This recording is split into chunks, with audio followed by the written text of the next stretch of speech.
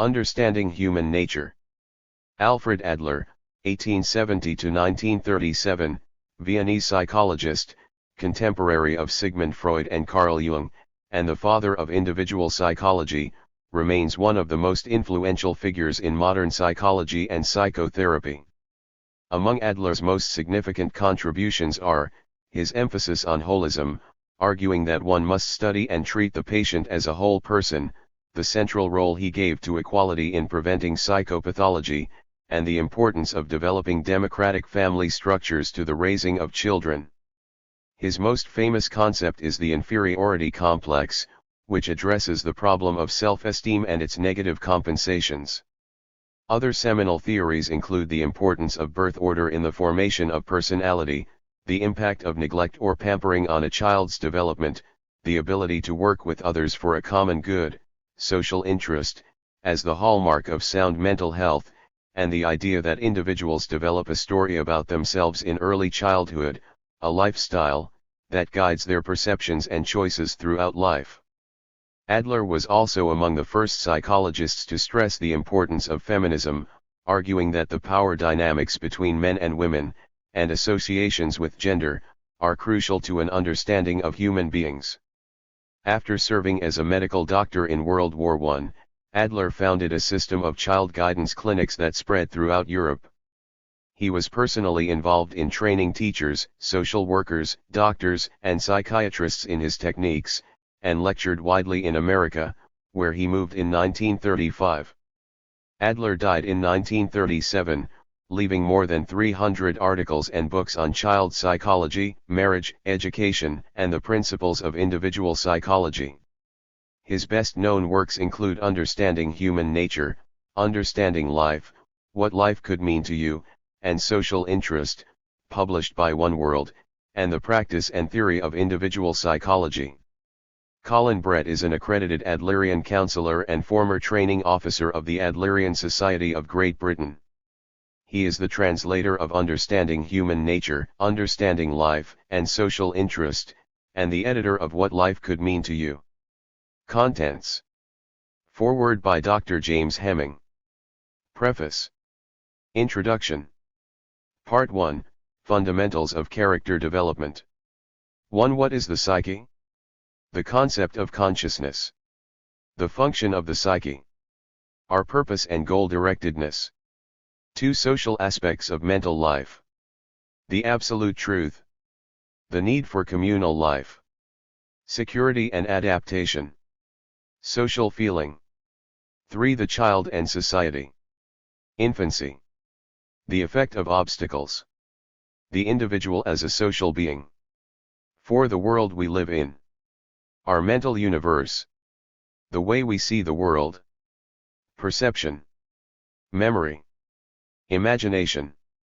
5. Aspects of unreality. Fantasy. Dreams, general considerations.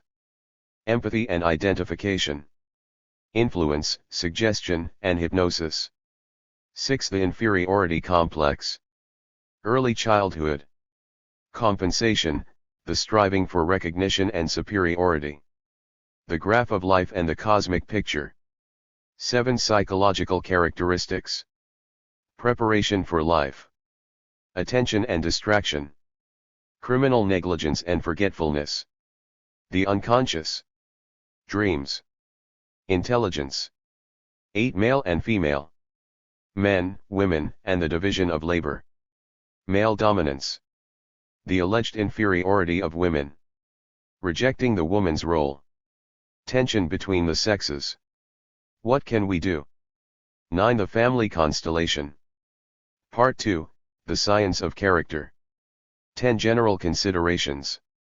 How do we become who we are? Social feeling, community spirit, and the development of character. How character develops. The old school of psychology. Temperament and endocrine secretion. To sum up. 11 aggressive character traits. Vanity and ambition. Playing God. Jealousy. Envy. Greed. Hate. 12 non-aggressive character traits. Withdrawal. Anxiety. Timidity. the Dieter syndrome, absence of social graces, 13 other expressions of character, mood and temperament, manner of speech, schoolroom behavior, pedantry and prejudice, submissiveness, imperiousness, bad luck, religiosity, 14 feelings and emotions, disjunctive feelings, anger, grief, disgust, fear, the misuse of emotion, conjunctive feelings, joy, sympathy, humility. 15 general remarks on child rearing and education. Conclusion. Glossary of key terms. Bibliography. Index. Foreword. It is very good news indeed that One World Publications has embarked on publishing new translations of the works of Alfred Adler, the least known, but most relevant to our times, of the three great psychologists/philosophers, Freud, Adler, and Jung. Perhaps I should begin this introduction by outlining the contributions of Freud and Jung in order to show the unique approach of Adler. Freud courageously established the importance of unconscious drives in general, and the sexual instinct in particular, as dynamic elements in the development of the individual, no mean feat in the aftermath of Victorian prudery. Now, however, Freud's influence is waning because his focus of attention was the individual, studied as an isolated being. Society, to Freud, was nothing more than the stern suppressor of human impulses. It placed an intimidating no in front of human desires. Freud almost entirely ignored the positive role of human relationships, which are now coming increasingly to the forefront of attention. Jung opened up a territory all his own. He explored the formative influence of the personal and collective unconscious. Whereas Freud saw the unconscious mind as being mainly an explosive confusion of urgent, often unfulfilled, instinctual impulses, Jung described it as the universal source of creative energy in the psyche, shaping people, societies, and history. Jung's work lives on because people recognize a reality behind his ideas that needs continued exploration. Adler's approach was different again. His central aim was to help people to live effectively. He was, in consequence, more immediately practical than either Freud or Jung. His focus of attention was the person in the world, shaping and being shaped by relationships with others. What are we? What is our nature and our role? Where are we going and why? It was the psychodynamics behind these central questions that engaged Adler's attention. Because of his psychosocial approach, Adler's work has become ever more relevant as the years have passed. We now know that individuals are nothing without social relationships, while society is nothing without the contributions of the individuals that compose it. The solution to the world's present problems lies in social interest, concerned relationships between people and groups. Adler's last book, Social Interest, deals with exactly this point. How to increase social concern is indeed the challenge of our times, a challenge that becomes greater with every year in which selfishness, and the waste and confusion it creates, dominate the affairs not only of humankind but of all life. It is Adler's emphasis on the importance of social feeling that marks his work as being of profound importance today. So important is it that Adler's unique contribution should be understood that I hope the reader will forgive me if I devote much of this introduction to a brief outline of his central insights. This understanding is all the more important because there was for many years a conspiracy of silence, or, worse, distortion, in academic circles to block out Adler's work as inconvenient to those professionally identified either with Freudian theories or behaviorism. The great strength of Adler's teaching is its challenging simplicity. Adler agreed with Freud that the early years are powerfully formative in building the individual personality. Freud then became tangled up in elaborate theorizing about infantile sexuality, while Adler asked, "What does the world seem like to a young child?" His answer was that we all begin our lives small and weak in a world of adult giants, so that the first message of the environment to the child is, overcome your weakness. Make your mark. Be someone who matters. We can expect, therefore, that, from the start, Striving for significant self-fulfillment becomes children's unconscious aim. This is a powerful activating component in children's psyches, and all to the good, provided that their experiences build courage and confidence as they explore the surrounding world and make contact with the people in it. But suppose confidence is not built up, what then? If the children's blundering efforts to be recognized as people in their own right are greeted by inadequate understanding or by positively hurtful criticism, by lack of love, in brief, then children must be driven to the conclusion that they are not as good as others and are flawed in some dreadful and dispiriting way. At that point the child's personal authenticity is put at appalling risk because the message is, you are no good as you are. You must put up a show of being different.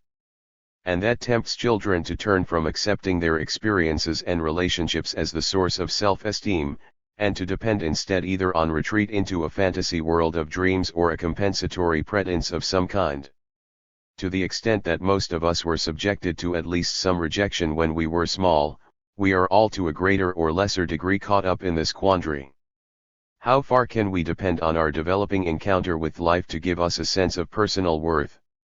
How far do we feel the need to add something extra in order to impress? Let us notice at this point that personal effectiveness, not personal perfection, is the aim of striving. Indeed, as the famous Adlerian, Dr. Rudolf Dreikurs, used to tell his patients, we must have the courage to be imperfect. Life is about courageous striving, not about attaining perfection. Perfection would be a static condition with no future, whereas life is about movement, movement from a minus to a plus, as Adler used to say. So we see that early in childhood we pick up the idea that we have or have not got what it takes. If, through love, encouragement and understanding from those around us, we acquire a confident feeling of our own personal value and capacity, then we shall embark upon making the most of our abilities within the context of real life and open relationships with other people. If, on the other hand, we are led by neglect, rejection, and criticism to distrust what we are, then we shall turn to any of various phony means intended to impress others, whom we may even regard as a threat. The point is that whichever lifestyle we pick up unconsciously when we are small and vulnerable we shall tend to cling to throughout life, unless something happens to switch our lifestyle from the mainly ostentatious or illusory to the mainly genuine. What can be done about it? Encourage the young child, Adler used to tell people, and help the young child to come out on the useful side of life. In what areas? In all areas, ultimately, in work, friendship, love, and marriage. But it must be right from the start, in day-to-day living of all kinds, in courageous encounter with the world outside. At this point we hit a snag because some adults think, we must give children everything and then they will become secure and happy adults. Not true. Life is not about all giving on the one hand and all taking on the other. It is about sharing. The overindulged child is as ill-equipped for life as the over-criticized one. The pampered child's erroneous lifestyle is the built-in assumption that the best of everything is a proper reward just for existing.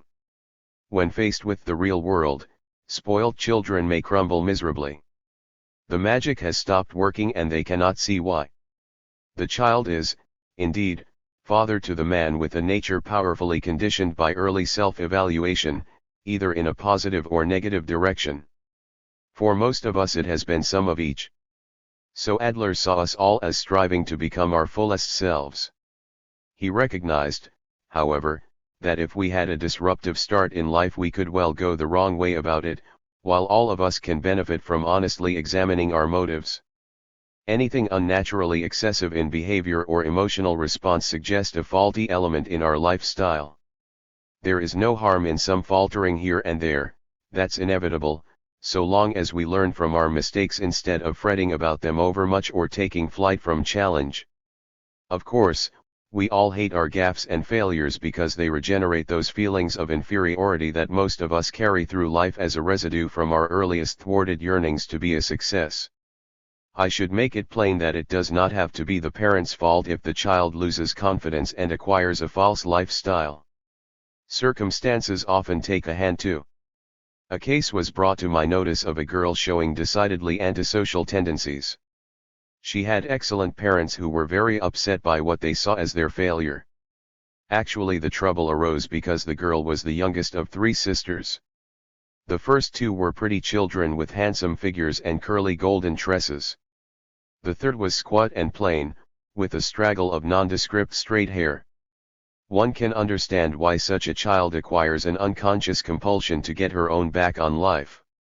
It is appropriate to point out here that compensation for inferiority feelings can assume enormous proportions. Both Hitler and Alexander the Great had rather uncertain childhoods. What was their compensatory drive for this early loss of face? Nothing less than to conquer the world. In his bunker, when the end was in sight, Hitler could see no error in his ways. He blamed the German people for what had happened. The strutter went on strutting to the last. These cases lead up to one of Adler's most penetrating insights, what he called organ inferiority. One thing we cannot do much about is the physical equipment we are born with. If this is deficient in any obvious way, both Hitler and Alexander were on the short side. A child may be extremely conscious of it and seek to compensate for it. This can go both ways. Small men are notoriously cocky. Their message to the world is, I may be small but I'll make an impression all the same. The positive side of organ inferiority is the fantastic courage that handicapped people may show in surmounting their difficulties. In such cases, a positive lifestyle linked to the added incentive to overcome disability can lead to almost incredible achievements in spite of difficulties. One of the best and most lovable headmasters I have ever had the good fortune to know lost his left arm as a boy owing to gangrene following injury in an airgun accident. He had a gentle, humane but down-to-earth mother. She resisted the temptation to cosset her injured darling after he returned from hospital. Her attitude was, now you will have to learn how to live with one arm. He did, with her help, and built a rich and varied life in spite of his loss. In the end, one ceased to be aware of his handicap. But what if he had suffered the loss on top of rejection in childhood? I would now like to broaden the perspective. The great value of the publication of Understanding Human Nature at this time is that it offers the wisdom of Adler when the world is most in need of it. At last we are beginning to get rid of the bullies and dominators. Autocrats are almost always show-offs and compensators. Why do they have to decorate themselves with medals and honors or build homes of outrageous ostentation, if not to reassure themselves about their personal worth? At long last, we are beginning to spot the difference between the socially concerned leaders and the egocentric ones. People are also seeking ways to build genuinely participatory democracy in order to ensure a good future for the world. Yet, at the same time, the world is in desperate peril from the greed and destructiveness of those who neurotically pursue wealth as a source of personal importance. Adler's insights elucidate what is going on and indicate the direction change should take. To secure the planet, and to release and enrich its resources in the service of an enhanced quality of life, person has to cooperate with person, group with group, and nation with nation. The future depends on the expansion of that very social feeling of which Adler was the prophet. In his last book, Adler wrote, "The justified expectation persists that in a far-off age, if mankind is given enough time, the power of social feeling will triumph over all that opposes it." That far-off age, only 50 years after Adler's death, is now.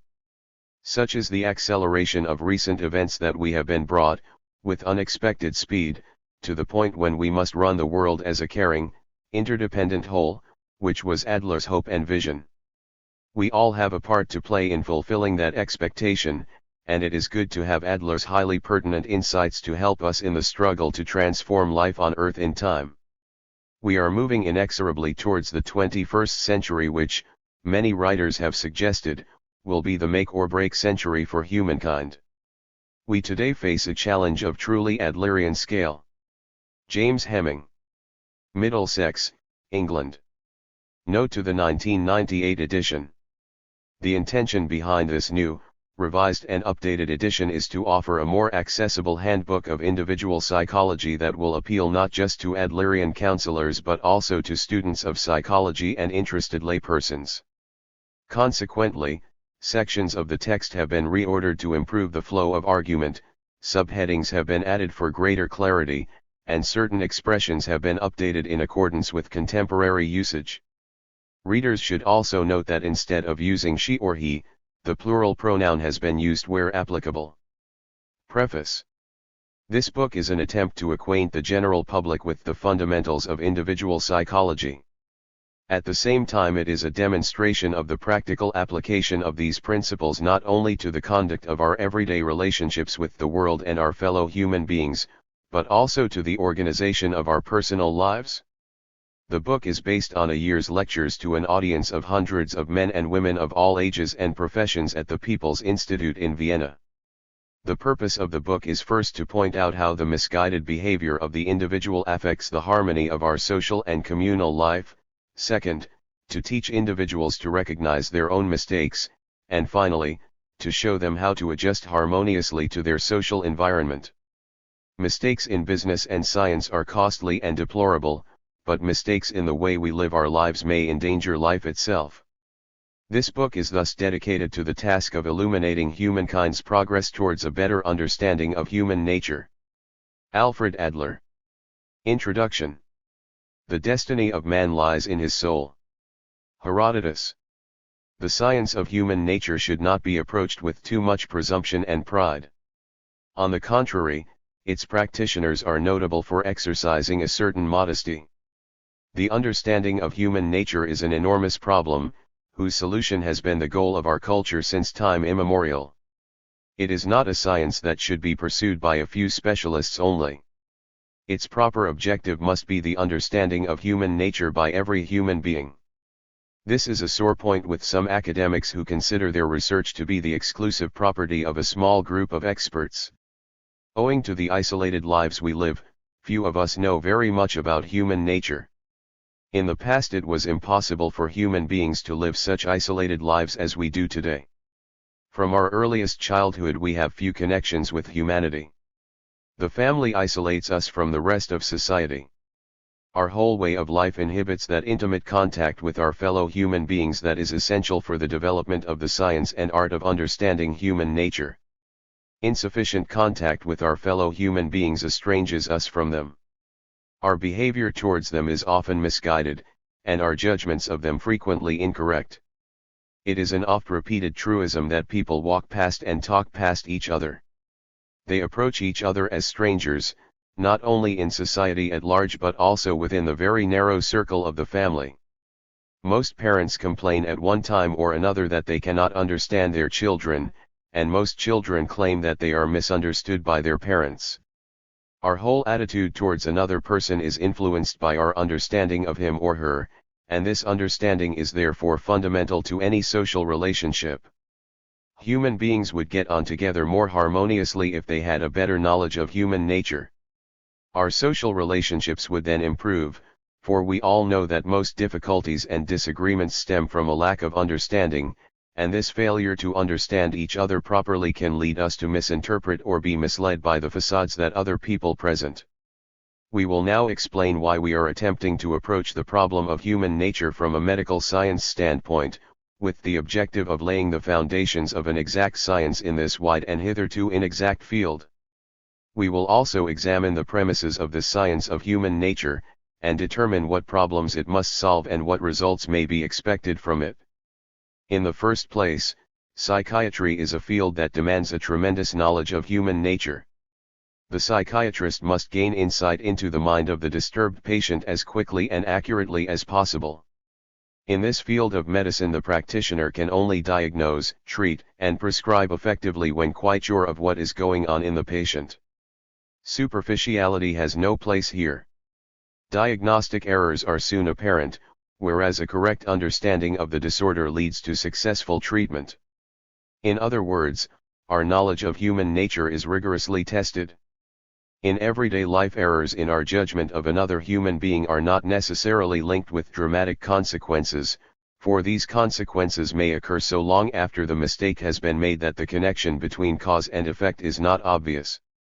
We are frequently astonished when terrible misfortunes occur many years after a misunderstanding of another person.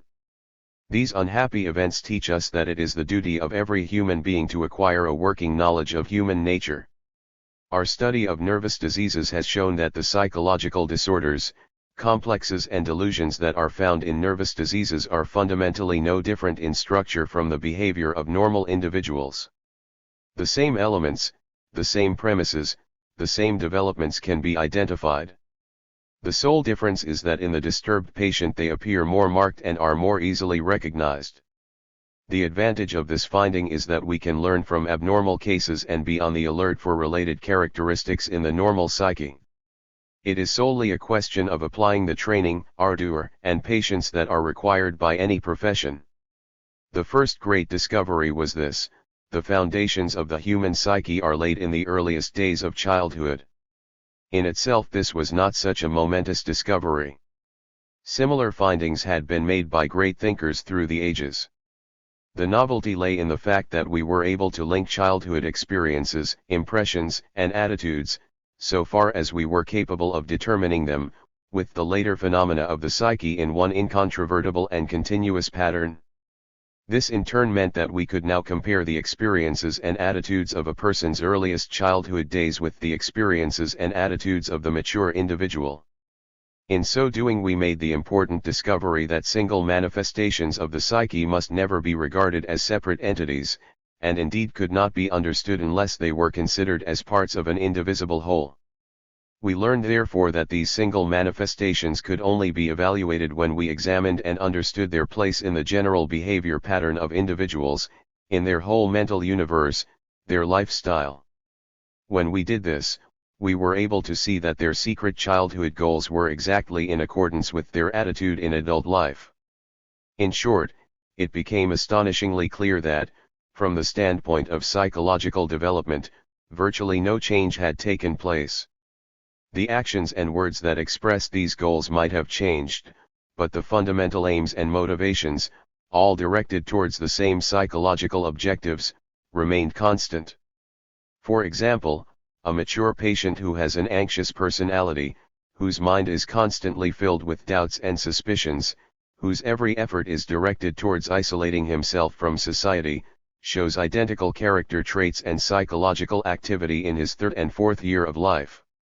The only difference is that such traits are more transparent and easier to interpret in small children, who have not yet learned to hide their real feelings. We made it a rule, therefore, to focus the greater part of our investigation on the childhood of our patients.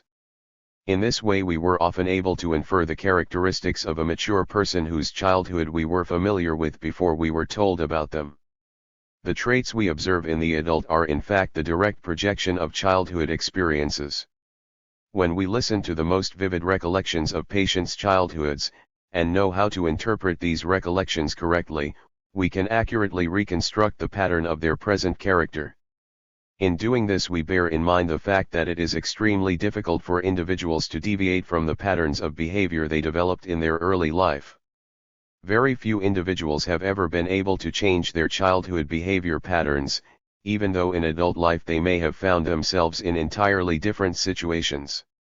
Even a change of attitude in adult life need not necessarily lead to a change of behavior pattern. The psyche does not change its foundation. Individuals retain the same tendencies in childhood and in maturity, leading us to deduce that their goal in life is also unaltered. There is another reason for concentrating on childhood experience if we wish to change an adult's behavior pattern. It makes little difference whether we effect a change in the countless experiences and impressions of an individual in maturity. What is essential is to discover our patient's fundamental behavior patterns. Once we have done so we can perceive their essential character and correctly diagnose their disorder. Examination of the psychology of children thus became the linchpin of our science, and an enormous amount of research has been dedicated to the study of the first years of life. There is so much material in this field that has never been exploited that there is a good chance of discovering new and important data that may prove immensely valuable to the study of human nature. At the same time, we investigated ways of preventing the development of bad character traits, in an effort to benefit humankind by our studies. Our researches led quite naturally into the field of education, to which psychologists have contributed for years. Education is a fascinating subject to researchers, for they can apply to it all they have learned from their studies of human nature. Our basic approach must be to identify ourselves closely with every manifestation of a person's psyche, project ourselves into it, and share the joys and sorrows of our fellow human beings, in much the same way that a good portrait painter paints the personality as well as the person. Most human beings pride themselves on their mastery of the art of understanding human nature and would be offended if anyone called their competence into question by demanding they put their knowledge to the test. However, those who genuinely wish to understand human nature have usually experienced the worth and value of others through their own empathy, either by living through their own crises or by observing, and identifying with, the crises of others. The study of human nature may be thought of as an art with many tools at its disposal, an art closely related to all the other arts, and relevant to them all. In literature and poetry, particularly, this is especially significant. Its primary aim must be to broaden our knowledge of human beings, that is to say, it must enable us all to become better, fuller and finer people. With the knowledge of human nature comes the question of how best to apply that knowledge. Nothing is more likely to arouse resentment, and nothing will attract greater criticism, than brusquely presenting individuals with the stark facts we have discovered in the exploration of their psyche. Students of human nature must learn to tread warily in this minefield. An excellent way to acquire a bad reputation is carelessly to misuse one's knowledge, for example in the desire to show how much one has guessed about the character of one's neighbor at dinner. It is also dangerous to misrepresent the basic principles as iron laws, in order to edify someone who does not understand the science as a whole. Even those who do understand the science would feel insulted by such behavior. We must repeat what we have already said, the science of human nature compels us to be modest. We must not announce the results of our experiments indiscriminately or hastily. To do so would be understandable in a child who is anxious to parade and show off all his or her accomplishments, but this is hardly appropriate behavior in an adult. We would like to advise the explorers of the human psyche first to test themselves. They should never force the results of their experiments, one in the service of humankind, onto an unwilling victim. They would only be making fresh difficulties for a still growing science, and actually defeat their purposes. Psychology would then have to bear the responsibility for the mistakes caused by the unthinking enthusiasm of young scientists. We must exercise wisdom, and always remember that we must have the complete picture in view before we can draw any conclusions about its parts. Such conclusions, furthermore, should be revealed only when we are quite certain that they are to someone's advantage. We can do a great deal of harm by asserting even a correct judgment about character in an inappropriate way, or at an improper moment. Before going any further, we must examine a certain objection that will already have occurred to many readers. The assertion that an individual's lifestyle remains permanently unchanged will be incomprehensible to many. Surely, they will say, individuals go through so many experiences in life that inevitably change their attitudes. Well, we have to remember that each experience may have many interpretations and that no two people will draw the same conclusion from the same event. This accounts for the fact that we do not always learn from our experiences. Older is not always wiser. We learn to avoid some difficulties, it is true, and develop a philosophical attitude towards others, but our pattern of behavior does not usually change as a result of this. We shall see in the course of our further considerations that individual human beings use all their experiences to the same end. Closer examination reveals that they must all fit into their lifestyle, into the mosaic of their life's pattern. It is proverbial that we actually fashion our own experiences, everyone determines how and what they will experience. In our daily life we can observe people drawing whatever conclusions they wish from their own experiences. There is the man who makes the same mistake over and over again. If you succeed in convincing him of his mistake, he will react in one of several ways. He may say, "You're right, I'll know better next time." This is not a common reaction. He is more likely to protest that he has been making the same mistake for so long that it would be impossible to break the habit. Or he will blame his parents, or his education, for his mistake. He may complain that nobody ever cared for him, or that he was overindulged, or that he was abused as a child. Whatever excuse he makes, whichever alibi he uses, he reveals one thing, and that is a desire to be relieved of further responsibility. In this way he justifies his behavior and puts himself above criticism. He himself is never to blame. It's always someone else's fault if he did not achieve what he set out to do. What such individuals overlook is the fact that they themselves have made very few efforts to overcome their faults or avoid repeating their mistakes. They prefer to remain in error, fervently blaming their unsatisfactory upbringing for their shortcomings. They can carry on using the same excuse as long as they live. Any given experience can be interpreted in many ways, and widely varying conclusions can be drawn from it. So we can understand why people do not change their behavior pattern, but instead turn and twist and distort their experiences to fit into the pattern. The hardest thing for human beings to do is to know themselves and to change themselves. Anyone who has not mastered the theory and technique of the science of human nature will experience great difficulty in attempting to re-educate people to be better human beings. They would be operating entirely on the surface, and would be drawn into the error of believing that because the external aspect of things had changed, they had accomplished something significant. Practical cases show us how little such re-education will change individuals, and how all the apparent changes are only a front, valueless so long as the basic motivation has not been modified.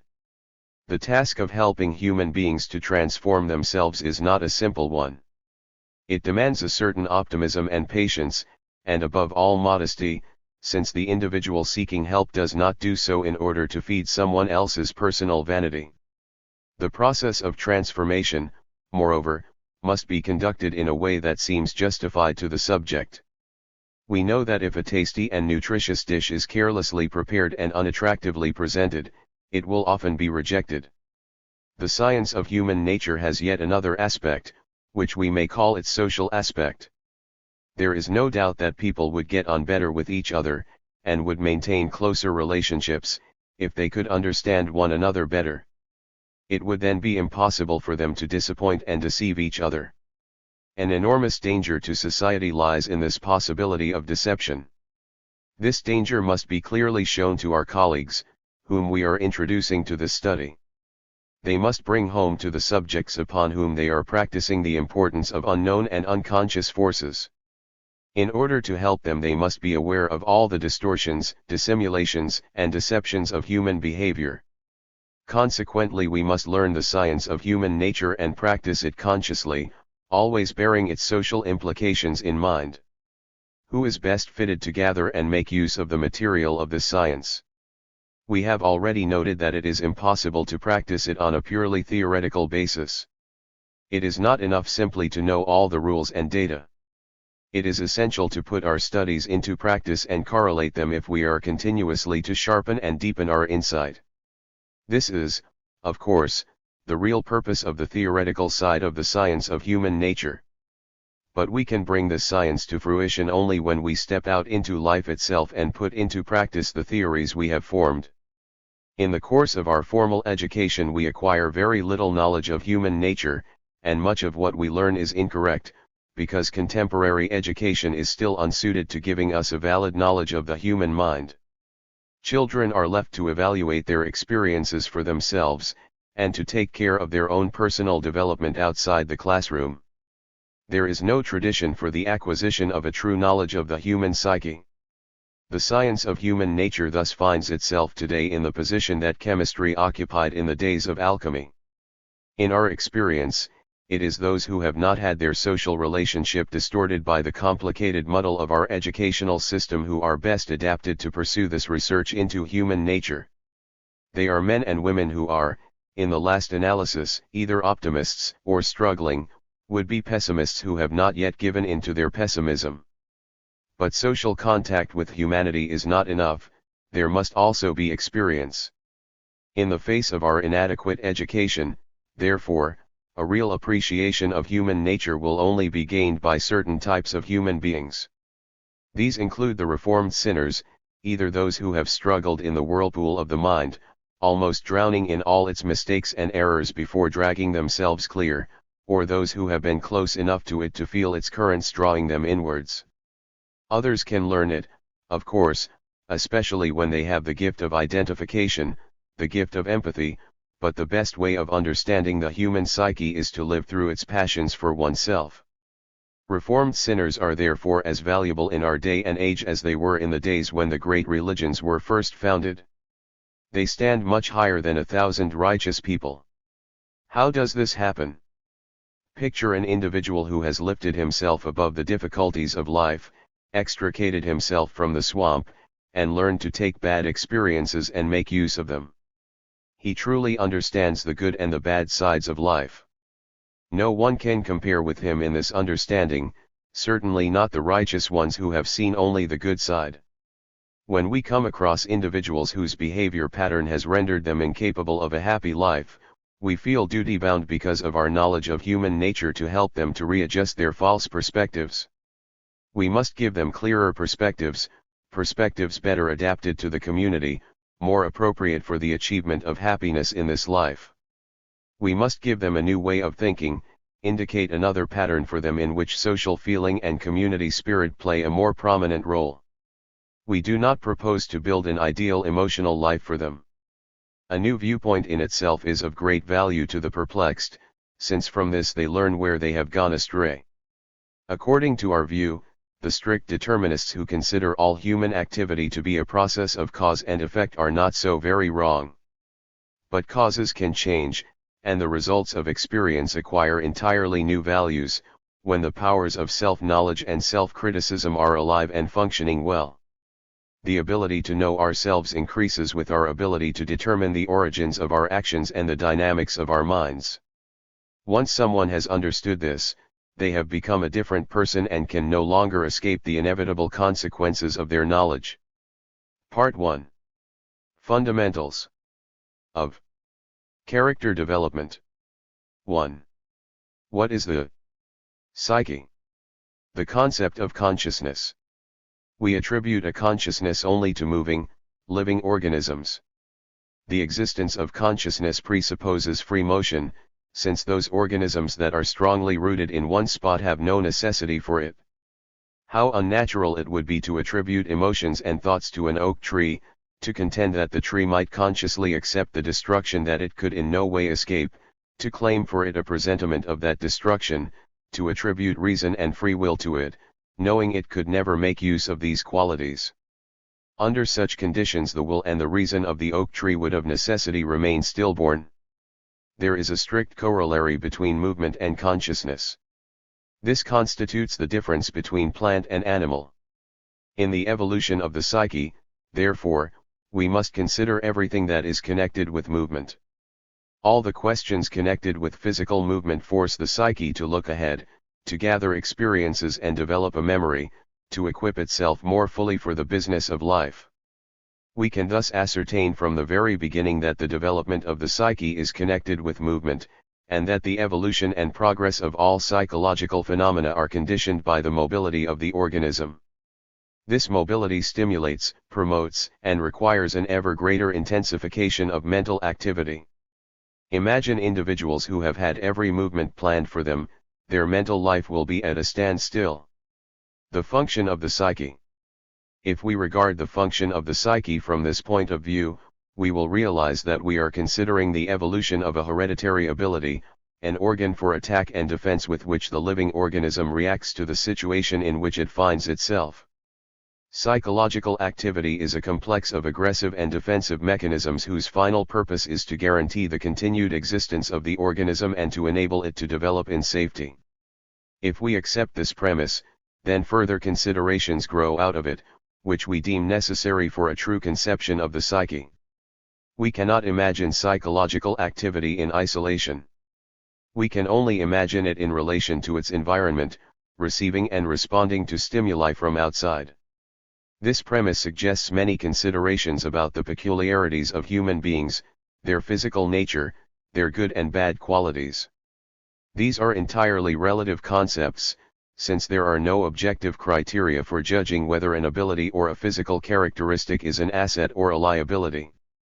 These judgments are only relevant to the situation in which individuals find themselves. It is common knowledge that the human foot is, in a sense, a degenerate hand. In an animal that had to climb trees, a human foot would be a definite disadvantage, but for a human being who must walk on flat ground, a foot is so useful that no one would prefer to walk on a normal hand rather than a degenerate foot.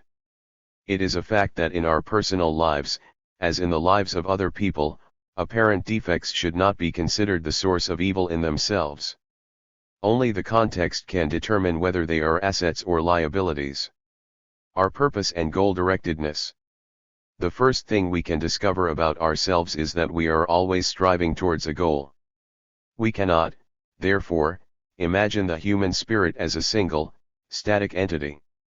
We can best imagine it as a collection of moving parts, developed from a common origin, which strive to achieve a single goal. This teleology, this striving for a goal, is basic to the concept of adaptation, and the life of the psyche is inconceivable without a goal towards which all our efforts are directed. Our mental life is determined by our goal.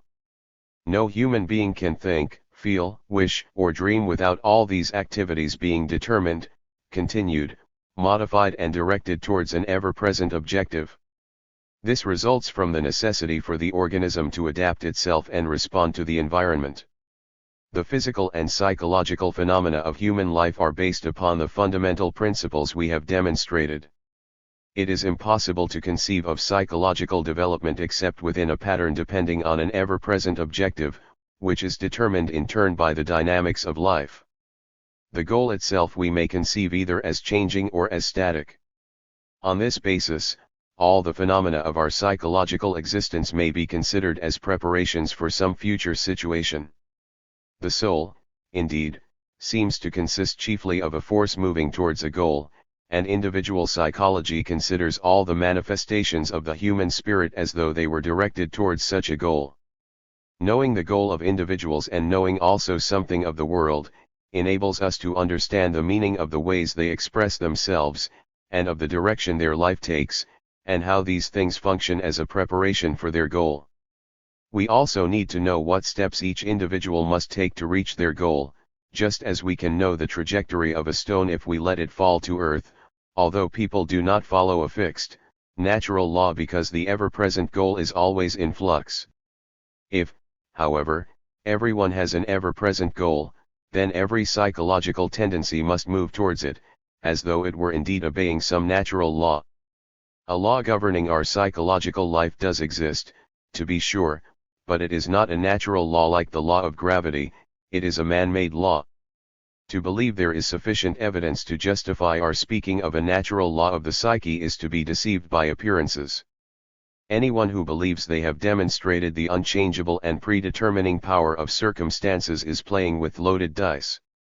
After all, if a painter sets out to paint a picture, the world attributes to him all the attitudes appropriate to an individual with that aim in mind.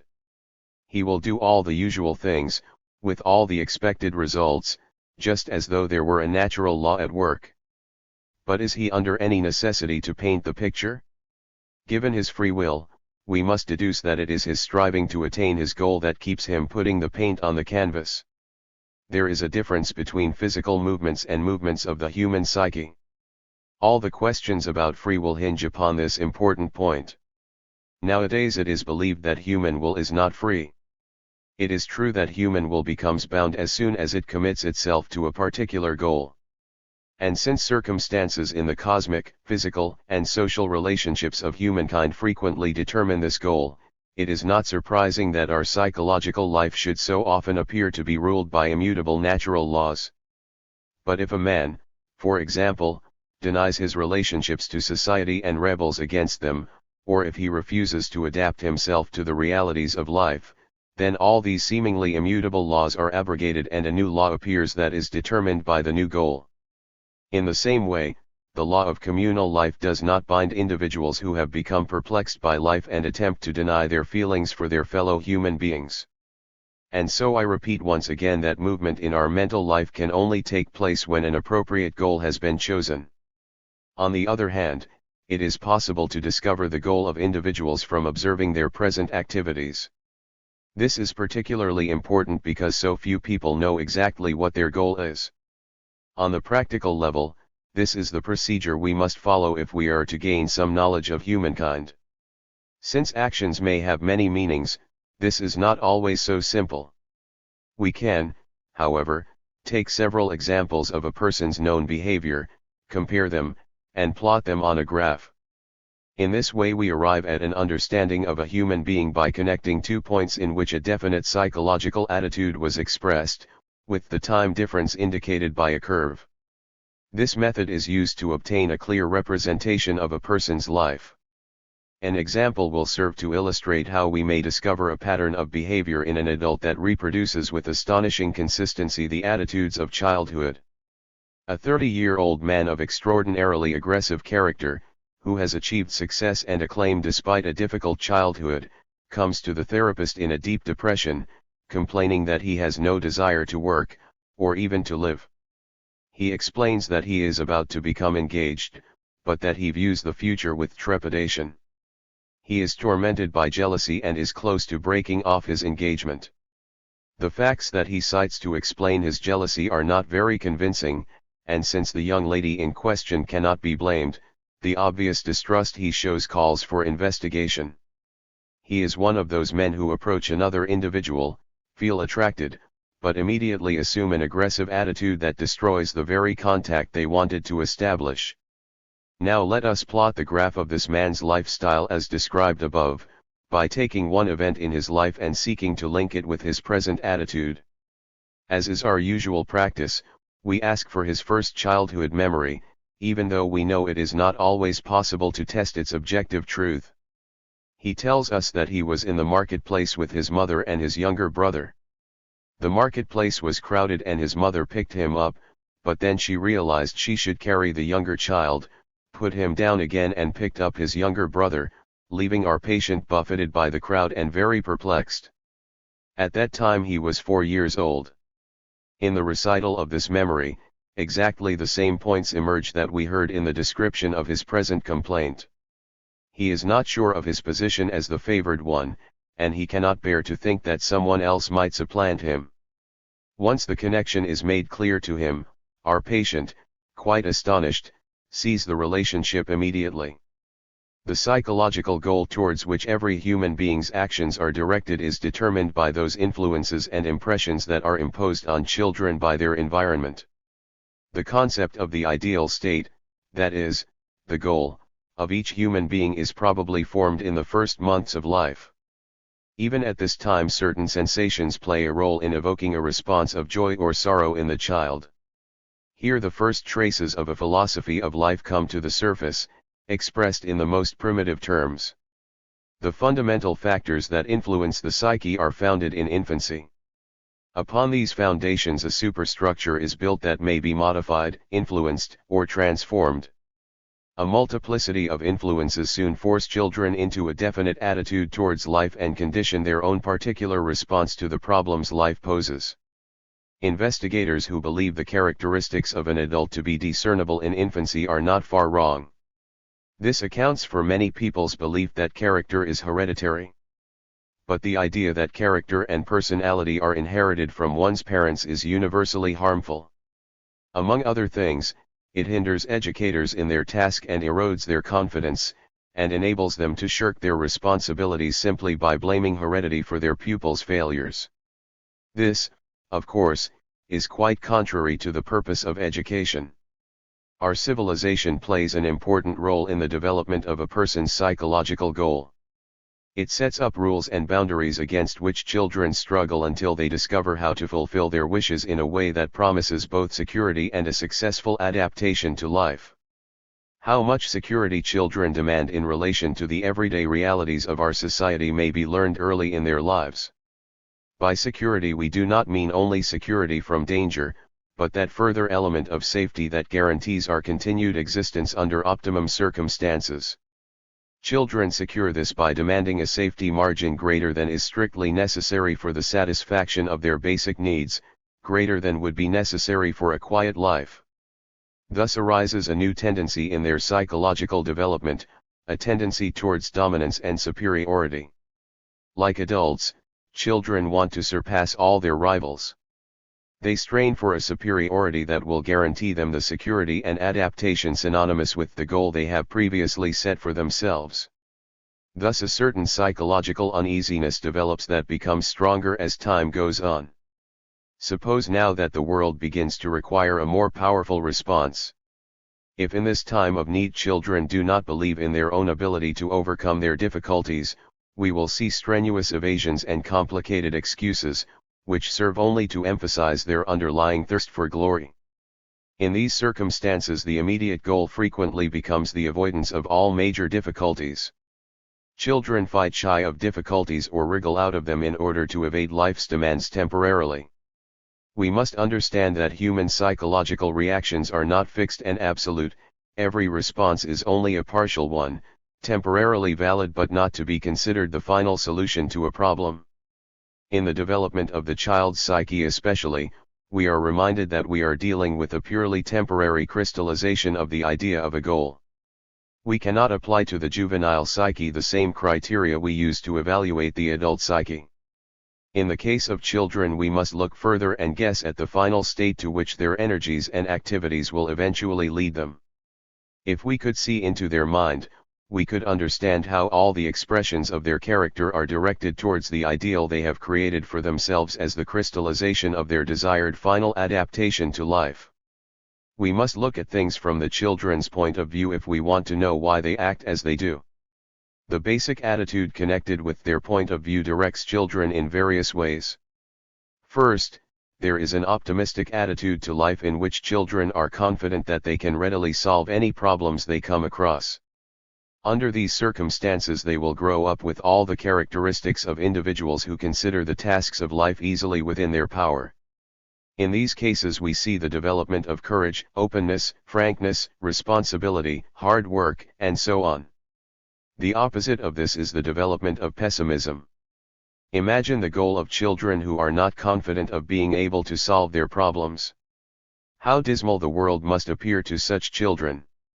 Here we find timidity, introspection, distrust, and all those other characteristics and traits with which weaklings seek to defend themselves. Their goal will lie beyond their reach, but also far away from the front line where life's real battles are fought. 2. Social aspects of mental life. In order to know how someone thinks, we have to examine their relationship to their fellow human beings. Person-to-person relationships are governed on the one hand by the very nature of the cosmos, and are thus subject to change. On the other hand, they are determined by human institutions such as political traditions in the community or nation. We cannot comprehend the workings of the human psyche without at the same time understanding these social relationships. The absolute truth. The psyche cannot act as an independent agent. Problems constantly crop up, and the need to solve them tends to govern the direction in which the psyche is able to develop. These problems are indivisibly bound up with the logic of our communal life. The demands of the community influence individuals, but seldom allow themselves to be influenced by them, and then only to a certain degree. The existing conditions of our communal life, however, cannot yet be considered final. They are too complex and too variable.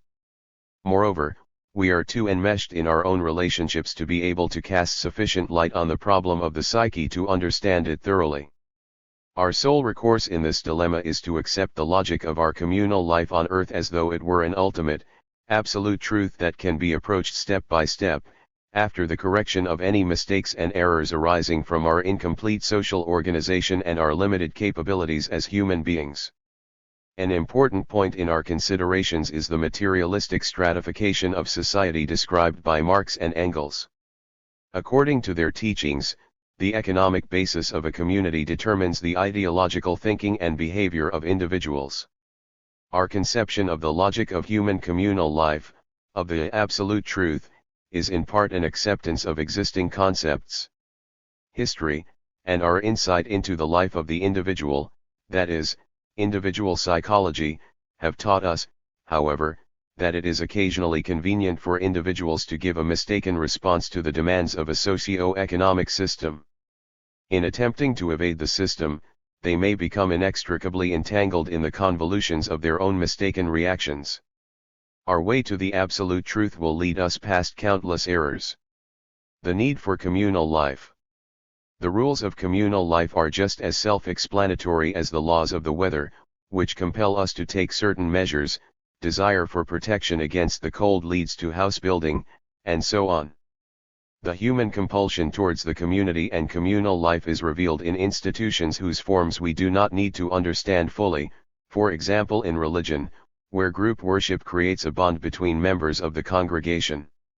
Just as the conditions of our lives are determined in the first place by the facts of the universe, further conditions arise through the social and communal life of human beings and the laws and regulations springing from it. The needs of the community govern all human relationships. Communal life predates the individual life of humanity. In the history of human civilization, no way of life has emerged of which the foundations were not laid communally. Human beings developed not singly but in communities. This is very easily explained. The whole animal kingdom demonstrates the fundamental law that species whose members are individually incapable of facing the battle for self-preservation gain additional strength through herd life. Darwin long ago drew attention to the fact that weak animals were never found living alone. We are forced to consider human beings among these weaker animals, because they too are not strong enough to live alone. Without tools they can only offer the feeblest resistance to the depredations of nature. They need all manner of artificial aids merely to stay alive on this planet. Imagine being alone, without any tools except one's bare hands, in a primitive forest. One would be more at risk than any other living creature. Human beings are generalists, not specialists. They have neither speed nor power, not the teeth of the carnivore, nor the sharp eyes or acute hearing that warn other creatures of danger. Humanity needs a whole battery of tools to guarantee its existence. Our diet, our physical characteristics and our lifestyle all demand these tools. Now we can understand that human beings survive only in particularly favorable conditions. These favorable conditions have been created by communal living. Communal living became a necessity because the community and the division of labor through which all individuals subordinate themselves to the group, ensured the continued existence of the species. Only division of labor, which is another way of saying civilization, is capable of ensuring that the tools of survival are available to humankind. Only after they had learned about the division of labor did humans learn how to assert themselves. Consider the difficulties of childbirth and the extraordinary care necessary for keeping a child alive during its infancy. This prolonged care and attention could only be exercised where division of labor existed. Think of the number of illnesses and disorders that human flesh is heir to, particularly in infancy, and you have some conception of the inordinate amount of care each human life demands, and some understanding of the need for communal living. The community is the best guarantor of the continued existence of human beings. Security and adaptation. From the above we may conclude that the human being, compared with other life forms, is an inferior organism. This feeling of inferiority and insecurity is always present in the human consciousness. It is a constant stimulus to the discovery of better ways of adapting to life on Earth. This stimulus forces humans to seek situations in which they do not appear at a disadvantage in relation to the rest of the natural world. The instinct for communal living has served humanity in one particular way. It has fostered our most notable instrument for protection against the rigors of the environment, the human mind. It is the human intellect that has enabled such a vulnerable creature to achieve successful adaptation and security. It would have been much more difficult to take primitive humans and make them capable of subduing natural enemies by the addition of anatomical defense mechanisms such as horns, claws or teeth. The human mind could render immediate first aid and compensate for physical deficiencies. Constant feelings of inadequacy stimulated humanity's foresight and ability to avoid danger, and caused the mind to develop to its present condition as an organ of thinking, feeling, and acting. Society has played an essential role in the process of adaptation, and the mind must interact from the very beginning with the conditions of communal life. All its faculties are developed upon one fundamental principle, the logic of communal life. We should doubtless find the next stage in the development of humanity's mental capacities in human notions of logic, with its innate necessity for universal applicability. Only that which is universally useful is logical. Articulate and logical speech, that miracle which sets human beings apart from all other animals, is a vital instrument of communal life. The phenomenon of speech, whose form clearly indicates its social origins, cannot be divorced from this same concept of universal usefulness. Speech would be absolutely unnecessary for an individual living alone, it is of use only in a social setting. It is a product of communal life, a bond between the individuals of the community. The social origin of speech is attested in those individuals who have grown up under circumstances where contact with other human beings has been difficult or impossible. Some of these individuals have severed all connections with society deliberately, others are the victims of circumstance. In either case, they suffer from speech defects or impediments and never acquire the knack of learning foreign languages. It is as though the skill can be acquired and retained only when contact with humanity is well established. Speech is enormously important in the development of the human spirit.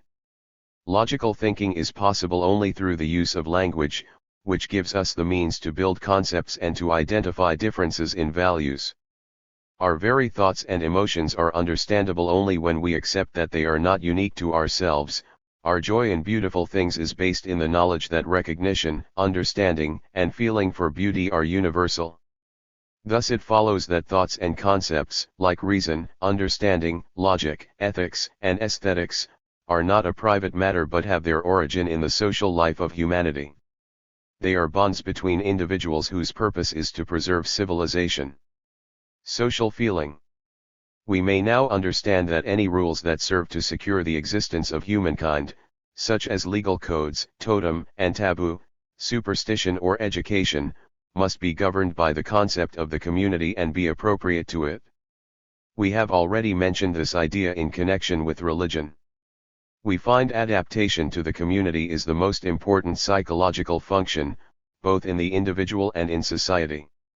What we call justice and righteousness and consider most valuable in the human character, is essentially nothing more than the fulfillment of the conditions that arise from the social needs of mankind.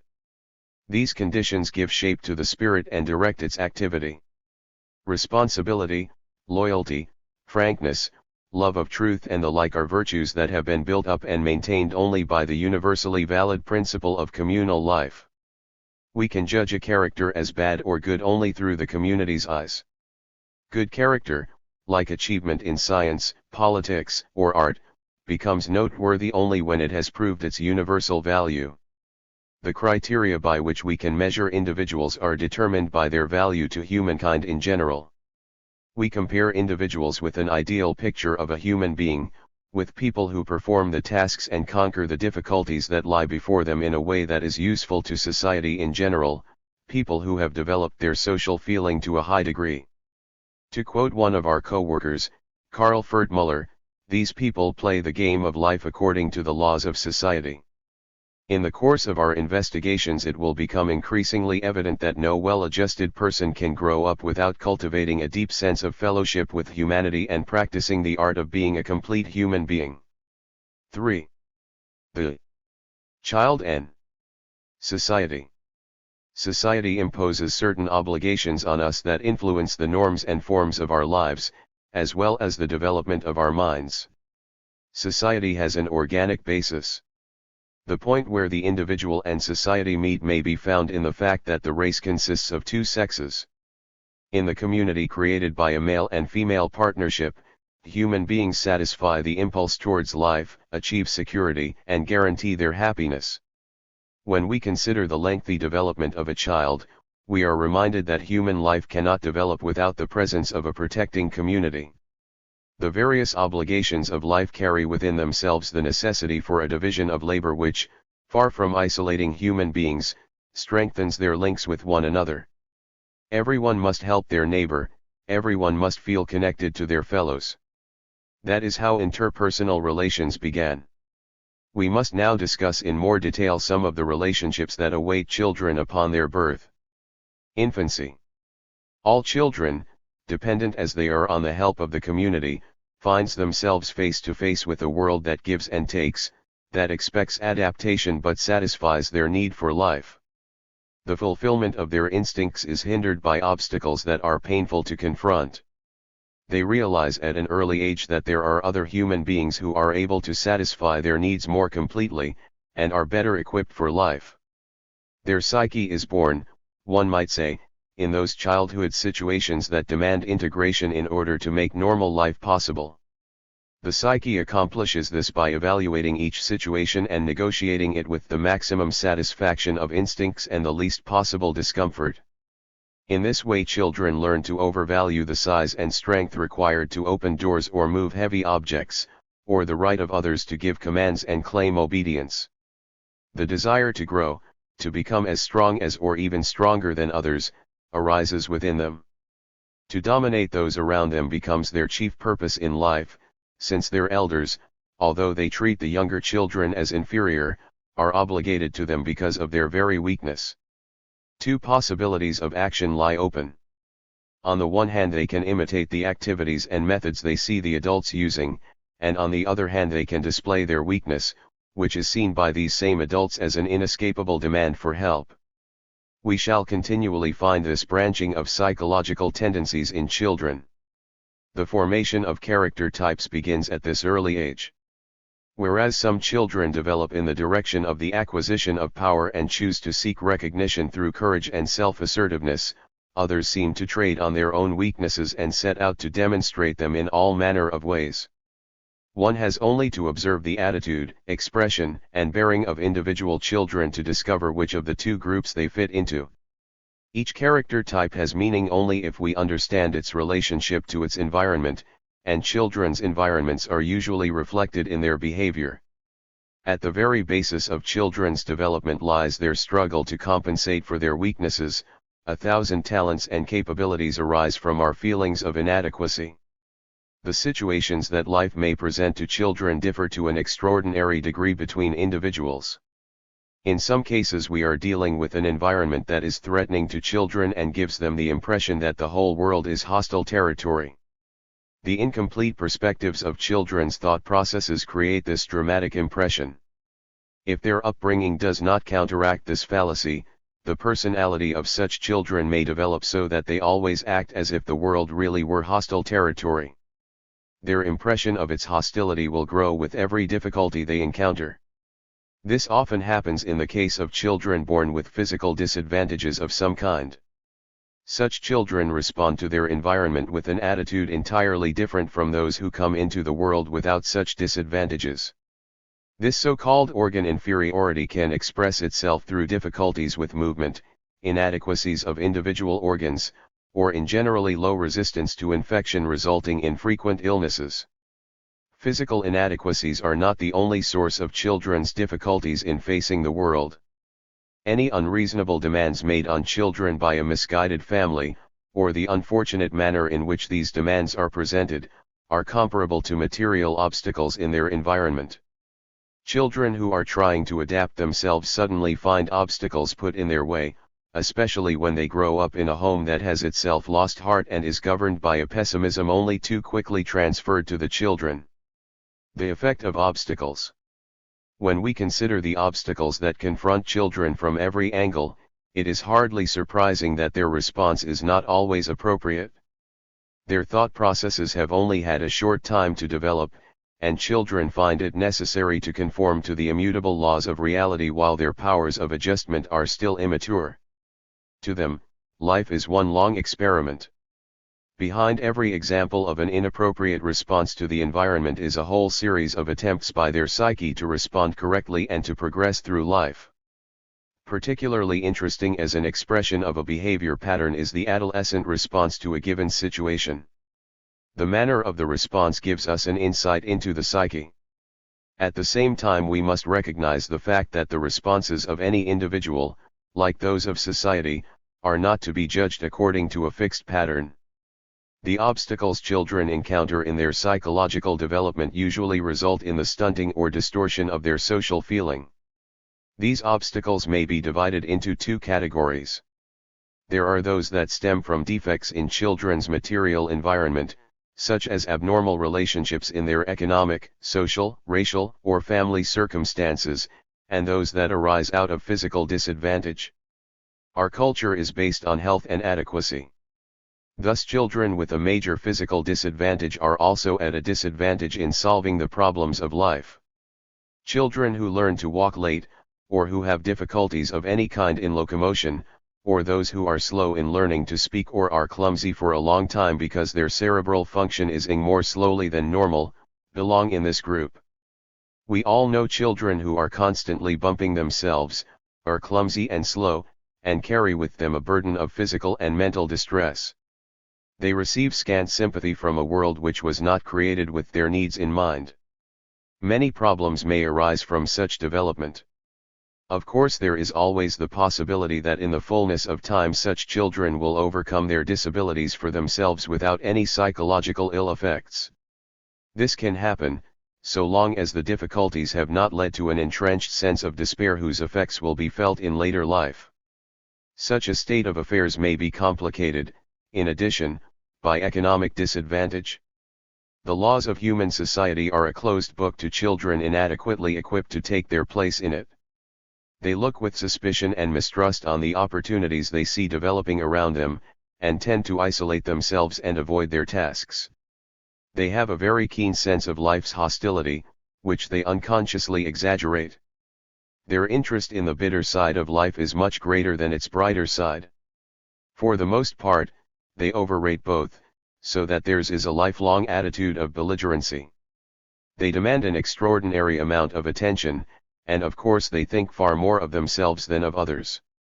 They see the necessary obligations of life more as difficulties than as stimuli.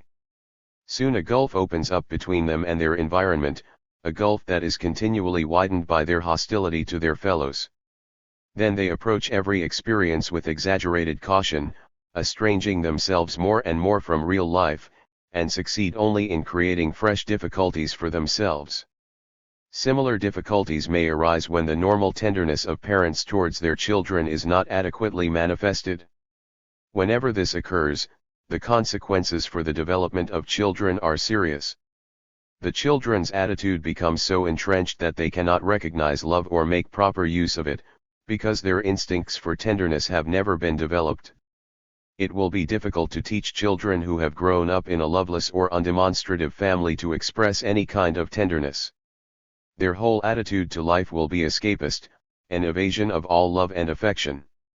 The same effect may also result from unthinking parents, teachers, or other adults teaching children that love and tenderness are improper, ridiculous, or unmanly.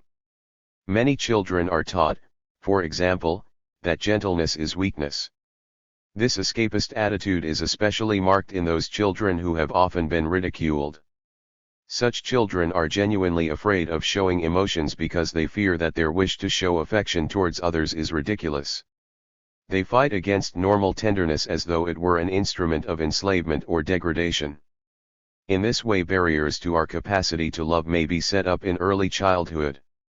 After a brutal education in which all tenderness is dammed up and repressed, children withdraw from the circle of their environment and lose, little by little, contacts that are of the utmost psychological and spiritual importance to them. Sometimes just one person they know offers an opportunity to be close. When this happens, children form a deep relationship with this friend. This accounts for the individual whose social relationships can never be stretched to include more than one other human being. The example of the boy who felt neglected when he noticed that his mother showed affection only to his younger brother, and therefore wandered through life searching for the warmth and affection he had missed in earliest childhood, demonstrates the problems such a person may experience in life. It goes without saying that the development of such individuals is fraught with difficulty. An upbringing characterized by too much tenderness is as harmful as one without any. Pampered children, just as much as unloved ones, labor under great difficulties. Pampered children develop an inordinate and insatiable craving for affection, with the result that they bind themselves to someone and refuse to let go. The value of affection becomes so accentuated by various misunderstood experiences that the children conclude that their own love enforces certain responsibilities on the grown-ups around them. This is easily accomplished. A child says to his parents, "Because I love you, you must do this or that." This type of dogma is fairly common within the family circle. No sooner do such children recognize this tendency in others than they increase their own demonstrations of affection to intensify their dependence on the favor of others. One must always watch out for such excessive attachment and tenderness towards one particular member of the family. There is no doubt that such an upbringing has a harmful influence on the future of children. Their life becomes bound up in a struggle to keep the affection of others by fair means or foul. To accomplish this, they do not hesitate to use any means at their disposal. They may attempt to subjugate their rival, a brother or sister, or busy himself with tale-telling against them. Such children will actually incite their siblings to misdeeds so that they can sun themselves in the love and approval of their parents.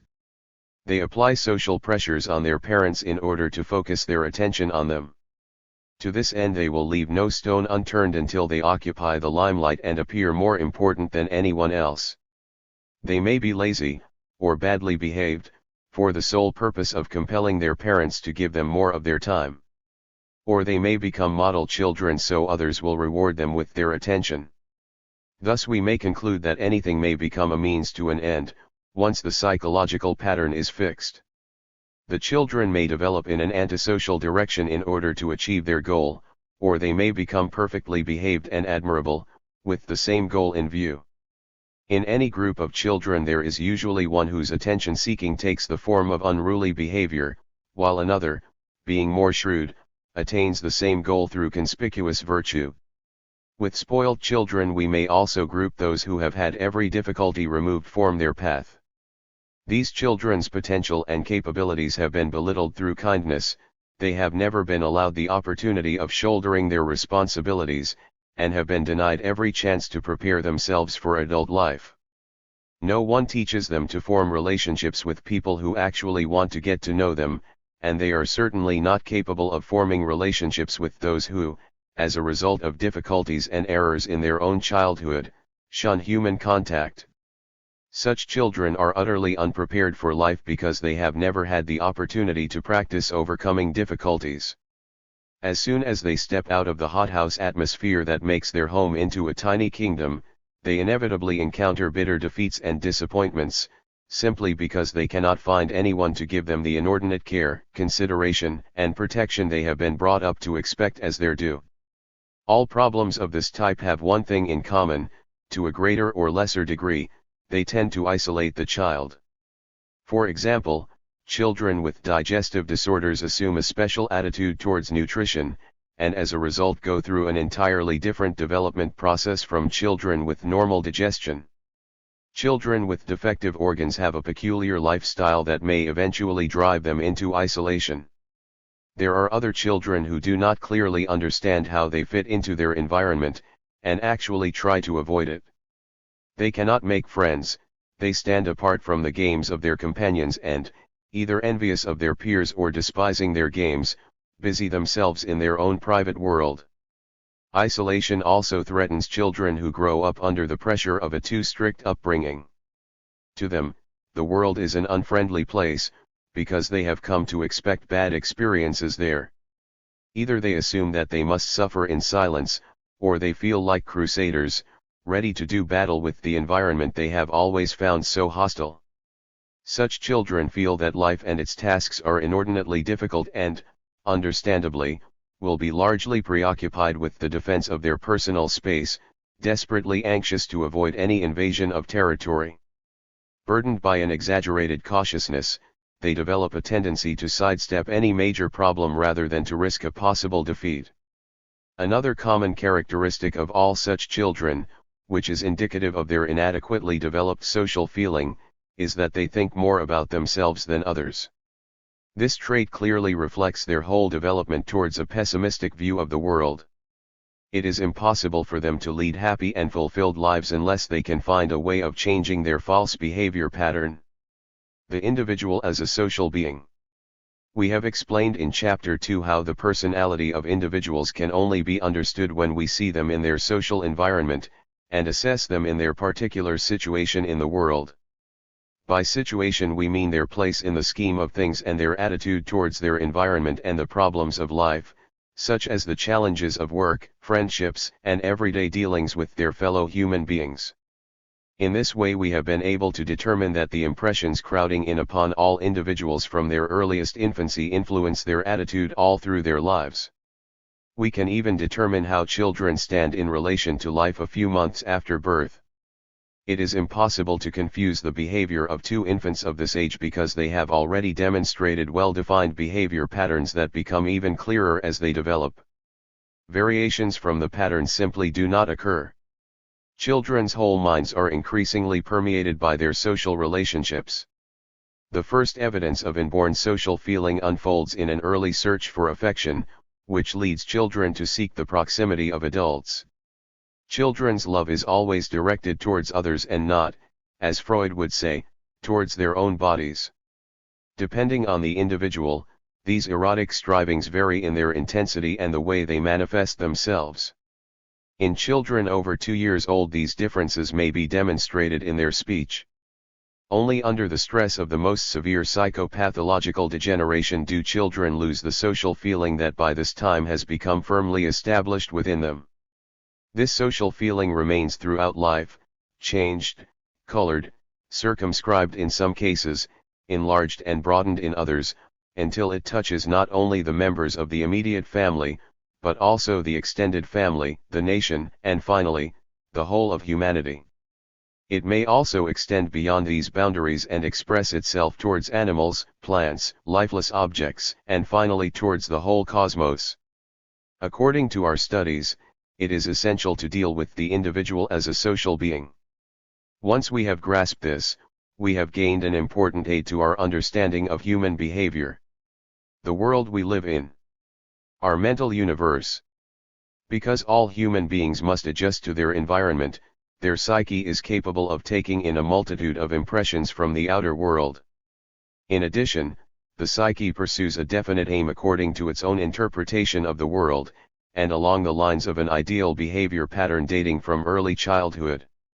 Although we cannot define this cosmic interpretation and this goal in precise terms, we can nevertheless describe it as an ever-present aura, which always contrasts with the feeling of personal inadequacy.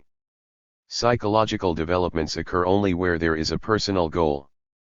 The construction of a goal, as we know, presupposes the capacity for change and a certain freedom of movement.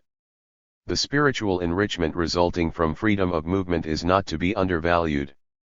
When children stand up unaided for the first time, they enter an entirely new world, and in that second they somehow sense a hostile atmosphere. In their first attempts at movement, and particularly in getting to their feet and learning to walk, they experience various degrees of difficulty that may either strengthen their hope for the future or destroy it. Impressions that grown ups might consider unimportant or commonplace may have an enormous influence on children's psyche and entirely shape their view of the world in which they live. Thus children who have had difficulties in locomotion construct an ideal for themselves that is permeated by power and speed. We can discover this ideal by asking them what their favorite games are, or what they would like to do when they grow up. Usually such children answer that they want to be racing drivers, engine drivers, and so on, signifying clearly their desire to overcome every difficulty that hinders their freedom of movement. Their life's goal is to reach a stage where their feeling of inferiority and their sense of handicap are replaced by perfect freedom of motion.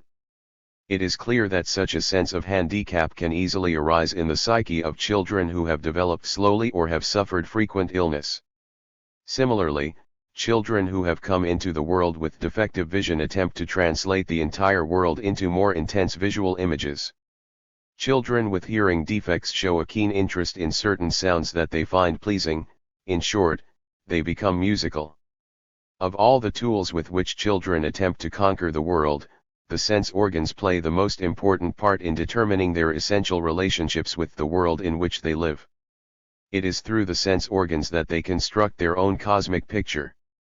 Above all, it is the eye that confronts the environment, since it is primarily the visual world that forces itself upon the attention of every human being and feeds them the main data in their experience.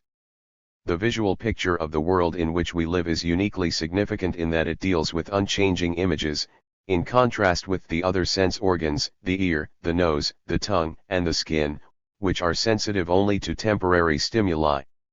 There are individuals, however, in whom the ear is the predominant organ. Here a fund of information is built up based upon acoustic data. In this case the psyche might be said to have a predominantly auditory pattern. Less frequently we find individuals in whom motor activity is predominant. Another type is characterized by a keen interest in the stimuli of smell or taste, of which the first group, those more sensitive to smell, is at a relative disadvantage in our civilization. Then there are a number of children in whom the musculature plays the leading role. This group comes into the world characterized by great restlessness, which forces them to constant movement in childhood, and to greater activity in maturity. Such individuals are interested only in activities in which the muscles play the chief role. They exhibit their activity even during sleep, as anyone can verify by observing them restlessly tossing about in their beds. We must class fidgety children, whose restlessness is often considered a bad thing, in this category. In general we can say that virtually every child approaches the world with heightened interest in one particular organ or group of organs, whether these are their sense organs or their musculature. All children construct a picture of the world in which they live from the impressions that their most sensitive organ gathers from their surroundings. Consequently we can only understand human beings when we know what sense organs or groups of organs they approach the world with, because all their relationships are colored by this fact. We can only interpret their actions and reactions if we first understand the influence their organic defects have had on their attitude to the world, on their cosmic picture, in childhood, and thus on their later development. The way we see the world. The ever-present psychological goal that determines all our activity also influences the choice, intensity, and activity of those particular psychological faculties that give shape and meaning to our picture of the world. This explains the fact that each of us experiences a very specific segment of life, or of a particular event, or indeed of the entire world in which we live. We all ignore the whole and value only that which is appropriate to our goal.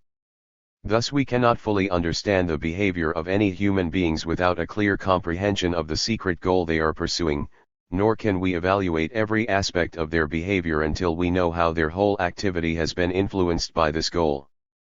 Perception. Impressions and stimuli from the outer world are transmitted by the sense organs to the brain, where certain traces of them may be retained. These traces form the foundations of the world of imagination and the world of memory. But a perception can never be compared with a photographic image because in the case of a perception something of the peculiar and individual quality of the person who perceives is inextricably bound up with it. One does not perceive everything that one sees. No two human beings react to the same picture in quite the same way. If you ask them what they have seen they will give very different answers. Children perceive only those elements in their environment that fit into a behavior pattern previously determined by a variety of causes. The perceptions of children whose visual sense is especially well developed have a predominantly visual character. The majority of humankind is probably visually biased. Others fill in the mosaic picture of the world they have created for themselves with predominantly auditory perceptions. These perceptions need not be strictly identical with actuality. Everyone is capable of reconfiguring and rearranging their contacts with the outer world to fit their own life pattern. The individuality and uniqueness of human beings consists in what they perceive and how they perceive. Perception is more than a simple physical phenomenon. It is a psychological function from which we may draw the most far-reaching conclusions concerning the inner life. Memory. As we saw in Chapter 1, the development of the psyche is intimately related to the mobility of the human organism, and its activities are determined by the goal and purpose of this mobility. It is necessary for individuals to collect and arrange their relationships with the world in which they live, and their psyche, as an organ of adaptation, must develop all those faculties that play a role in their defense and are otherwise active in maintaining their existence. One such faculty is the memory, whose functions are dominated by the necessity for adaptation. Without memories it would be impossible to take any precautions for the future. We may deduce that all recollections have an unconscious purpose within themselves. They are not fortuitous phenomena, but convey clear messages of encouragement or of warning. There is no such thing as a random or meaningless recollection. Memory is selective. We can evaluate a recollection only when we are certain about the goal and purpose that it serves. It is not necessary to wonder why we remember certain things and forget others. We remember those events whose recollection is important for a specific psychological reason, because those recollections further an important underlying movement. Likewise, we forget all those events that detract from the fulfillment of a plan. Thus we find that memory, too, is subordinated to the business of purposive adaptation, and that every memory is dominated by the unifying theme or goal that directs the personality as a whole. A lasting recollection, even though it is a distorted one, as is often the case in children, whose memories are frequently loaded or one-sided, may move out of our conscious minds and appear as an attitude, an emotional tone, or even a philosophical point of view, if this is what is needed for the attainment of the desired goal. Imagination. Nowhere does the uniqueness of individuals show more clearly than in the products of their imagination. By imagination we mean the power of perception independent of the presence of an object giving rise to it. In other words, the imagination reproduces perception, another example of the creative power of the psyche. The product of imagination is not only the repetition of a past perception, which in itself is a product of the creative power of the mind, but is an entirely new and unique product built upon it, just as the original perception was created on the basis of physical sensations. There are fantasies that far exceed the general run of imaginings in their sharpness of focus. Such visions seem so vivid and real that they transcend mere fantasy and actually influence the behavior of individuals as though an objective stimulus were present. When fantasies assume this air of reality we call them hallucinations. The conditions for the production of hallucinations are in no way different from those that determine daydreams. Every hallucination is an artistic creation of the psyche, designed and fashioned according to the goals and purposes of the particular individual who creates it. Let us illustrate this with an example. An intelligent young woman married against the advice of her parents.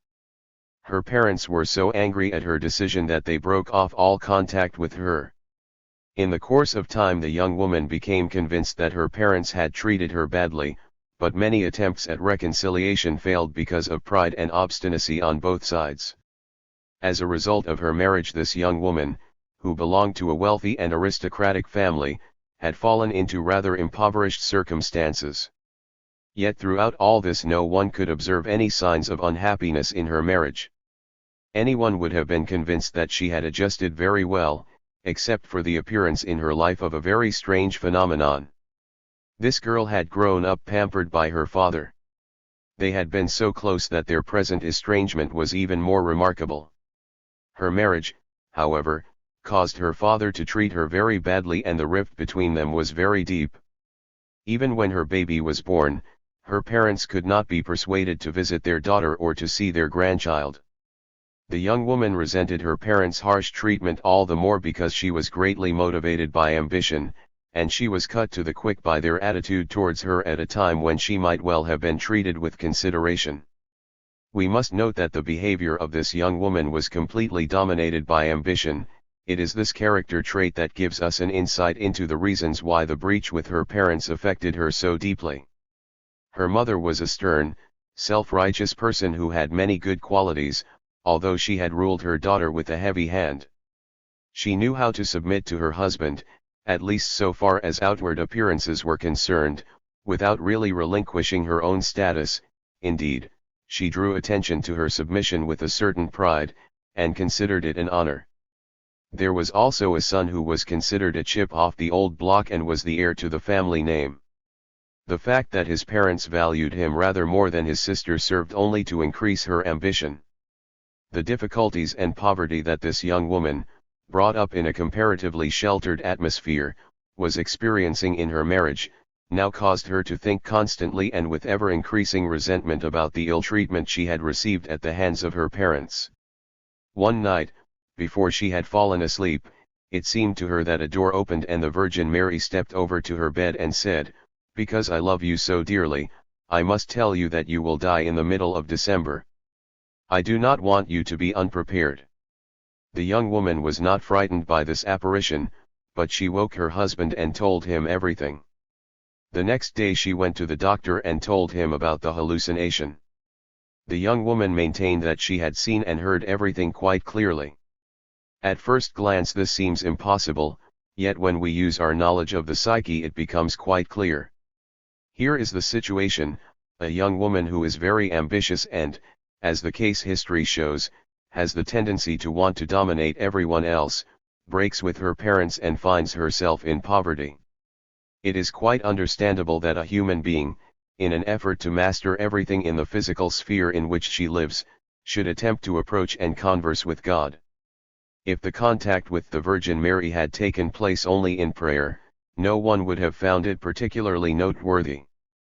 But this young woman needed something stronger. The phenomenon loses all its mystery when we understand the tricks the psyche is capable of playing on us. Is not every human being who dreams in a similar position? There is really only one difference: this young woman can dream while she is awake. We must add, too, that her feeling of depression has placed a great strain upon her. In her hallucination, the woman rejected by her mother sees another mother coming to her, indeed that mother who in popular conception is the greatest mother of all. These two mothers must stand in a certain contrast to one another. The Mother of God appeared to her because her own mother did not. The apparition is an accusation against her own mother's inadequate love for her child. The young woman was trying to find some way of proving her parents wrong. The middle of December is a deeply significant time. In many cultures it is the time of year when people are likely to consider their deeper relationships, when they approach each other more warmly, exchange presents and so on.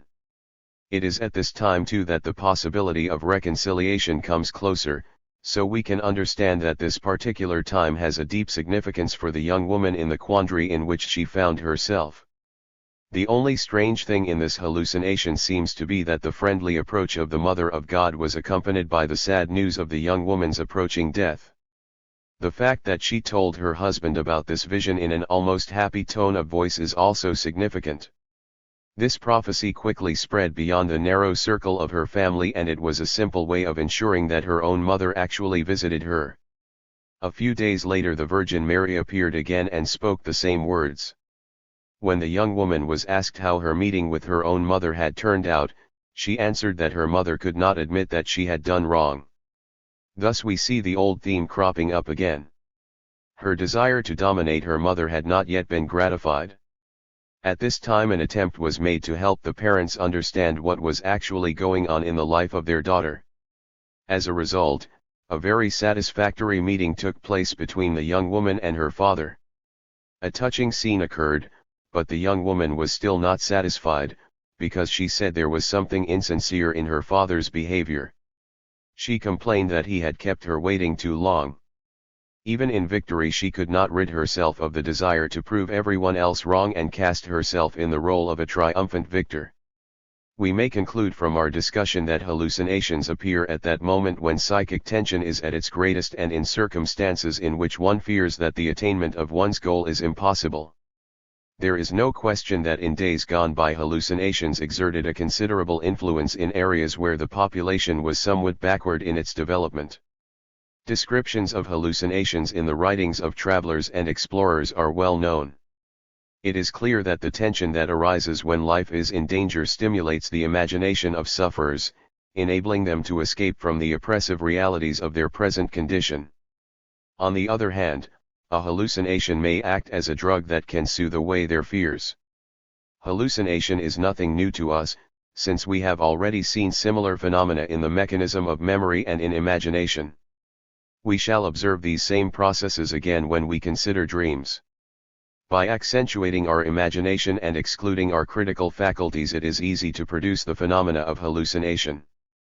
In necessity or danger, and under the pressure of a situation in which our power is threatened, we may strive to get rid of the feeling of weakness and overcome it by this mechanism.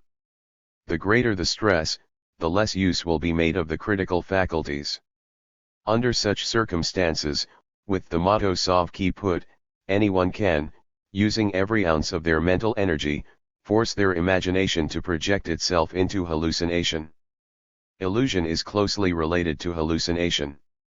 The only difference is that some point of external contact remains, but is misinterpreted. The underlying situation, the feeling of stress, is the same. Here is another case history that will show how the creative power of the mind can produce either an illusion or a hallucination as the need arises. A man of excellent family who had never achieved anything because of a poor education, held an unimportant post as a clerk. He had given up all hope of ever making his mark. His hopelessness weighed heavily upon him, and in addition his stress was increased by the reproaches of his friends.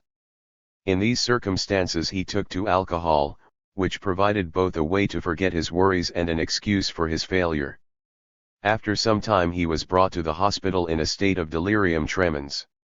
Delirium is closely related to hallucination. In the delirium of alcoholic intoxication, small animals such as mice, insects, or snakes frequently appear. Other hallucinations related to the patient's occupation may also occur. Our patient came into the hands of doctors who were strongly opposed to the abuse of alcohol. They put him through a strict course of treatment and he seemed to be completely cured of his alcoholism. After he left the hospital he did not touch alcohol for 3 years. Then he returned to the hospital with a new complaint. He said he constantly saw a leering, grinning man who watched him at his work. He was now a casual laborer. Once when he was particularly angry because this man was laughing at him, he took his pick and threw it at him to see whether he was real or only an apparition. The apparition dodged the missile, but promptly attacked him and beat him badly. In this case we are not dealing with a simple apparition, because the hallucination had very real fists. But the explanation is not hard to find. The man was in the habit of hallucinating, but he threw his pick at a real person. Although he had been freed of his desire to drink, he had in reality sunk further since his discharge from hospital. He had lost his job, been evicted from his house and now had to earn his living as a casual laborer, which he and his friends considered the most menial kind of work. The mental stress under which he had lived was undiminished. In being freed from alcohol he had actually lost an important consolation. He could do his previous job with the help of drink, for when he was reproached too loudly at home for not accomplishing anything, the excuse that he was an alcoholic seemed less shameful to him than his inability to hold down a better job. After his treatment he was again face to face with reality and in a situation no better than before. Should he now fail, he had nothing to console himself with and nothing to blame his failure on, not even alcohol. In this stressful situation, the hallucinations reappeared. He identified himself with his previous situation and viewed the world as if he were still an alcoholic. This behavior announced to the world, "I have ruined my whole life with my drinking and nothing can be done about it now." By being ill he hoped to be freed from his undervalued, and therefore very unpleasant, occupation as a ditch digger, without having to make a decision about it himself. The hallucination described above lasted for a long time, until he was finally admitted to hospital again. Now he could console himself with the thought that he could have accomplished a great deal more if his alcoholism had not ruined his life. This strategy enabled him to maintain his sense of self-worth. It was more important for him not to lose his self-esteem than it was for him to work. All his efforts were directed towards maintaining the conviction that he might have accomplished great things if he had not been visited by misfortune. This was the state of affairs that enabled him to feel he was as good as anyone else, but that an insurmountable obstacle lay in his way. The desperate search for a consoling excuse produced the hallucination of the leering man. This apparition was the savior of his self-esteem. 5. A. Specs of U. N. Reality. Fantasy. Fantasy is just another creative faculty of the psyche. Traces of this activity may be found in the various phenomena we have already described. Like the projection of certain memories into the sharp focus of consciousness, or the erection of the bizarre superstructures of the imagination, fantasy and daydreaming are part of the creative activity of the psyche. The ability to predict and prejudge, an essential faculty in any organism capable of movement, is also an important factor in fantasy. Fantasy is bound up with the mobility of the human organism and is indeed nothing more than a method of foresight. The fantasies of children and grown-ups, sometimes called daydreams, are always concerned with the future. These castles in the air are the goal of their activity, built up in fictional form as models for real activity. Studies of childhood fantasies show clearly that the striving for power plays the predominant role. Children express their ambition in their daydreams. Most of their fantasies begin with the words "when I grow up," and so on. There are many adults who live as though they too were not yet grown up. The clear emphasis on the striving for power indicates again that the psyche can develop only when a certain goal has been set. In our civilization, this goal involves social recognition and significance. An individual never stays long with any neutral goal, for the communal life of humankind is accompanied by constant self-evaluation, giving rise to the desire for superiority and the hope of success in competition. The fantasies of children almost always involve situations in which the child exercises power. We must not generalize because it is impossible to lay down rules for the degree of fantasy or the extent of imagination. What we have said is valid in many cases, but may not be applicable to others. Children with a belligerent approach to life will develop their powers of fantasy to a greater extent because their need to protect themselves is strongly developed as a result of their attitude to others. And very weak children for whom life is not always pleasant develop great powers of fantasy and have the tendency to become particularly engrossed in a world of their own. At a certain stage in their development, their powers of fantasy may become a way of avoiding the realities of life. Fantasy may be misused as a rejection of reality, and in such cases it becomes a kind of magic carpet for individuals who raise themselves above the meanness of living by the power of their imagination. Social feeling, together with the striving for power, also plays a major role in our fantasy life. In childhood fantasies, power strivings almost always include some application of this power to social ends. We see this trait clearly in those fantasies in which the dreamer becomes a savior or crusader, triumphing over the powers of evil and oppression. The fantasy that the child does not belong to his or her own family is also a frequent one. Many children believe that they actually came from a different family and that someday their real parents, people of some eminence, will come and fetch them. This happens most frequently in children with a deep feeling of inferiority. They feel deprived of love and affection, or forced into the background within their family circle, so they invent a new family for themselves. Ideas of grandeur betray themselves in another very common attitude, that of children who act as though they were already grown up. Sometimes one finds almost pathological expressions of this fantasy, as for instance in boys who want to use their father's shaving foam, or in the case of young girls who adopt more masculine attitudes, and behave and dress in a boy-like manner. There are children who are said to have no imagination.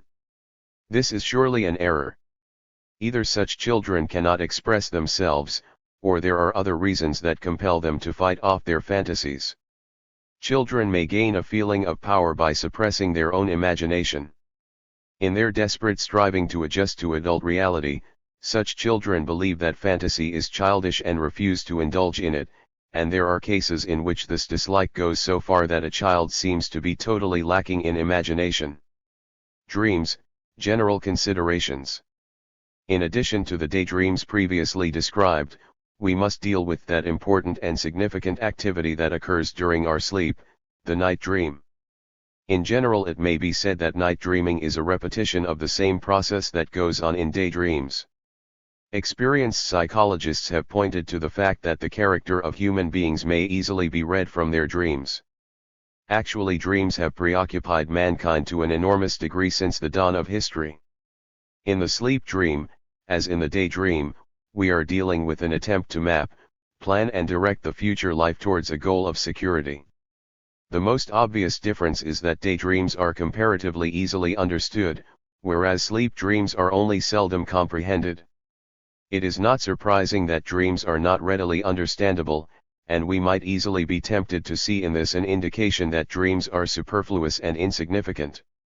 For the time being, let it be said that the striving for power of individuals who are seeking to overcome difficulties and maintain their position in the future is echoed in their dreams. Dreams offer us important insights into the problems of someone's emotional life. Empathy and identification. The psyche has the ability not only to perceive what actually exists, but also to feel or guess what will happen in the future. This is an important contribution to the function of foresight, which is necessary to any organism capable of movement, since such an organism is constantly faced with the problem of how to make adjustments. This faculty is also linked with the power of identification, or empathy, which is extraordinarily well developed in human beings. Its extent is so great that one finds it in every corner of every psyche, and the necessity for foresight is the prime condition for its existence. If we must prejudge and predict how we should act if a certain situation were to occur, we must learn to gain a sound judgment of a situation by correlating our thinking, feeling, and perceiving.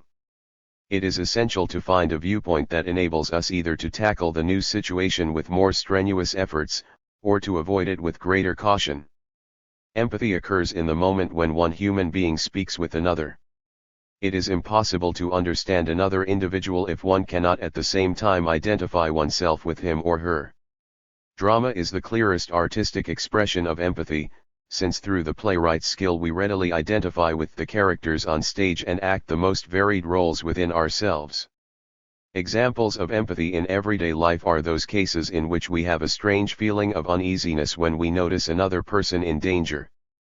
This empathy may be so strong that we make involuntary movements in self-defense, even though there is no actual danger to us.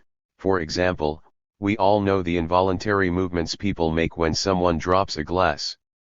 At a bowling alley, one may see certain players following the course of the ball with movements of their body as though they wanted to influence its progress by these gestures. Similarly, during football games, whole sections of the crowd in the grandstand will push in the direction of their favorite team. Another common example is the involuntary application of imaginary brakes by the passengers in a car whenever they feel they are in danger. Few people can watch a window cleaner at work on a tall building without a shudder of fear, and when public speakers lose their thread and cannot proceed, the audience feels uncomfortable and embarrassed. Our entire life is very much dependent upon this faculty of identification. If we look for the origin of this ability to act and feel as if we were someone else, we can find it in each human being's inborn empathy with others. This is a universal feeling and a reflection of the oneness of the whole cosmos of which we are each a part. It is an inescapable characteristic of being human. It gives us the ability to identify ourselves with things outside our own direct experience. Just as there are various degrees of social feeling or community spirit, so there are various degrees of empathy. These may be observed even in childhood. There are children who play with dolls just as though they were human beings, whereas others are more interested in seeing how they were made. The development of individuals may be entirely arrested if they transfer communal relationships away from human beings onto animals or inanimate objects. Instances of cruelty to animals by children are only possible with an almost total absence of social feeling and of the ability to empathize with other living creatures. The consequence of such a defect is that children develop an interest in things that are of very little value or significance for their development into social human beings. They think only of themselves and lose all interest in the joys or woes of others. This inability to put oneself in the other person's place, to empathize with them, may go so far that individuals may completely refuse to cooperate with their fellow human beings. Influence, suggestion, and hypnosis. Individual psychology answers the question, how is it possible for one individual to influence the behavior of another, by saying that susceptibility to influence is one of the major manifestations of our psychological life. Our communal way of life would not be possible unless one individual could influence another. This pattern of influence becomes markedly accentuated in some cases, such as the relationship between teacher and pupil or parent and child. Because of natural social feeling, human beings show a certain degree of willingness to be influenced by each other. The extent of this willingness is dependent upon the degree to which the person exercising the influence considers the rights of the person on whom the influence is to be exerted. It is impossible to have a lasting claim upon the respect of individuals to whom we are doing harm. We can influence other individuals best when they feel their own rights are safeguarded. This is a very important point in education. Perhaps it is possible to conceive or even to carry out some other form of education, but a system of education that takes this point into consideration will be effective because it appeals to people's most primitive instinct, their feeling of relatedness to humanity and the cosmos. This approach will fail only when it is dealing with human beings who have deliberately withdrawn from the influence of society. Such withdrawals do not occur by accident. A long battle must have been waged in which they dissolved their connections with the world little by little, until they stand in open opposition to the community. Influencing such people's behavior is now difficult or impossible, and we see the dramatic spectacle of human beings responding with fierce opposition to every attempt to influence them. We may expect children who feel oppressed by their environment to show a lack of response to their educators. Cases occur, however, in which external pressure is so strong that it removes all obstacles, with the result that the authoritative influence is retained and obeyed. But it is easy to demonstrate that such obedience is devoid of social good. It sometimes shows itself in such a grotesque fashion that the obedient individuals are rendered unfit for life, because their habits of slavish obedience have left them incapable of any independent action or thought. The danger of developing this submissive tendency can be seen in obedient children who, when they develop into adults, readily submit to any authoritative commands, even to the point of breaking the law. Gangs are an interesting example of the way submission and dominance work. Those who carry out the gang's commands are submissive, whereas the dominant leader usually keeps well away from the action. In almost every important criminal case dealing with a gang crime, some such servile person has been the scapegoat. This far-reaching, blind obedience plumbs such unbelievable depths that we occasionally find people who are actually proud of their slavishness and find in it a means of satisfying their self-esteem. If we limit ourselves to normal cases of mutual influence, we find that the people most susceptible to influence are those most amenable to reason and logic, those whose social feeling has been least distorted. On the other hand, those who thirst for superiority and desire domination are very difficult to influence. We see examples of this every day. When parents complain about children, it is rarely because they are blindly obedient. The most common complaint is about disobedience. If we examine such children, we find that they feel restricted and are protesting about it, trying to overcome the limitations of their environment.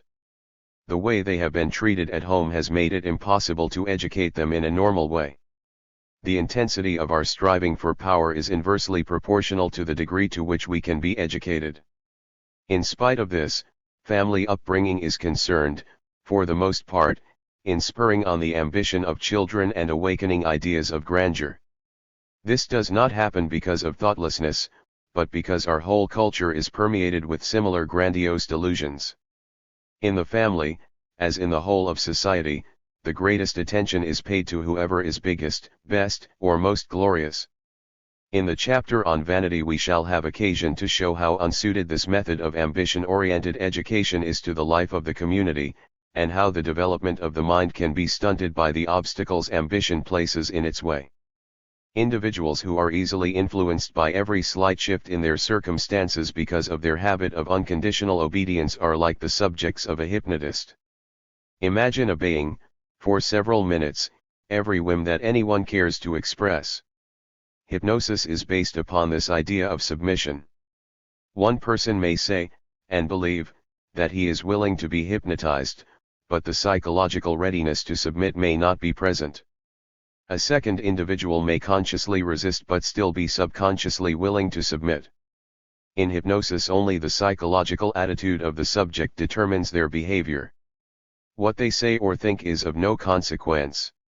Confusion over this fact has allowed the spread of much misinformation concerning hypnosis.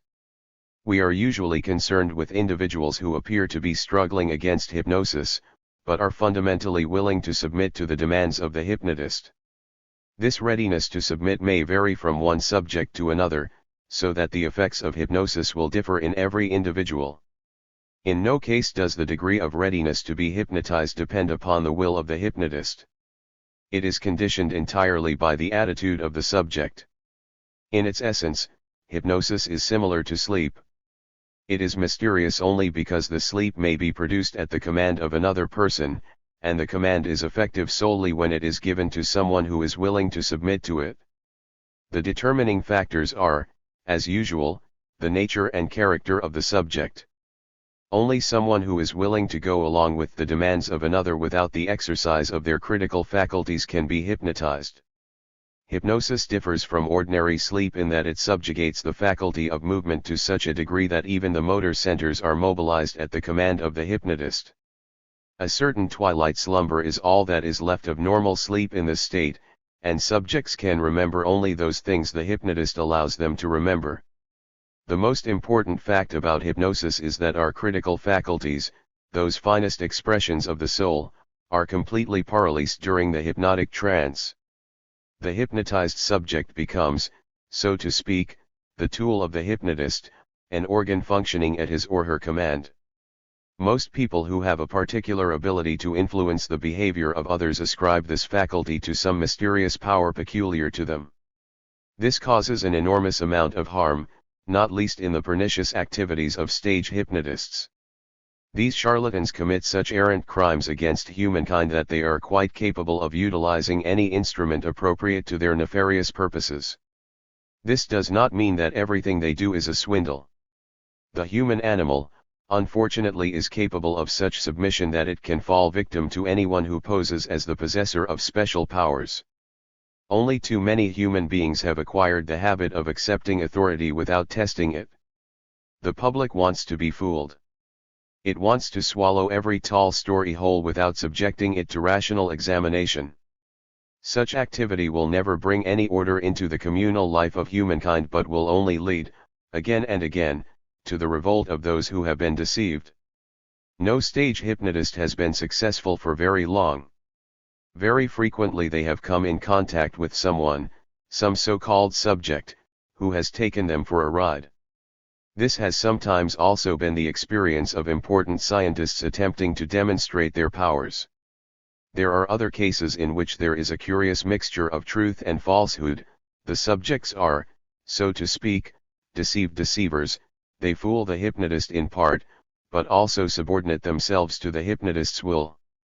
The power that is apparently at work here is never the power of the hypnotist, but always the readiness of the subjects to submit to the hypnotist's influence. There is no magic power influencing the subjects unless it is the hypnotist's ability to bluff. Anyone who is accustomed to living rationally, who makes their own decisions, who does not accept anyone's say-so uncritically, cannot be hypnotized, and will therefore never be able to show any telepathic powers. Hypnosis and telepathy are only the manifestations of servile obedience. At this point we must also consider suggestion. Suggestion can best be understood when we include it in the category of impressions and stimuli. It is self-evident that no human being is stimulated only occasionally. All of us are constantly under the influence of countless stimuli from the outside world. Stimuli, moreover, are never merely perceived. Every stimulus has some effect. Once felt, an impression continues to have an effect on us. When an impression takes the form of the demands and entreaties of other human beings, their arguments and attempts to convince us, we call it suggestion. It is a case either of the transformation or of the reinforcement of a point of view already present in the person to whom the suggestions are made. The more difficult problem really arises from the fact that all human beings react in differing ways to stimuli from the outside world. The degree to which individuals can be influenced is intimately connected with their degree of independence. There are two types of human beings whom we must bear in mind in this connection. One type always overvalues the other person's opinions and therefore undervalues their own, whether they are right or wrong. Such individuals are exceptionally susceptible to suggestion or hypnosis. A second type sees every stimulus or suggestion as an insult.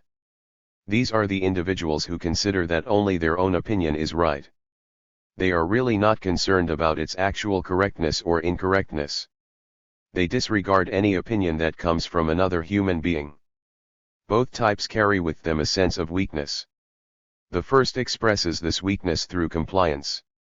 The second type expresses it in an inability to listen to the views of others. People in this category are usually very belligerent, although they may pride themselves on their openness to suggestions. They talk about this openness and reasonableness, however, purely to reinforce their isolated position. They are in fact thoroughly bigoted, and it is very difficult to have any influence on them. 6. T. He. I. Inferiority. C. Complex. Early childhood. We are now able to understand that the attitude of disadvantaged children towards life and towards their fellow human beings differs from the outlook of those for whom the joys of existence were present at an early age. We can state as a fundamental law that children who come into the world with disabilities become involved at an early age in a bitter struggle that results only too often in the strangulation of their social feelings. Instead of trying to adjust to others, they are preoccupied with themselves and with the impression they make on other people. What holds good for a physical disability is equally valid for any social or economic burden that might become a handicap, capable of producing a hostile attitude towards the world. The decisive trend is determined at an early age. Such children are frequently aware as early as 2 years old that they are somehow less adequately equipped for the struggle than their playmates. They sense that they dare not take part in their peers' games and pastimes. As a result of past privations, they have acquired a sense of being neglected, which is expressed in an attitude of anxious expectation. We must remember that all children occupy an inferior and dependent position in life. Without a certain amount of social feeling on the part of their family, they would be incapable of independent existence. We realize that the beginning of every life is fraught with a fairly deep-seated sense of inferiority when we see the weakness and helplessness of all children. Sooner or later, all children become conscious of their inability to cope alone with the challenges of existence. This feeling of inferiority is the driving force, the starting point from which every childish striving originates. It determines how individual children acquire peace and security in life. It determines the very goal of their existence, and it prepares the path along which this goal may be approached. The basis of children's potential for education is closely bound up with their physical potential. Educational receptivity may be shattered by two factors. One of these factors is an exaggerated, intensified, unresolved feeling of inferiority, and the other is a goal that demands not only security, peace, and social equilibrium, but also a struggle to gain power over the environment, a goal of dominance over one's peers. Such children are easy to spot. They become problem children because they interpret every experience as a defeat, and because they consider themselves always neglected and discriminated against both by nature and by humanity. We have only to consider these factors to see with what inevitability a crooked, inadequate, error-ridden development may unfold in the life of a child. All children run the risk of a mistaken development. All children find themselves in a precarious situation at some time or another. Since all children must grow up surrounded by adults, they are predisposed to consider themselves small, weak, and incapable of living alone. They do not trust themselves even to do those simple tasks of which adults believe they are capable without mistakes or clumsiness.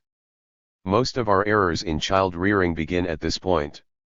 When we demand more than children can do, the idea of their own helplessness is thrown into their faces.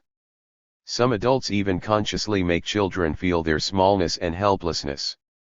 Others treat children as animated dolls to be played with.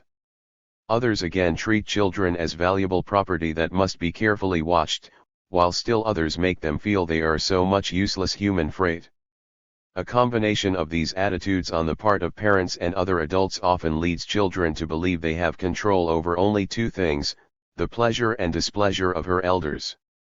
The type of inferiority feeling produced by the parents may be further intensified by certain peculiar characteristics of our civilization. The habit of not taking children seriously belongs in this category. Children get the impression that they are nobodies, people without rights, that they are to be seen and not heard, that they must always be courteous, quiet, and so on. Many children grow up in the constant dread of being laughed at. Ridicule of children is well-nigh criminal. It leaves a permanent mark on the psyche of children which resurfaces in the habits and actions of their adult lives. It is easy to spot adults who were continually laughed at as children. They cannot rid themselves of the fear of appearing ridiculous again.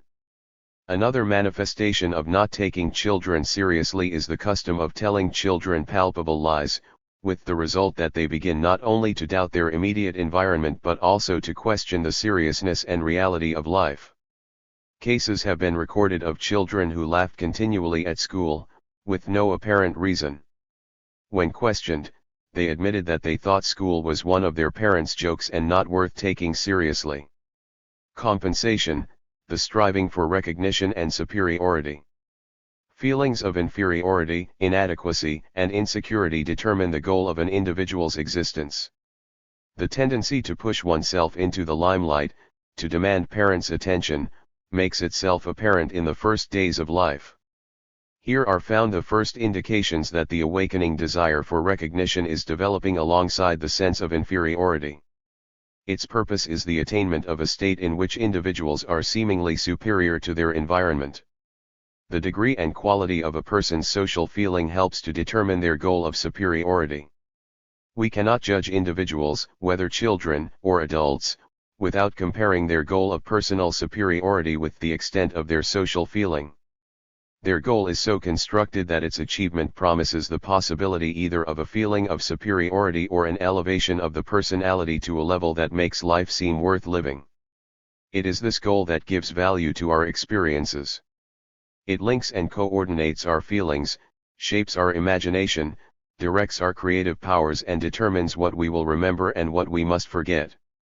We can see how relative the values of sensations, sentiments, emotions, and imagination are.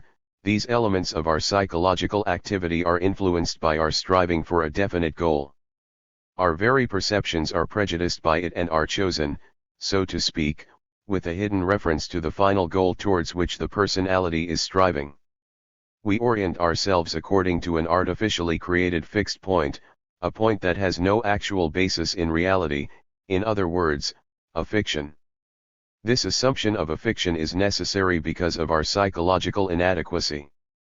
It is very similar to the fictions we use in science, such as the division of the Earth by non-existent but highly useful meridians. With psychological fictions we assume a fixed point even though closer observation forces us to admit that, like the meridian, it does not exist. The purpose of this assumption is simply to orient ourselves in the chaos of existence, so that we can arrive at some appreciation of relative values. The advantage is that once we have assumed this fixed point we can categorize every sensation and every sentiment according to it. Individual psychology, therefore, creates for itself a heuristic system and method, to regard human behavior and understand it as a final pattern of relationships produced by the effect of the pursuit of a definite goal upon the organism's basic inherited potentialities. Our experience, moreover, has shown that this assumption about striving for a goal is more than simply a convenient fiction. It has shown itself to be largely consistent with the actual facts, whether these facts are to be found in the conscious or the unconscious life.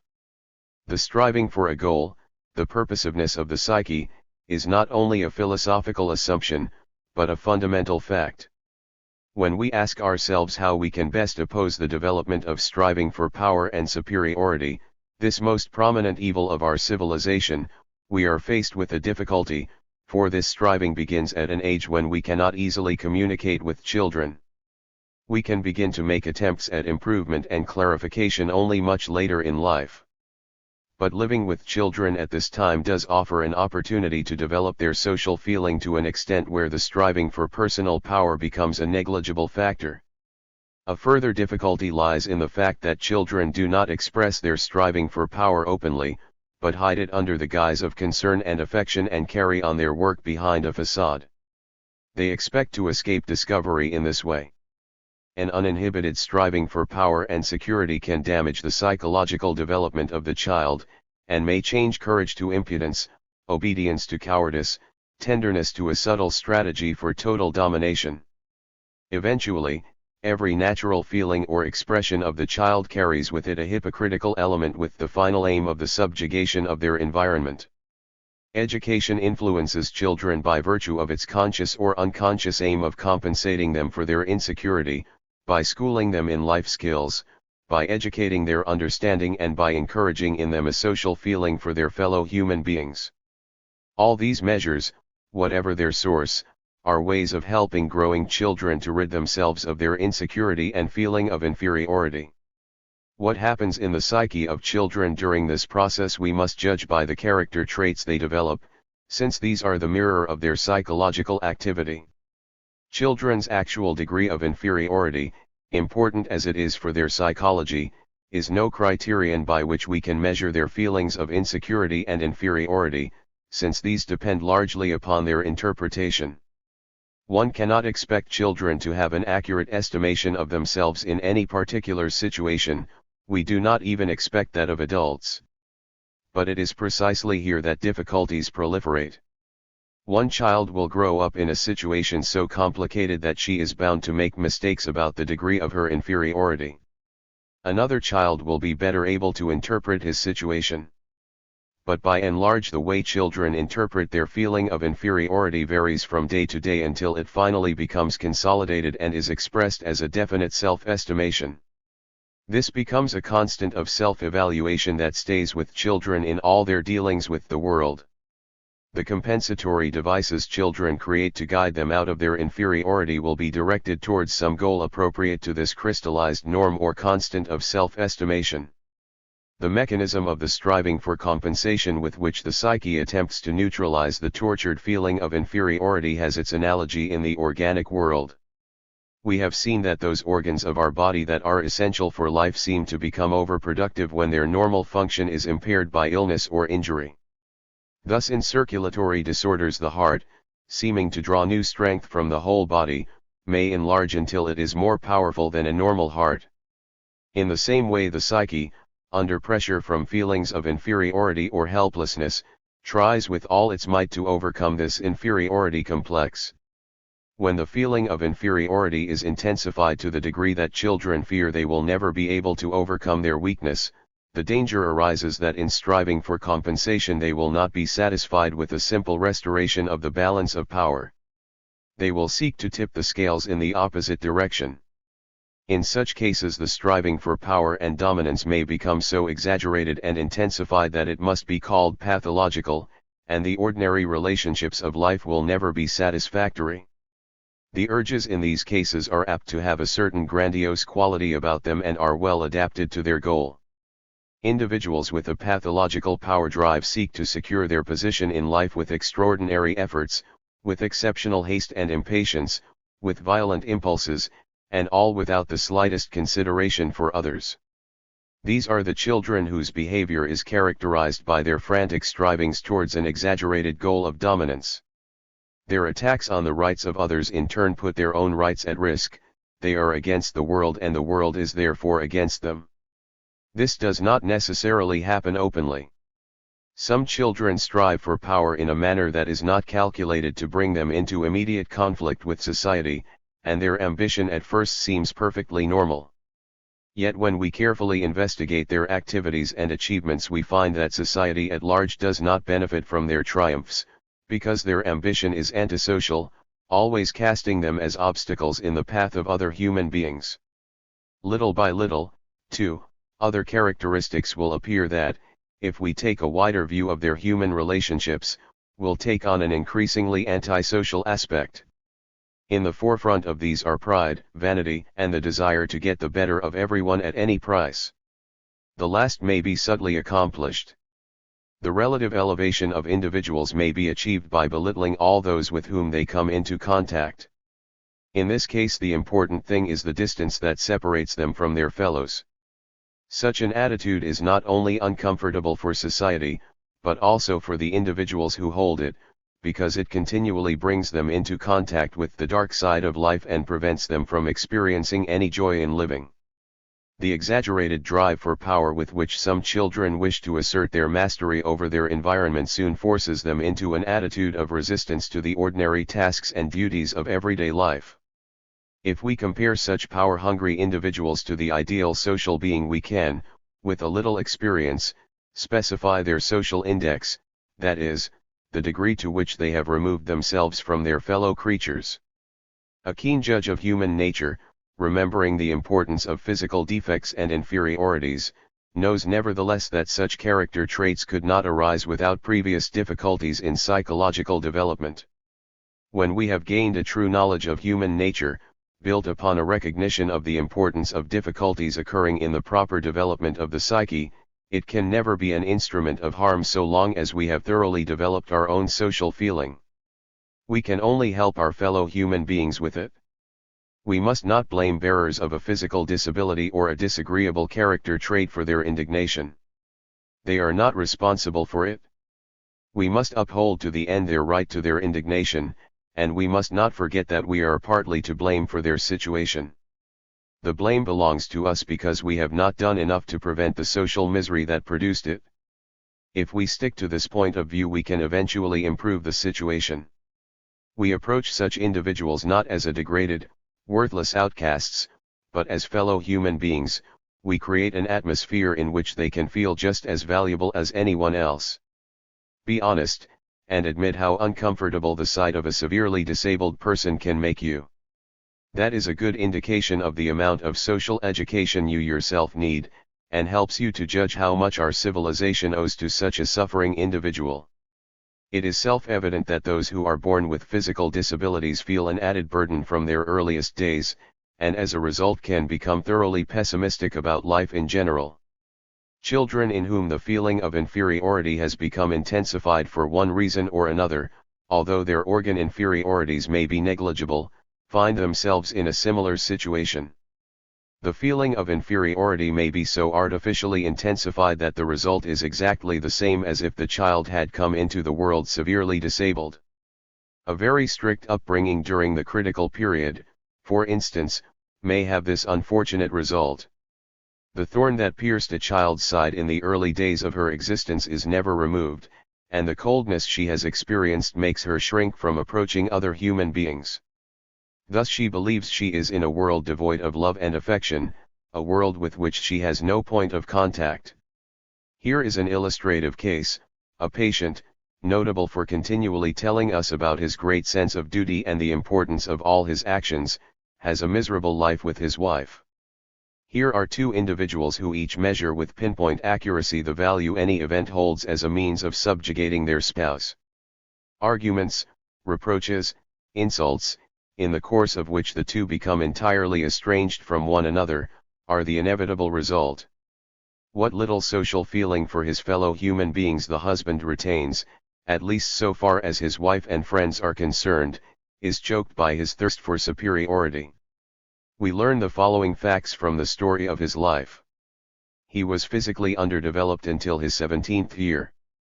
His voice was the voice of a young boy, he had no body or facial hair, and he was one of the smallest boys in his school. Today he is 36 and is a normal, fully developed man. Nature has apparently caught up with itself and completed the work it was so late starting. But for 8 years he suffered from this failure to develop, and at that time he had no guarantee that nature would ever compensate for his deficiencies. During this entire period he was tortured with the thought that he must always remain a child. At that age the beginnings of his present character traits could be noted. He acted as though he were very important, as if his every action carried the utmost weight. Everything he did was calculated to make him the center of attention. In the course of time he acquired the characteristics we see in him today. After he married, he was continually preoccupied with impressing his wife with the fact that he was really bigger and more important than she thought, while she spent her time showing him that his assertions concerning his value were untrue. Under these circumstances, their relationship, which showed signs of disruption even during their engagement, could hardly be a success, and it finally broke down completely. The patient came to the therapist at this time, since the breakup of his marriage served only to accentuate the dilapidation of his already battered self-esteem. To be helped, he had first to learn from the therapist to understand human nature, then he had to learn how to come to terms with the error he had made early in life. This error, this wrong evaluation of his inferiority, had colored his entire life up to the time of his treatment. The graph of life and the cosmic picture. When we cite cases like these, it is frequently convenient to show relationships between childhood experience and the actual complaint as presented by the patient. This is best done by a graph. The relationship is shown by a line connecting 2 points. In many cases, when we plot such a graph, the psychological curve that charts an individual's development, the curve shows the behavior pattern this individual has followed since earliest childhood. Perhaps some readers will feel that we are attempting to belittle human fate by oversimplifying it. Others will say that we are trying to deny that all human beings are masters of their fate and that we are therefore denying free will and human judgment. So far as free will is concerned, this accusation is true. Here we are dealing with a definite behavior pattern. Its final configuration is subject to a few changes, but its essential content, its momentum and meaning, remain unchanged from earliest childhood. This behavior pattern is the determining factor, although, as subjects grow up, their changing relations with the adult environment may tend to modify the problem slightly in some respects.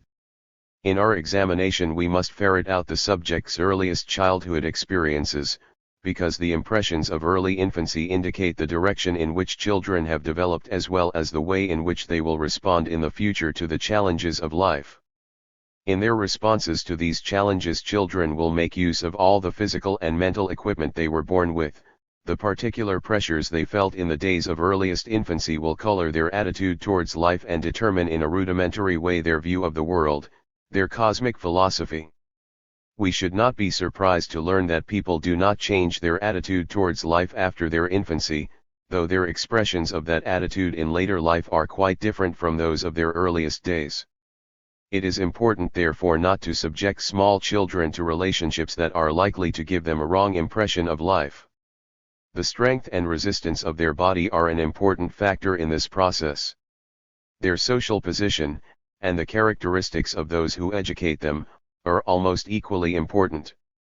Even though the response to life is at first merely automatic and reflexive, in later life reactions are modified according to a certain sense of purpose. In the beginning it is physical necessity that conditions children's pain and happiness, but later they acquire the ability to evade and circumvent the pressures of these primitive needs. This phenomenon occurs at the time of self-discovery, about the time when children begin to refer to themselves as I. It is at this time too that children are already conscious that they stand in a fixed relationship to their environment. This relationship is by no means neutral, since it forces children to assume a different attitude and to adjust their relationships according to the demands that their view of the world, and their conception of happiness and completeness, give them. If we recall what has been said concerning the teleology, goal-directedness, of the human mind, it will become increasingly obvious that an indestructible unity must be a special feature of this behavior pattern. The necessity of dealing with a human being as an indivisible personality becomes more and more apparent in those cases where seemingly contrasting expressions of psychological goals are to be found. Just as there are children who behave quite differently at school and at home, there are adults whose character traits appear so contradictory that their true character is a mystery to us. In the same way, the movements and expressions of two human beings may be outwardly identical, yet when they are examined for their underlying behavior patterns, they prove to be entirely different. When two individuals appear to be doing the same thing, each one is really doing something distinct and different, Yet when two individuals are doing seemingly different things, they may actually be doing the same thing. Because of this ambiguity, we can never judge the expressions of the psyche as isolated phenomena. On the contrary, we must evaluate them according to the common goal towards which they are directed. The essential meaning of a phenomenon can be learned only when we know what importance that phenomenon has in the context of a person's whole life. We can understand how their mind works only when we have reaffirmed the law that every expression of a person's life is an aspect of their total behavior pattern. When we have finally grasped that all human behavior is based upon the striving for a goal, that it is conditioned by its end as well as by its beginning, then we can also indicate the areas where the greatest mistakes are likely to be made. The source of these errors lies in the fact that all of us utilize our triumphs and satisfactions according to our own psychological makeup, in such a way as to reinforce our individual life pattern. This is possible only because we do not analyze anything objectively, but receive, transform and assimilate all our perceptions in the light of our own conscious mind, or the depths of our unconscious mind. Science alone can illuminate the process and make it comprehensible. Science alone is finally able to modify it. We shall conclude our exposition at this point with an example in which we will analyze and explain every phenomenon by means of those aspects of individual psychology we have already learned. A young woman comes as a patient and complains of her unbearable dissatisfaction with life. She is dissatisfied, she says, because her whole day is taken up with a great number of duties of all kinds. Externally we can see in her a hasty person, with restless eyes, who complains of the great anxiety she feels whenever she must perform some simple task. From her family and friends we learn that she takes everything to heart and seems to be breaking down under the burden of her work. The general impression that we get is that of a person who takes everything very seriously, a characteristic common to many people. One member of her family gives us the clue by saying, "She always makes such a big fuss over everything." Let us take this tendency to consider every simple task a particularly hard and important one and test it by attempting to imagine what kind of impression this behavior would make upon a group of people or on a marriage partner. We cannot help feeling that such a tendency is an appeal to the world not to pile any more work upon her, for she is no longer able to take on any more. We do not, however, yet know enough about this woman's personality. We must get her to tell us more about herself. We must proceed by cautious hints and with proper delicacy. There must be no attempt to dominate the patient, as this would only antagonize her. Once her confidence is gained and she is talking to us freely, we come to the conclusion that her whole life is concerned with just a single goal. Her behavior shows that she is trying to show someone, probably her husband, that she cannot take on any further obligations or responsibilities, that she must be treated with tenderness and consideration. We further guess that all this must have begun at some time in the past when demands must have been made on her. We succeed in eliciting from her the admission that many years ago she had to live through a time when she lacked affection more than anything else. Now we can understand her behavior better. It is a reinforcement of her desire for consideration, and an attempt to prevent the recurrence of a situation in which her hunger for warmth and affection might somehow remain unsatisfied. Our findings are confirmed by a further explanation on her part. She tells of a friend who is completely different from her in many ways, who would like to escape from an unhappy marriage. Once, she found her friend standing, book in hand, telling her husband in a bored voice that she really did not know whether she would be able to prepare dinner that day. This so irritated the husband that he started criticizing her in harsh terms. Our patient's comment on this incident was, "When I think about what happened, I think that my method is much better. No one can reproach me in this way because I am overburdened with work from morning till night. If lunch is late at my house, no one can say anything to me because I always have so many calls on my time. Should I give up this method now?" We can understand what is going on in this person's mind. In a relatively innocuous way she attempts to attain a certain superiority, but remain at the same time beyond reproach by pleading constantly for consideration. Since this strategy is successful, it seems hardly reasonable to ask her to discontinue it, but there is more to her behavior than just this. Her appeal for consideration, which at the same time is an attempt to dominate others, can never be made strongly enough. This results in all kinds of problems. If anything is mislaid in the house, there is much ado about nothing. She has so much to do that she is constantly suffering from headaches. She can never sleep soundly because she is always worrying about her past, present and future activities. An invitation to dinner is in itself an important occasion. Enormous preparations are necessary for its acceptance. Since the least activity appears to her inordinately important, going to a dinner party is a difficult task that demands hours and days to complete. We can predict with some certainty that she will either send her regrets or, at the very least, come late. The social feeling in the life of such a person can never go beyond certain limits. In married life there are a number of situations that assume a particular significance because of this appeal for consideration. It is conceivable, for instance, that one partner must sometimes be away from home on business, have evening appointments, or attend meetings of clubs to which he or she belongs. If the other partner is left at home at these times, would this not be a breach of tenderness and consideration? At first we might say that marriage entails both partners staying at home as much as possible. Pleasant as this obligation might seem in part, if taken to extremes it creates insurmountable difficulties for anyone who has a profession. Trouble would appear unavoidable in such cases, and it occurred quickly in this one.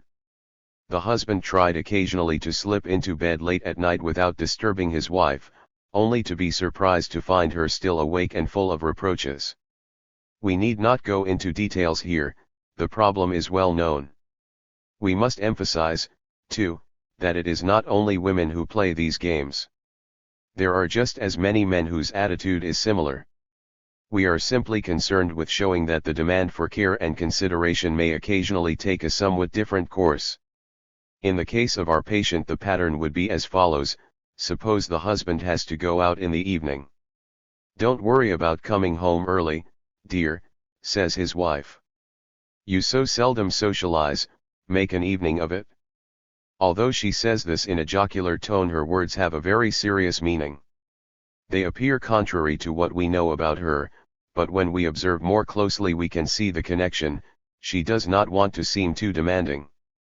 Outwardly she is convincing, and her character seems sincere. Yet the real significance of her words to her husband lies in the fact that it is she who has given the ultimatum. Now, since she has decreed it, he may stay out late, whereas she would be dreadfully hurt and slighted if he had stayed away for reasons of his own. Her words cast a veil over the whole situation. She has become the directing partner, and her husband, even in socializing, is made dependent upon the wish and will of his wife.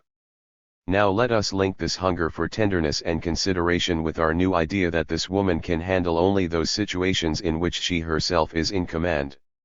We suddenly become aware that throughout her life she has been actuated by a determination never to play second fiddle, always to maintain her dominance, never to be toppled from her secure position by any reproach, and always to remain in the center of her little universe. We shall find this determination in every situation of her life. For instance, when she has to get a new cleaning woman, she becomes highly excited. Clearly she is concerned about maintaining the same dominance over the new employee that she had over the old. In the same way, when she has to go out of the house, she leaves a sphere where her dominance is assured and goes out into a world where suddenly nothing is under the shadow of her dominance, where she has to dodge every car, indeed where she plays a very subordinate role. The cause and meaning of her stress become perfectly clear when we understand the tyranny she exercises at home. These characteristics often appear in such a pleasant guise that at first glance no one would ever think that the person in question was suffering. This suffering can, however, reach a great intensity. Just imagine this stress exaggerated and enlarged. There are human beings who are afraid of taking a bus, because in a bus they are not masters of their own fate. This fear may go so far that they are finally unable to leave their homes at all. A further development in this case illustrates the influence that childhood impressions exercise on the life of an individual. We cannot deny the fact that this woman, from her standpoint, is perfectly right. If one's attitude and one's whole life are intensely directed towards the acquisition of warmth, respect, honor, and tenderness, then to act as though she were constantly overloaded and constantly exhausted is not a bad means to this end. Indeed, it is an excellent way of warding off criticism, and simultaneously compelling everyone to be gentle with her, while avoiding everything likely to disturb her wavering psychological equilibrium. If we go back a long way in the life of our patient, we learn that even in school, whenever she could not do her homework, she became extremely upset, in this way forcing her teacher to be very gentle with her. She was also the oldest of 3 children, with a younger brother and sister. She was constantly at war with her brother, who always seemed to be the favorite. It particularly annoyed her that people paid such attention to his school work, whereas her work, and she had originally been a good pupil, was met with a certain indifference. Finally she could bear it no longer, and was forever nagging to know why her accomplishments were not equally valued. Thus we can understand that this young girl was striving for equality, and that from earliest childhood she had had a feeling of inferiority that she strove to overcome. Her way of compensating in school was to become a bad pupil. She attempted to outdo her brother by means of bad school reports. This was not very admirable in her, but according to her childish interpretation she acted rationally, for it seemed an excellent way of gaining the attention of her parents. Some of her tricks seemed to be consciously motivated because she declared quite clearly that she wanted to be a bad pupil. Her parents, however, did not trouble themselves in the least about her failures in school. And then something interesting happened. She suddenly showed marked success in her studies, for now her younger sister had come upon the scene in a new role. This younger sister had failed in school too, but her mother paid almost as much attention to her sister's failures as she had to the brother's successes. This was because the younger sister's failures took a different direction. Whereas our patient had had bad reports only for academic work, her sister got bad reports for conduct and behavior. She was thus able to gain her mother's attention more easily, since bad behavior has an entirely different social effect than bad academic reports. These bad reports all involved emergencies that forced the parents to drop everything and deal with their child. The battle for equality was temporarily lost. Now the loss of a battle for equality never leads to permanent peace. No human being can bear such a situation. And so our patient found other ways of attracting attention, which left permanent effects on her character.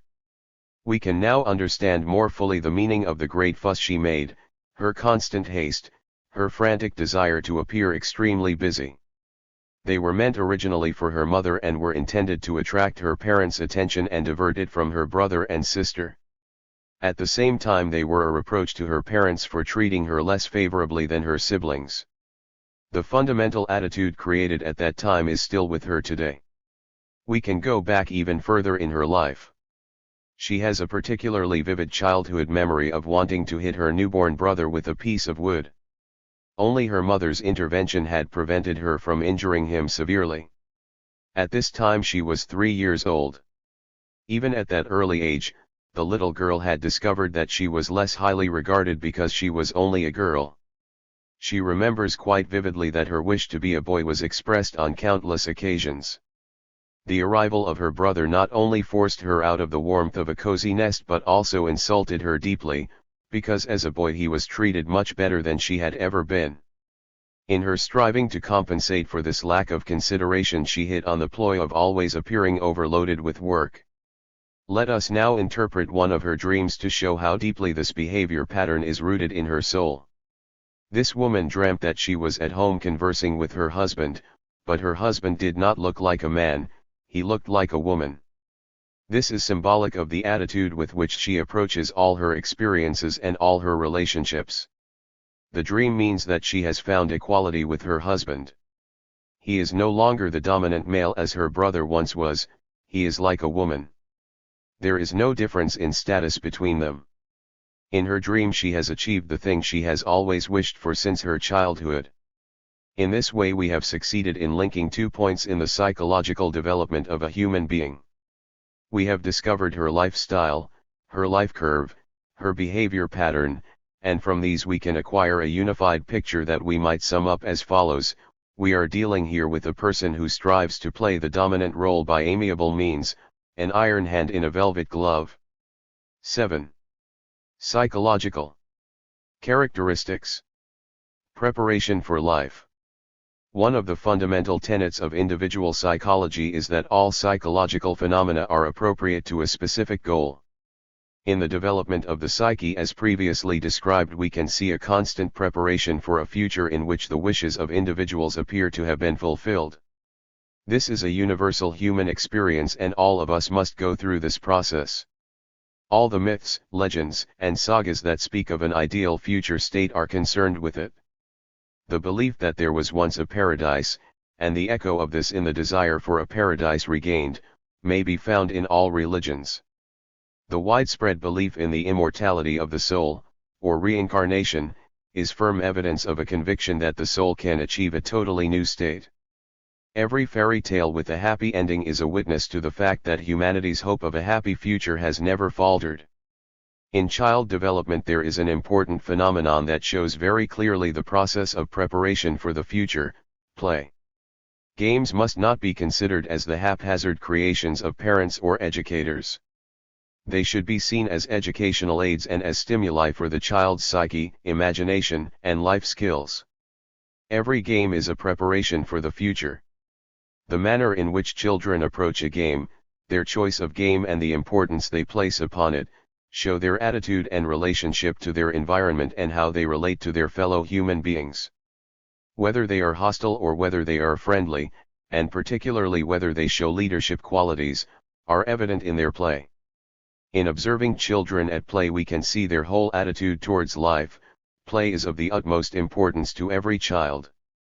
But play is more than a preparation for life. Games are above all communal exercises that enable children to develop their social feeling. Children who avoid games and play are always open to the suspicion that they have not adjusted satisfactorily to life. These children gladly withdraw from all games, or when they are sent to the playground with other children usually spoil the pleasure of the others. Pride, lack of self-esteem and the consequent fear of getting it wrong are the three main reasons for this behavior. In general, by watching children at play, we can determine with great certainty the extent and quality of their social feeling. The goal of superiority, also revealed in play, betrays itself in the child's tendency to be the leader and organizer. We can discover this tendency by watching how children push themselves forward and to what degree they prefer those games that give them an opportunity to satisfy their desire to play the leading role. There are very few games that do not incorporate at least one of these factors: preparation for life, social feeling, or the striving for dominance. There is, however, one other factor that is present in play: the opportunity for children to express themselves. Children are more or less left to their own devices in play, and their performance is stimulated by their interaction with other children. There are a number of games that especially emphasize this creative bent. In the preparation for a future profession, those games providing the opportunity for children to exercise their creative spirit are especially important.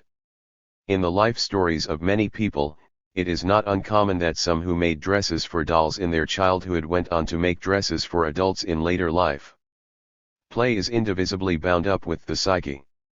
It is, so to speak, a kind of profession and must be considered as such. Therefore it is not a trivial matter to disturb children in their play. Play should never be considered merely as a way of passing the time. With regard to the goal of preparing for the future, all children have in them something of the adult they will become.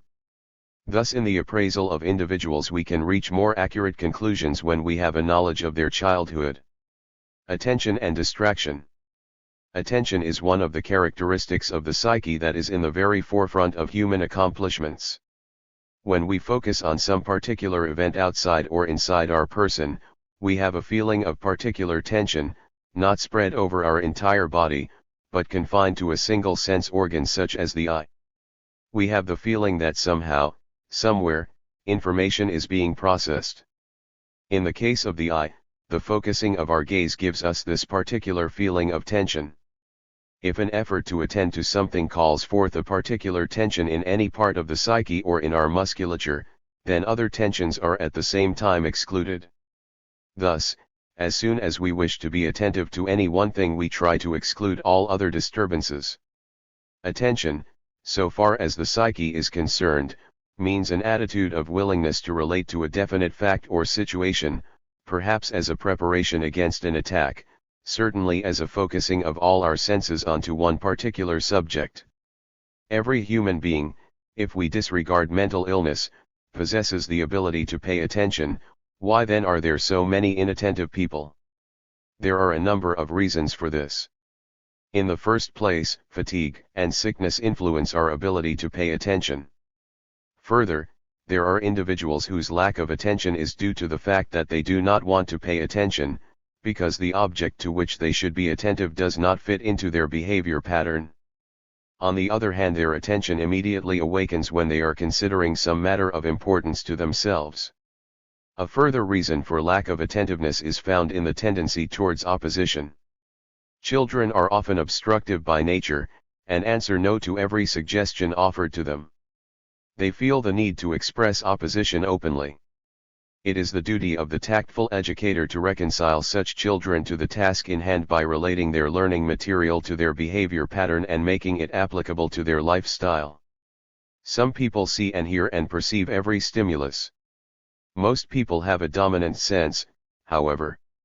Some experience life exclusively through their eyes. Others depend entirely on their ears. They see nothing, take notice of nothing, and are not interested in visual things, yet are on the alert to the slightest sound. We may find individuals inattentive when their situation would warrant their utmost interest because their more dominant sense is not stimulated.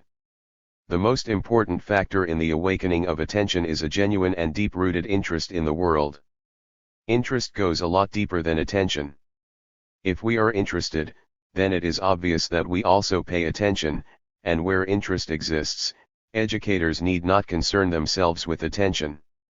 It becomes a simple instrument with which we conquer a field of knowledge for a definite purpose. No one has ever grown up without making mistakes in the process. It follows that attention is likewise involved when some mistaken attitude has become fixed in individuals. This happens when attention is directed towards things not relevant to the preparation for life. When interest is directed towards our own bodies, or towards our own power, we are attentive wherever these matters are involved, wherever there is something to be gained or wherever our power is threatened. Attention can never be given to anything extraneous unless some new interest is substituted for the power interest.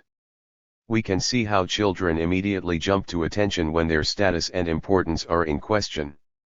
Their attention, on the other hand, is easily distracted when they have the feeling there is nothing in it for them.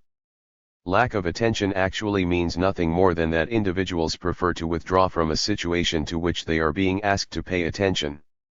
It is therefore incorrect to say that someone cannot concentrate. It can easily be proved that they concentrate very well, but always on something else.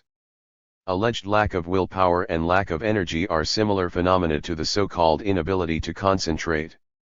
In such cases we usually find an obdurate will and an indomitable energy pulling in a different direction. Treatment is not a simple matter. It can be attempted only by changing the entire lifestyle of the individual. In every case we can be sure that we are dealing with a defect caused only by the pursuit of a different goal. Inattention often becomes a permanent trait. We often meet individuals who have been given a definite task that they have declined to do, have only partially accomplished or have avoided altogether, with the result that they are always a burden to someone else. Their constant inattention is a fixed character trait that appears as soon as someone asks them to do anything. Criminal negligence and forgetfulness. We usually speak of criminal negligence when health or safety is threatened by the neglect of necessary precautions. Criminal negligence is a phenomenon that demonstrates the utmost degree of inattention. Such lack of attention is based on a lack of concern for one's fellow human beings. We can determine whether children think only of themselves, or whether they take into consideration the rights of others, by watching for signs of negligence in their games. Such phenomena are accurate indications of the community consciousness and social feeling of a human being. People whose community spirit is insufficiently developed take an interest in their fellows only with the greatest difficulty, even under threat of punishment, whereas in the presence of a well-developed community consciousness, this interest is self-evident. Criminal neglect, therefore, amounts to a defective social feeling. We must not condemn, however, before we have tried to find out why individuals are less interested in their fellow human beings than we might expect. We can induce forgetfulness, just as we can arrange the loss of valuables, by limiting our attention. The possibility for greater attention and interest may be so restricted by antagonistic attitudes that a memory lapse becomes inevitable, or at least more likely. This is the case, for instance, when children lose their school books. It is always evident that they have not yet become accustomed to their school surroundings.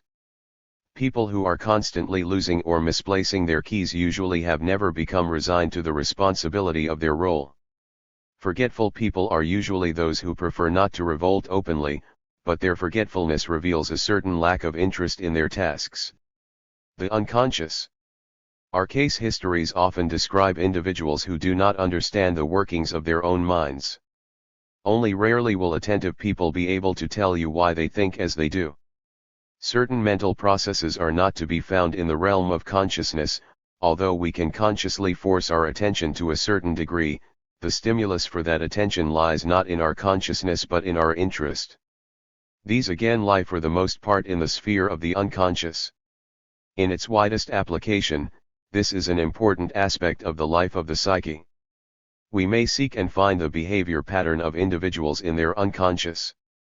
In their conscious life we have only a reflection, like a photographic negative, to deal with.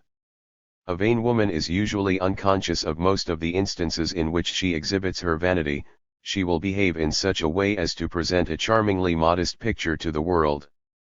It is not necessary, in order to be vain, actually to know that one is vain. Indeed, for the purposes of such a woman, it would be quite counterproductive for her to know that she was vain, for she could not then continue to be so. We can gain a certain security in failing to see our own vanity through directing our attention to something extraneous or irrelevant. The whole process takes place under cover. If you try to talk to a vain man about his vanity, you will find it very difficult to carry on a conversation on the subject. He may show a tendency to evade the issue, to beat about the bush. This bears out our opinion. He wants to play his little game and immediately assumes a defensive attitude when someone attempts to reveal his little deception.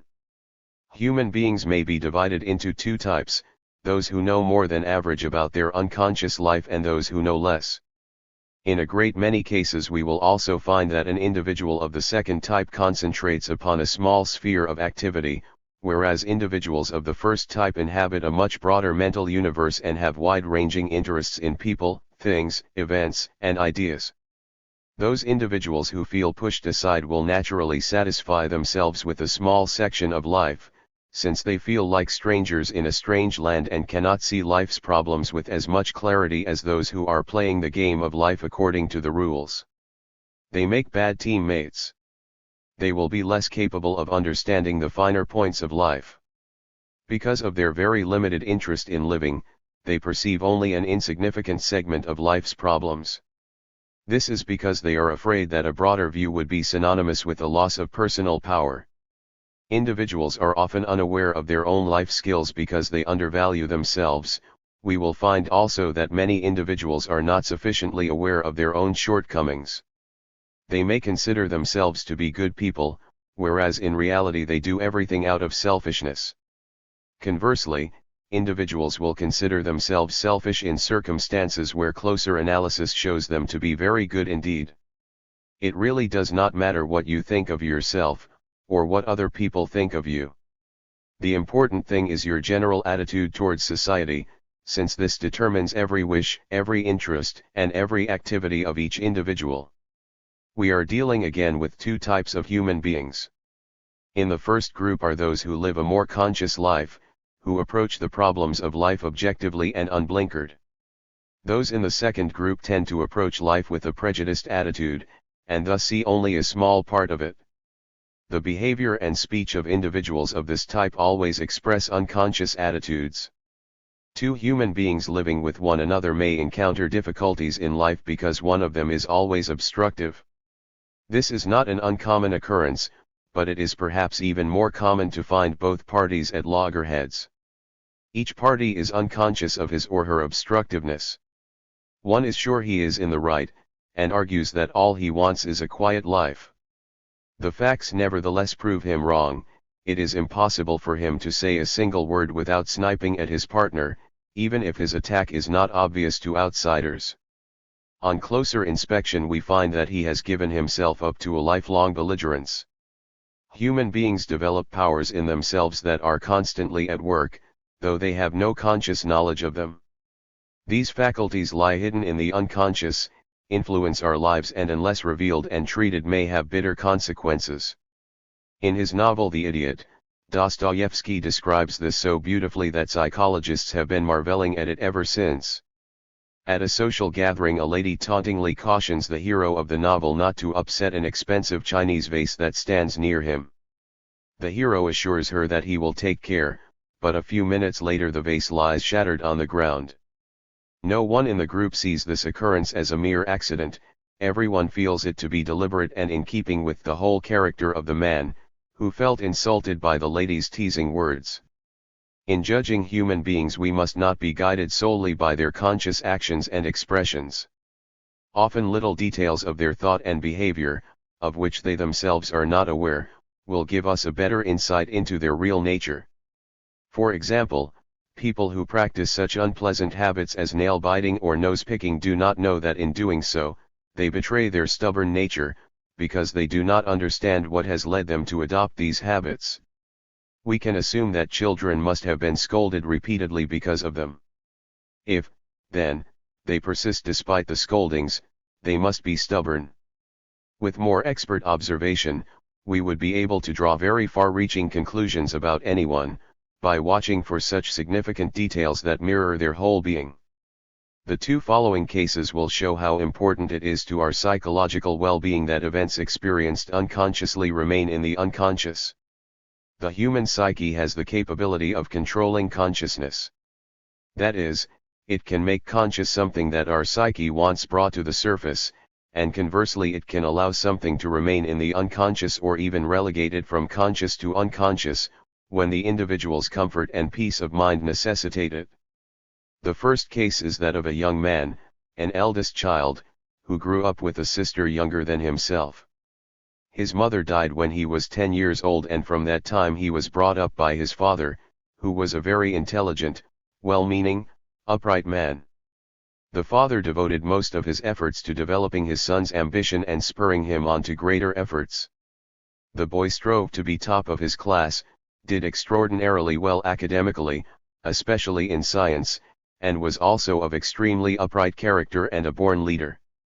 All this was much to the joy of his father, who expected him to be a big success from the very first. The boy's sister grew up to be his obdurate rival. She also developed very well, although she resorted to using weakness to achieve attention for herself at the expense of her brother. She had acquired considerable housekeeping skills, which her brother could not easily compete with. He found it very difficult to achieve the recognition and eminence in home life that he had so easily won in other fields of endeavor. The father soon noticed that his son was acquiring a bizarre attitude towards social life, which became more evident as he approached puberty. As a matter of fact, he had no social life at all. He was wary of all new relationships, and where these relationships concerned girls he simply ran away. At first his father saw nothing extraordinary in this, but as time went on the boy's social inhibitions acquired such dimensions that he hardly went out of the house. He would not even go out for walks except after dark. He became so shut in that he finally refused even to greet his old acquaintances, although his attitude in school and towards his father remained beyond criticism. When matters had gone so far that no one could do anything with him, the father brought this boy to the doctor. A few consultations were enough to discover an explanation for the difficulty. This boy believed that his ears were small and that therefore everyone considered him very ugly. His ears were in fact perfectly normal. When he was told that his ears were no different from anyone else's, and when it was demonstrated to him that he was using this as an excuse to withdraw from society, he added that his teeth and his hair were ugly too. This also was untrue. On the other hand, it was obvious that he was inordinately ambitious. He was well aware of his ambition and believed that his father, who had constantly pushed him on to greater and greater efforts, had produced this trait in him. His plans for the future included a desire to become a great scientist. This would not be so remarkable if it had not been combined with a tendency to avoid all the obligations of humanity and fellowship. Why did this boy make use of such very childish arguments? If he had been right about his appearance, he might have been justified in approaching life with a certain caution and anxiety, because it is undoubtedly true that our civilization is unsympathetic to unattractive people. Further examination showed that this boy's ambition was directed towards a particular goal. Previously, he had always been top of his class and he wanted to stay there. To achieve such a goal we have certain tools at our disposal, such as concentration, industry, and so on. These were not enough for him. He attempted to exclude from his life everything that seemed an unnecessary distraction.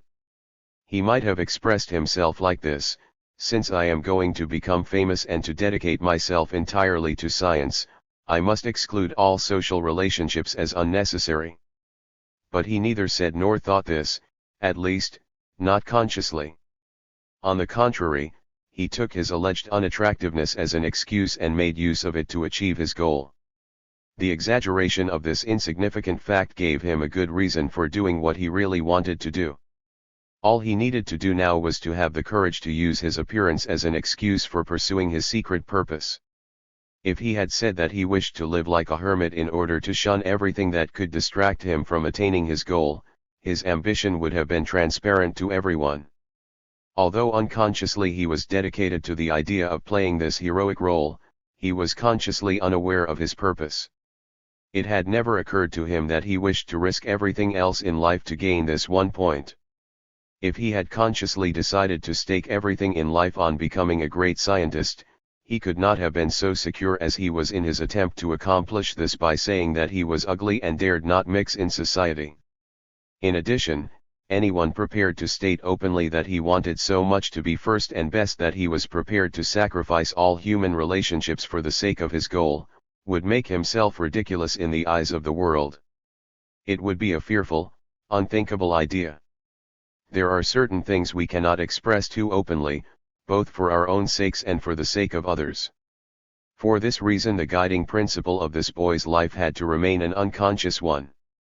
If we expose the motives of someone like this and show him the secret workings of his mind, we shall naturally disturb the balance of his entire psyche.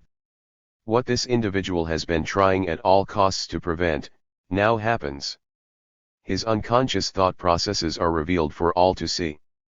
Unthinkable thoughts, untenable ideas, tendencies that, if conscious, would disturb our entire behavior, are laid bare. It is a universal human phenomenon that everyone seizes upon those thoughts that justify their attitudes and rejects every idea that might prevent them from carrying on. Human beings dare to do only those things that, in their interpretation of the world, are valuable to them. We acknowledge whatever is helpful to us, whatever does not suit us is consigned to our unconscious. The second case concerns another very young boy whose father, a teacher, also constantly spurred him on to be top of the class. In this case, too, the early days of the child were a series of victories. Wherever he appeared he was always the successful one. He was one of the most charming members of his community and he had several close friends. A great change occurred in his 18th year. He lost all pleasure in life, was depressed and distracted and went to great lengths to withdraw from the world. No sooner did he make a friendship than he broke it off. Nobody understood his behavior. His father, however, had hoped that his isolated life would enable him to dedicate himself more intensely to his studies. During his treatment, this boy complained constantly that his father had robbed him of all joy in life, that he could find no self-confidence or courage to go on with life, and that there was nothing left for him to do but to live out the rest of his days in bitter solitude. His progress in his studies had already slowed down and he was failing in college. He explained that the change in his life had begun at a social gathering when his ignorance of modern literature had made him an object of ridicule among his friends. This and several similar experiences drove him into isolation and made him shun society. He was obsessed by the idea that his father was to blame for his misfortune, and their relationship became worse day by day. These two cases are similar to each other in many respects. In the first case our patient was damaged by the rivalry of his sister, whereas in the second it was his belligerent attitude towards his father that was at fault. Both patients were led on by an idea we have been accustomed to call the heroic ideal. Both of them had become so intoxicated with their heroic ideal that they had lost all contact with life, had become discouraged and would have liked nothing better than to withdraw entirely from the struggle. But can we believe that the second boy would ever have declared openly to himself, "Since I cannot be a great hero, I shall withdraw from life and live out the rest of my days in bitter solitude"? To be sure, his father had been wrong and his upbringing was at fault. It was quite evident that the boy had eyes for nothing but the bad upbringing of which he constantly complained, and that he wanted to justify his withdrawal by assuming that his upbringing had been so bad only withdrawal from society offered a solution to his problems. In this way he created a situation in which he could suffer no more defeats and could lay all the blame for his misfortune at his father's door. Only in this way was he able to salvage a fraction of his self-esteem and satisfy his striving for significance. He had a glorious past, and his future triumphs had been prevented only by the fact that his father, because of misguided ideas, had hindered him from going on to even more brilliant accomplishments. We might say that something like this train of thought remained unconsciously in his mind: as I grow up, I'm getting nearer the sharp end of life. I realize that it will no longer be so easy for me always to be the first. I shall therefore withdraw from the race rather than compete unsuccessfully. Such an idea is clearly unthinkable. No one would actually voice this attitude, but an individual can nevertheless act as if he had deliberately taken such a decision. This can be done by finding other arguments to use. By busying himself entirely with his father's mistakes, he manages to bow out of society and duck all life's decisions. Had this train of thought become conscious, the secret springs of his behavior would of necessity have been disturbed. Therefore it remained unconscious, to great effect. How could anyone say that he was lacking in talent, when he had such a glorious past? To be sure, no one could blame him now if he did not notch up any new triumphs. His father's guilt was never to be laid aside. The son was judge, plaintiff, and defendant all rolled into one. Should he now give up such a favorable position? He knew too well that his father was to blame only so long as he, the son, continued to believe it was so. Dreams. It has long been maintained that we can draw conclusions about the personality as a whole from dreams. G.C. Lichtenberg, a contemporary of Goethe, once said that the character of a human being could be deduced more accurately from his dreams than from his actions and words. This is going a little too far. In our view, psychological phenomena must be considered with the greatest care and only in connection with other phenomena. Therefore we can only draw conclusions concerning the character of individuals from their dreams when we can find additional supporting evidence in other characteristics to substantiate our interpretations. Attempts to interpret dreams date from prehistoric times. From historical research and the evidence of myths and sagas, we conclude that in times gone by people were far more concerned with the interpretation of dreams than we are today. We also find a much better understanding of dreams on the part of average people of those days than is the case today. We have only to recall the enormous role of dreams in the lives of the ancient Greeks, or remind ourselves of the many dreams described in the Bible, to make this point. Moreover, dreams in the Bible are either cleverly interpreted, or described as though it were understood that everyone would be able to interpret them correctly. This is so in the case of Joseph's dream of the sheaves of wheat, which he told to his brothers. In the case of the Nibelungen sagas, which originated in an entirely different culture, we can also conclude that dreams were accepted as evidence of facts. If we study dreams as a means of approaching and learning something of the human psyche, we are hardly likely to view the problem from the standpoint of those investigators who seek fantastic and supernatural influences in dreams and in dream interpretation. We should rely upon the evidence of dreams only when we can be justified and supported in our assertions by other detailed observations. The tendency to believe that dreams have a particular meaning for the future persists even today. There are idealists who go so far as to allow themselves to be influenced by their dreams.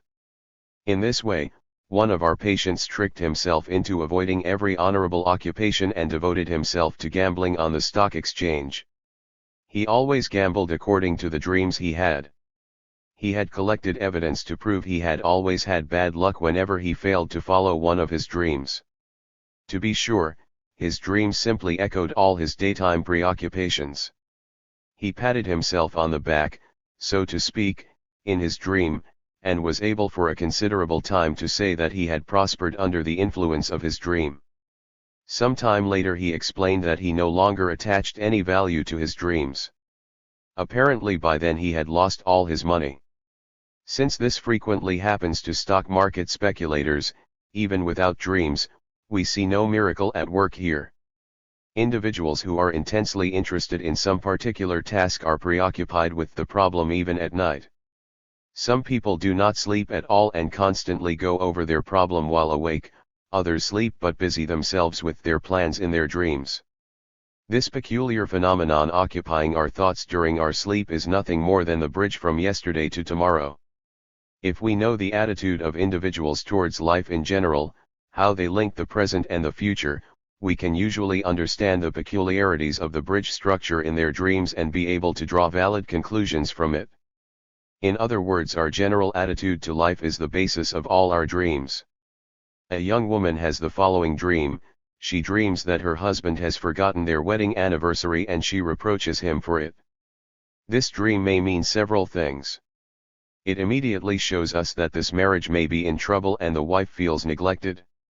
She explains, however, that in the dream she too forgot about the wedding anniversary at first, but finally remembered it, whereas her husband had to be reminded of it by her. She is the better half. To a further question she replied that nothing like this had ever happened in real life and that her husband had always remembered their wedding anniversary. Therefore in the dream we see her tendency to be concerned about the future. Something like this might happen.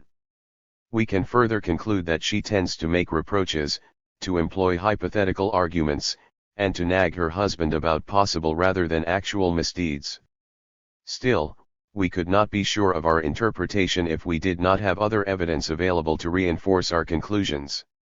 Asked about her earliest childhood memories, this woman described an event that had always remained in her memory. When she was 3 years old, her aunt presented her with a carved wooden spoon of which she was very proud, but once as she was playing with it, it fell into a brook and floated away. For many days she cried so bitterly about her lost spoon that everyone at home was distressed too. The dream might lead us to believe that she was now thinking of the possibility that her marriage also might float away from her. What if her husband should forget their wedding anniversary? Another time she dreamt that her husband had led her up into a high building. The stairs grew steeper and steeper. Thinking that she had perhaps climbed too high, she became terribly dizzy, had an attack of anxiety, and fainted. We may experience a similar sensation while awake, especially if we suffer from dizziness at a height. If we connect the second dream with the first one and blend them together, the thought, feeling, and content of these dreams give a clear impression that this is a woman who is afraid of falling, who is afraid of danger or calamity. We can imagine that the waning of her husband's affection would be such a calamity. What would happen if she and her husband were in some way incompatible? What if their marriage broke down? Scenes might occur and fights might take place, which might end with the wife's fainting away. This actually occurred once during a family argument. Now we come closer to the meaning of the dream. It does not matter what forms the thought and emotional content of the dreams take, or what images are used for expressing them, so long as they are expressed. In dreams, the waking problems of an individual are expressed in a metaphor. It is as though our patient said, "Do not climb too high so that you will not fall too far." It may be worth recalling the reproduction of a dream in the marriage song of Goethe. A knight comes home and finds his castle deserted. Tired out, he falls into his bed. In his dream he sees little figures coming out from under his bed and watches them going through a marriage ceremony. He is pleased by this dream. It is as though he wanted to confirm his need for a wife. What he saw here in miniature occurred later in reality as he celebrated his own marriage. We find many well-known elements in this dream. In the first place, the preoccupation of the poet with his own marriage is hidden behind it. We can see further how the dreamer relates the dream to his present situation. He feels a need to be married. In his dream he addresses the problem of marriage and on the following day decides that it would be better if he were to get married. Now let us consider a dream of a 28-year-old patient. The pattern of the dream, going up and down like a temperature chart, indicates very clearly the preoccupations that fill the life of this man. It is easy to recognize the feeling of inferiority that gives rise to strivings for power and dominance. He says, "I am on a boat trip with a large group of people. We get out en route because the ship on which we are to take this trip is too small, and we must stay in a town overnight. During the night, a report comes that the ship is sinking, and all the travelers are called to work the pumps to keep the ship afloat.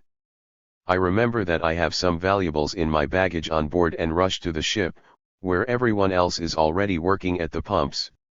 I try to avoid this work and look for the baggage room. I succeed in fishing my knapsack through the window, and at the same time I see a penknife that I like very much lying next to my knapsack. I put it in the knapsack. With an acquaintance I jump off as the ship sinks deeper and deeper. We jump off into the sea and get to dry land. Since the pier is too high for us to climb, we wander further along and come to a precipitous cliff that I must go down. I slide down. I have not seen my companion since leaving the ship. I slide faster and faster and fear that I will be killed. Finally I land at the bottom and fall just in front of another acquaintance. It is a young man who I do not know well, who once took part in a strike and walked very quietly among the strikers. I liked him. He greets me with reproachful words, as though he knew that I had abandoned the others on the ship. "What are you doing here?" he asks. I try to escape from this abyss, which is surrounded by precipitous cliffs from which ropes hang down. I dare not use the ropes because they are too thin. I keep trying to climb out of the abyss, but I always slide back again. Finally I am on top, but I don't know how I got there. It seems to me that I purposely did not want to dream this part of the dream, as if I wanted to skip over it impatiently. On the edge of the abyss, on top, there is a road which is separated from it by a fence. People are going past, and greet me in a friendly fashion. If we look back into the life of this dreamer, the first thing that we learn is that he constantly suffered from severe illness up to the 5th year of his life, and that even after this time he was often ill. As a result of his bad health he was carefully and anxiously protected by his parents. His contact with other children was very slight. When he wanted to make contact with grown-ups he was always told by his parents that children should be seen and not heard, and that children do not belong with adults. He thus failed at a very early age to make those relationships that are necessary for social life, and he had contact only with his parents. A further consequence of this was that his development lagged considerably behind that of his companions of the same age. It is not surprising that they considered him stupid and soon made him the butt of all their jokes. This circumstance, again, prevented him from making friends. An already strong feeling of inferiority was made much worse by these circumstances. He was brought up by his well-intentioned, but very irascible, military father, and by his weak, uncomprehending, very domineering mother. Although his parents did what they believed to be their best, his upbringing must have been very strict. Discouragement played a considerable role in his development. An early and very significant childhood memory was that when he was only 3 years old his mother made him kneel on peace for half an hour because he had disobeyed her, although she knew the reason for it.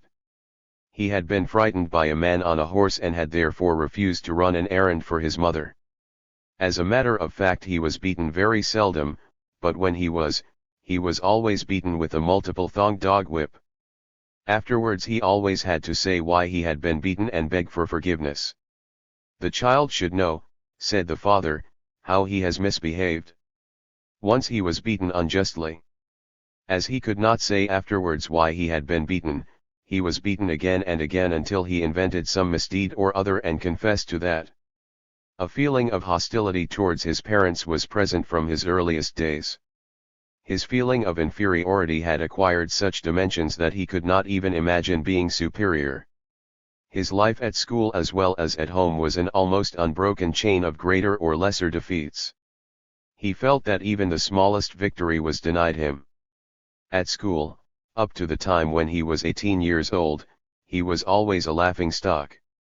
Once he was laughed at even by his teacher, who read his work aloud to the class and accompanied the reading with mocking remarks. Every one of these occurrences forced him further and further into isolation. Eventually he began to withdraw from the world of his own accord. In his battle with his parents he discovered a very effective though costly method of attack. He refused to speak. With this gesture, he cut the main link between himself and the outer world. Since he was unable to speak to anyone, he became entirely solitary. Misunderstood by everybody, he spoke to no one, particularly not his parents, and finally no one spoke to him.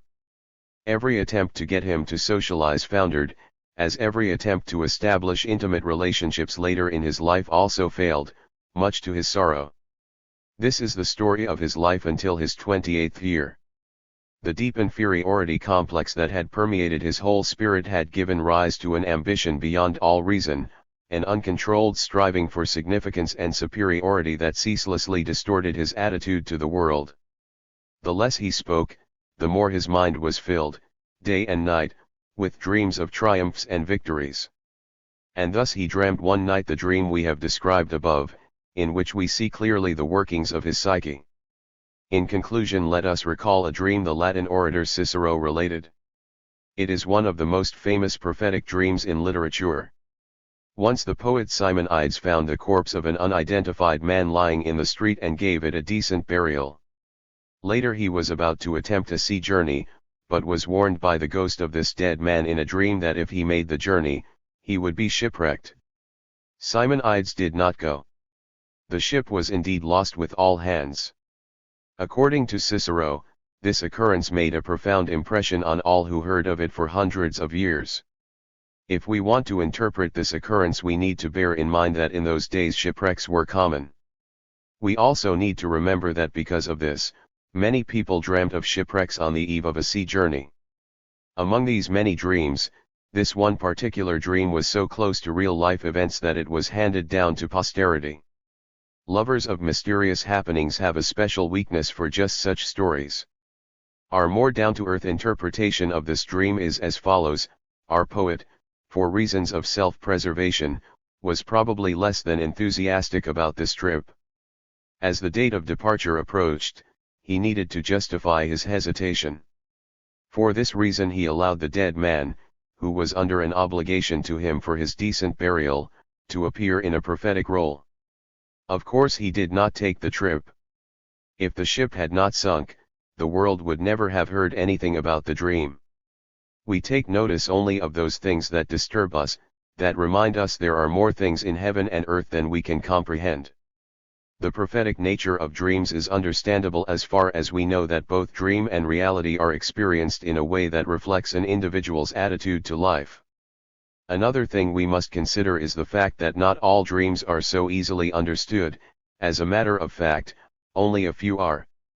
We forget the dream immediately after it has left its peculiar impression on us and do not understand what lies behind it, unless we have been instructed in the interpretation of dreams. Yet these dreams, too, are only a symbolic and metaphorical expression of an individual's activity and behavior pattern. The main significance of such a simile or comparison is that it gives access to a solution. If we are struggling to solve a problem and our personality points us in a specific direction, then we have only to find something to give us a final push in that direction. The dream is extraordinarily well suited to intensify an emotion, or produce the impetus needed to resolve a particular problem in a particular way. The fact that dreamers do not understand the connection does not matter. It is enough that they get the necessary material and boost from somewhere. The dream itself will give evidence of the manner in which dreamers' thought processes express themselves, just as it will indicate their behavior pattern. The dream is like a column of smoke that shows a fire is burning somewhere. The experienced woodsman can observe the smoke and tell what kind of wood is burning, just as the psychiatrist can draw conclusions about the nature of individuals by interpreting their dreams. To sum up, we can say that dreams show not only that dreamers are searching for a solution to one of their problems, but also how they approach these problems. In particular, social feeling and the striving for power, those two factors that influence dreamers in their relationship with the world and reality, will be especially evident in their dreams. Intelligence. In considering those psychological characteristics that enable us to understand individuals, we have not yet looked at intellectual abilities. We have placed little value upon what individuals say or think about themselves, because we know that each of us can go astray and each of us feels obliged to retouch the psychological image we present to the world, using various subtle ploys. One thing we can safely do, however, is to draw certain limited conclusions from specific processes and their expression in speech. We cannot exclude thought and speech from our examination if we wish to judge individuals accurately. What we are pleased to call intelligence, that is the special ability to make judgments, has been the subject of numerous observations, analyses, and tests, including so-called intelligence tests in children and adults. Up to the present time these tests have been unsuccessful. Whenever a group of pupils are tested, the results usually show what the teacher could easily have determined without tests. At first, experimental psychologists were very proud of this, although it must have been evident at the same time that the tests were, to a certain degree, superfluous. Another objection to intelligence tests is the fact that children's abilities and their thought and judgment processes do not develop uniformly, so that many children who previously scored poorly may do extremely well a few years later. Another point that must be considered is that city children, and those from well-educated backgrounds, are better prepared for the tests by virtue of their broader life experiences and thus obtain artificially high scores that overshadow other less well-prepared children. It is well known that 8 to 10-year-old children of well-to-do families score much more highly than poor children of the same age. This does not mean that the children of the wealthy are more intelligent. The reason for the difference lies entirely in their environment.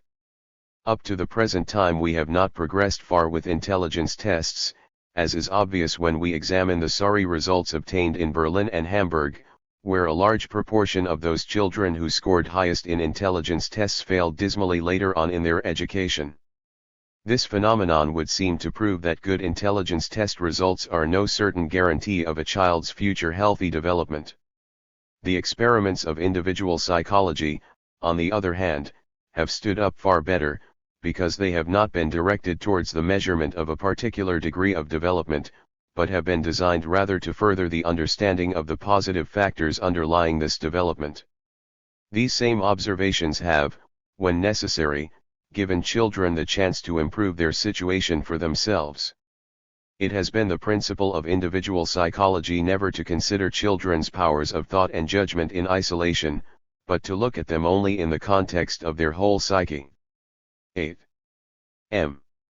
Ln. F. Email. Men, women, and the division of labor.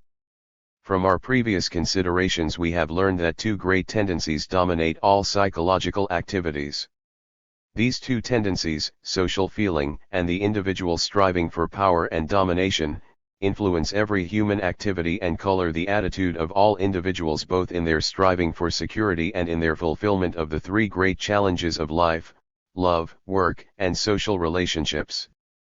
In examining the workings of the psyche, we shall have to become skilled in investigating the quantitative and qualitative relationships of these two factors if we want to understand the human psyche.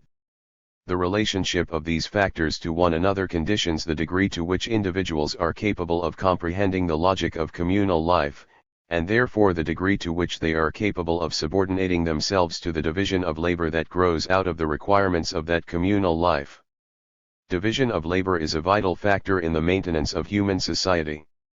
Everyone at some time, or in some place, must do their share. Anyone who does not do their share, who denies the value of communal life, is by definition antisocial and opts out of human fellowship. In simple cases of this sort we speak of egotism, of malice, of self-centeredness, of trouble-making. In more complicated cases we see the eccentrics, the layabouts, and the criminals. Public condemnation of these characteristics grows out of an understanding of their origins, a feeling that they are incompatible with the demands of social life. Any person's value, therefore, is determined by their attitude towards their fellow human beings and by the extent to which they take part in the division of labor that communal life demands. Their acceptance of this communal life makes them important to other human beings, makes them a link in the great chain binding society together. The place of individuals in society is determined by their capabilities. Much confusion has clouded this simple truth, because the striving for power and the desire for dominance have introduced false values into the normal division of labor.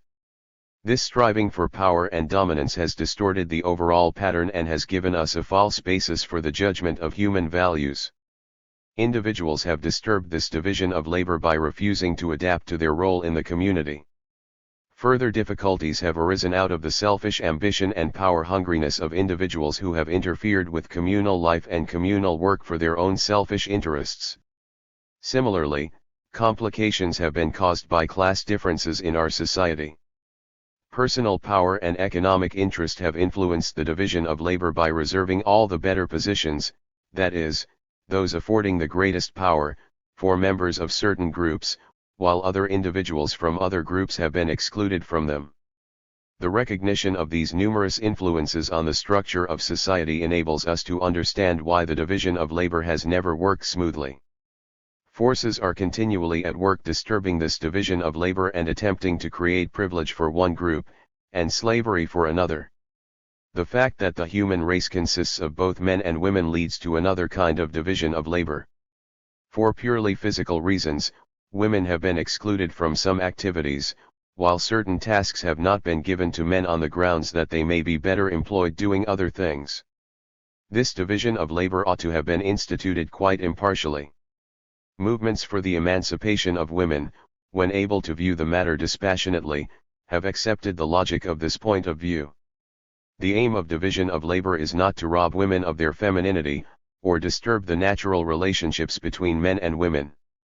Ideally, we are all given the opportunity to do the things we are best suited for. In the course of human civilization, this division of labor has developed in such a way that women have taken over certain tasks to enable men to function more effectively elsewhere. We cannot condemn this division of labor so long as it is operated fairly and without misuse of abilities or resources. Male dominance. As a result of the development of our culture in the direction of personal power, especially through the efforts of certain individuals and certain classes of society who wish to secure privileges for themselves, this division of labor has fallen into characteristic patterns that have affected our entire civilization. Consequently, the importance of the male is greatly emphasized in today's culture. The division of labor is such that the privileged group, men, are guaranteed certain advantages, and this results in their domination over women in the division of labor. Thus the dominant male directs the activity of women in such a way that men always seem to get the good things of life, whereas women are given the tasks that men prefer to avoid. As things stand now, there is a constant striving on the part of men to dominate women, and a corresponding dissatisfaction with masculine domination on the part of women. Since the two sexes are so interdependent, it is easy to understand how this constant tension leads to discord and friction, which must of necessity be extraordinarily painful to both sexes. All our institutions, our traditional attitudes, our laws, our morals, Our customs bear witness to the fact that they are determined and maintained by privileged males for the glory of male domination. These institutions reach out even into the nursery and have a far-reaching influence upon the child's psyche. Children need not fully understand these influences for their emotional life to be deeply affected by them. Such attitudes are worth considering when, for example, we see a little boy flying into a rage when asked to put on girlish clothes. If you let a boy's craving for power reach a certain level, you will surely find him showing a preference for the masculine privileges which, he realizes, guarantee his superiority everywhere. We have already mentioned that child rearing in our families nowadays is only too likely to overvalue the striving for power. The consequent tendency to maintain and exaggerate masculine privileges follows naturally, for it is usually the father who is the family symbol of power. His mysterious comings and goings interest children much more than the constant presence of a mother. Children quickly recognize the prominent role their father plays. They notice if father sets the pace, makes all the arrangements and appears everywhere as the leader. They see how everyone obeys him and sees how the mother may ask him for advice. From every angle, the father seems to be the strong, powerful one. There are children who look up to their fathers to such an extent that they believe everything the father says must be right. They prove the rightness of their own views simply by asserting that their father once said so.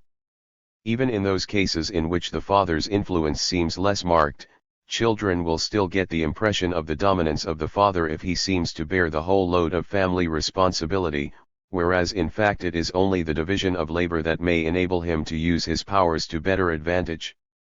As far as the history of the origin of masculine dominance is concerned, we must point out that this phenomenon does not occur naturally. This fact is borne out by the large body of legislation that is necessary to guarantee male domination.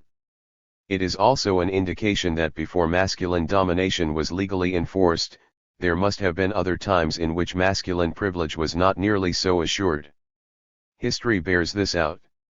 In the days of the matriarchy, it was the mother, the woman, who played the dominant role, particularly so far as the children were concerned. At that time every man in the clan was duty-bound to respect the honored position of the mother. Certain customs are still colored by this ancient institution. For example, in some cultures, all strange men are introduced to children with the title of uncle or cousin. A terrific battle must have preceded the transition from matriarchy to masculine domination. Men who like to believe that their privileges and prerogatives evolved naturally will be surprised to learn that men did not possess these prerogatives from the beginning, but had to fight for them. The triumph of men was simultaneous with the subjugation of women, and it is most clearly seen in the development of the law, which bears witness to this long process of subjugation. Masculine dominance, therefore, is not a natural thing. There is evidence to prove that it developed chiefly as a result of constant battles between primitive peoples, in the course of which man assumed the more prominent role as warrior and finally used his newly won superiority to retain the leadership for himself and for his own ends. Hand in hand with this process was the development of property rights and inheritance rights that became a tool of masculine domination, in that man was usually the acquirer and owner of property. Growing children need not, however, read books on this subject. Although they know nothing of ancient history, they sense that the male is the privileged member of the family. This occurs even when fathers and mothers, with considerable insight, reject those privileges inherited from former days in favor of a greater equality. It is very difficult to convince children that a mother engaged in household duties is as important as a father holding down a responsible job outside the home. Think what it means to a young boy who witnesses the prevailing masculine privilege from his earliest days. From the day of his birth he may be received with greater enthusiasm than a girl child, for all too often parents prefer male children. A boy senses at every step that, as the son and heir, he has greater privileges and higher social value. Chance remarks and incidents constantly call his attention to the greater importance of the masculine role. Male domination is also made clear to him when he sees female workers doing menial tasks, and his impressions are reinforced by the fact that the women around him are not at all convinced of their equality with men. The vital question all women should ask their prospective husbands before marriage is, what is your attitude towards male domination, particularly in family life? This question, however, is seldom asked and even more seldom answered. Sometimes we find women striving for equality and sometimes we find varying degrees of resignation. In contrast, we see men convinced from boyhood that they have a more important role to play. They interpret this conviction as an implicit duty and concentrate on responding to the challenges of life and society in a privileged, masculine manner. Every situation that arises out of this relationship is absorbed by children. What they get out of it is a number of pictures concerning the nature of woman, in which for the most part the woman presents a sorry figure. In this way the development of the boy has a distinct masculine influence. What he believes to be the worthwhile goals in his striving for power are exclusively masculine qualities and a masculine outlook. A typical male attitude grows out of this and clearly reveals its origins. Certain character traits are labeled as masculine, others as feminine, although there is no objective basis for these evaluations. If we compare the psychology of boys and girls and find evidence that seems to support this classification, we are dealing not with natural phenomena but with individuals who have been directed along a very narrow channel, whose lifestyle and behavior patterns have been narrowed down by specific conceptions of power. These conceptions of power have indicated to them with compelling force their places in the scheme of things. There is no justification for the differentiation between manly and womanly character traits. We shall see how both groups of traits are liable to be used to gratify the striving for power. In other words, we shall see that a person can pursue power with so-called feminine traits such as obedience and submissiveness, just as the advantages obedient children enjoy sometimes bring them much more into the limelight than disobedient children, though the striving for power is present in both cases. Our psychological investigations are often made more difficult by this fact that the striving for power can express itself in the most complex fashion. As a boy grows older, masculinity becomes an important duty. His ambition, his desire for power and superiority, are indisputably connected and identified with the duty to be masculine. For many boys who desire power, it is not sufficient simply to be aware of their masculinity, they must prove that they are men, and therefore they must have privileges. They may accomplish this on the one hand by efforts to excel, on the other hand, they may succeed by lording it over all the females around them in every possible way.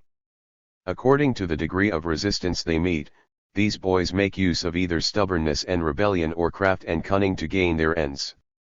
Since every human being is judged according to the criteria of the privileged male, it is no wonder that we always hold this standard up in front of a boy.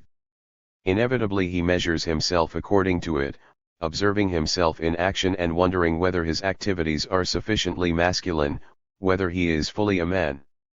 What we consider masculine nowadays is, above all, something purely egotistical, something that satisfies self-love and brings a feeling of superiority and domination over others. It accomplishes all this with the aid of seemingly positive characteristics such as courage, strength, devotion to duty, the winning of all manner of victories, especially over women, the acquisition of positions, honors, and titles, resistance against so-called feminine tendencies, and so on. There is a constant battle for personal superiority because dominance counts as a masculine virtue. In this way every boy imitates the characteristics he sees in adult men, especially his father. We can see the ramifications of this artificially induced delusion of grandeur throughout our society. At an early age a boy is urged to secure for himself a reserve of power and privilege. This is what is called manliness. In bad cases it degenerates into arrogance and brutality. The advantages of being a man are, under present conditions, very inviting. We must not be astonished, therefore, when we see many girls who maintain a masculine ideal either as an unattainable desire or as a standard for the judgment of their own behavior. This ideal may manifest itself as a pattern for both behavior and appearance. It seems that in our culture many women want to be like men. In this group, particularly, we find those girls who have an uncontrollable desire to distinguish themselves in games and activities that for reasons of physique are more appropriate to boys. They climb trees, prefer to play with boys and avoid every womanly activity as a shameful thing. They gain satisfaction only through masculine activities. We can understand their preference for manliness when we realize that the striving for superiority is more concerned with the meaning we attach to activities than with the activities themselves. The alleged inferiority of women. Man has habitually justified his domination not only by claiming that this position is a natural one, but also that his dominance arises inevitably from the inferiority of woman. This conception of the inferiority of woman is so widespread that it affects all races. Linked with this prejudice is a certain uneasiness on the part of men, which may well have originated in the time of the war against the matriarchy when female power was a source of real anxiety. We are constantly coming across indications of this in literature and history. A Latin author writes, "Mulier est hominis confusio, woman is the confusion of man." A popular theme of theological debates was whether women had souls, and learned theses were written on the question of whether women were actually human. The centuries of witch hunting bear sorry witness to the errors, the fears, and the confusion over such questions, all through that shameful era. Women were often regarded as the source of all evil, as in the biblical conception of original sin, or as in the Iliad of Homer. The story of Helen demonstrated how one woman could throw whole nations into confusion and disaster. Legends and fairy tales from all ages are concerned with the moral inferiority of women, their wickedness and duplicity, their treachery and fickleness. A concept of womanly folly has even been used as an argument in legal cases. Along with these prejudices goes the denigration of women's ability, work, and intelligence. Proverbs, anecdotes, mottos, and jokes, in all literatures and among all peoples, are full of degrading references to women. Women have been accused of spitefulness, pettiness, stupidity, and so on. Men can go to extraordinary lengths to bear witness to the inferiority of women. The ranks of men like Strindberg and Schopenhauer who have upheld this thesis have been swelled by a not inconsiderable number of women who have been resigned to a belief in their own inferiority. These are the champions of woman's duty of submission. The degradation of women and of their work continues to be demonstrated by the fact that women are frequently paid less than men, regardless of whether their work is of equal value. In the comparison of results of intelligence and aptitude tests, it was found that in some subjects, such as mathematics, boys showed more talent, whereas girls showed greater aptitude for other subjects, such as languages. Boys do actually show greater talent than girls for studies that can prepare them for traditionally masculine occupations, but this talent is more apparent than real. If we investigate the situation of the girls more closely, we learn that the story of women's inferior abilities is a palpable lie. Girls are daily subjected to the argument that they are less able than boys and are capable only of trivial activities.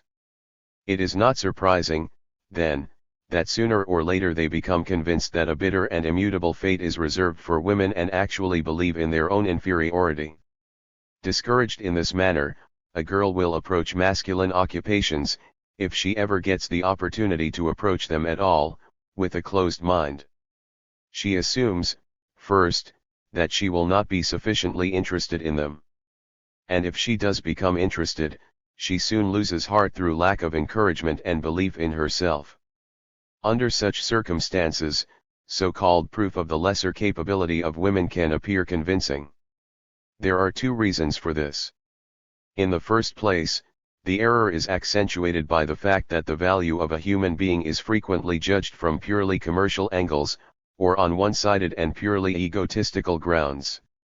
With such prejudices, we can hardly be expected to understand how far performance and capability coincide with psychological development. And this leads us to the second main point that is responsible for the fallacy of women's lesser capability. It is frequently overlooked that girls come into the world with a prejudice sounding in their ears calculated solely to rob them of their belief in their own value, to shatter their self-confidence and destroy their hope of ever doing anything worthwhile. If this prejudice is constantly reinforced, if girls see again and again how women are assigned to servile roles, it is not difficult to understand how they lose courage, fail to face their obligations and shrink from tackling life's problems. After all that, no wonder girls can appear useless and incapable. Yet if we were to approach any human being, undermine their self-respect so far as their relationship to society is concerned, create in them a sense of hopelessness about accomplishing anything, and destroy their courage, and then we were to find that they never amounted to anything, we would not dare to maintain that we were right all along. We would surely have to admit that we ourselves had caused all his distress. It is easy enough in our civilization for a girl to lose courage and self-confidence. And yet, certain intelligence tests revealed the interesting fact that a particular group of girls, aged from 14 to 18, demonstrated greater talent and intelligence than any other group, boys included. Further researches showed that these were all girls from families in which the mother was either the sole breadwinner or contributed largely to the family budget. These girls were in a home background in which the prejudice about the lesser capability of women was either absent or slight. They could see with their own eyes the rewards of their mother's hard work, and as a result they developed much more freely and much more independently, entirely uninfluenced by those inhibitions inevitably associated with a belief in the lesser powers of women. A further argument against there being any truth in this prejudice is the not inconsiderable number of women who have achieved equal eminence with men in a wide range of fields, particularly in literature, art, crafts, and medicine. As well as these outstanding women there are, of course, equal numbers of men who not only do not achieve anything but are so thoroughly ineffectual that we could easily cite them as proof, spurious, of course, that men were the inferior sex. One of the bitter consequences of the prejudice concerning the inferiority of women is the clear-cut division and pigeonholing of concepts, thus masculine denotes worthwhile, powerful, victorious, capable, whereas feminine is synonymous with obedient, servile, subordinate. This thinking has become so deeply embedded in human thought processes that in our civilization everything laudable has a masculine connotation, whereas everything less valuable or actually derogatory is designated feminine. We all know men who would feel deeply insulted if we told them they had feminine qualities, whereas it is no insult if we say to a woman that she has masculine ones. The emphasis is always such that everything characteristic of woman appears inferior. Character traits that are alleged to prove the fallacious contention of woman's inferiority reveal themselves on closer observation to be nothing more than the manifestations of inhibited psychological development. We do not claim to be able to make all children into what are called talented individuals, but we can always make untalented adults out of them. We ourselves have never done this, fortunately. We know others, however, who have succeeded only too well.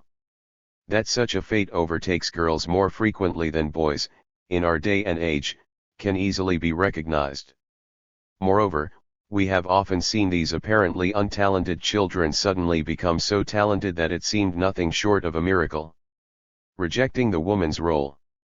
The obvious advantages of being a man have caused such severe disturbances in the psychological development of women that there is an almost universal dissatisfaction with the feminine role.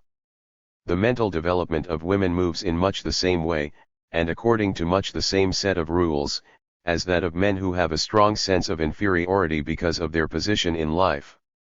An additional, aggravating complication awaits a girl because of the prejudice about her alleged inferiority as a woman.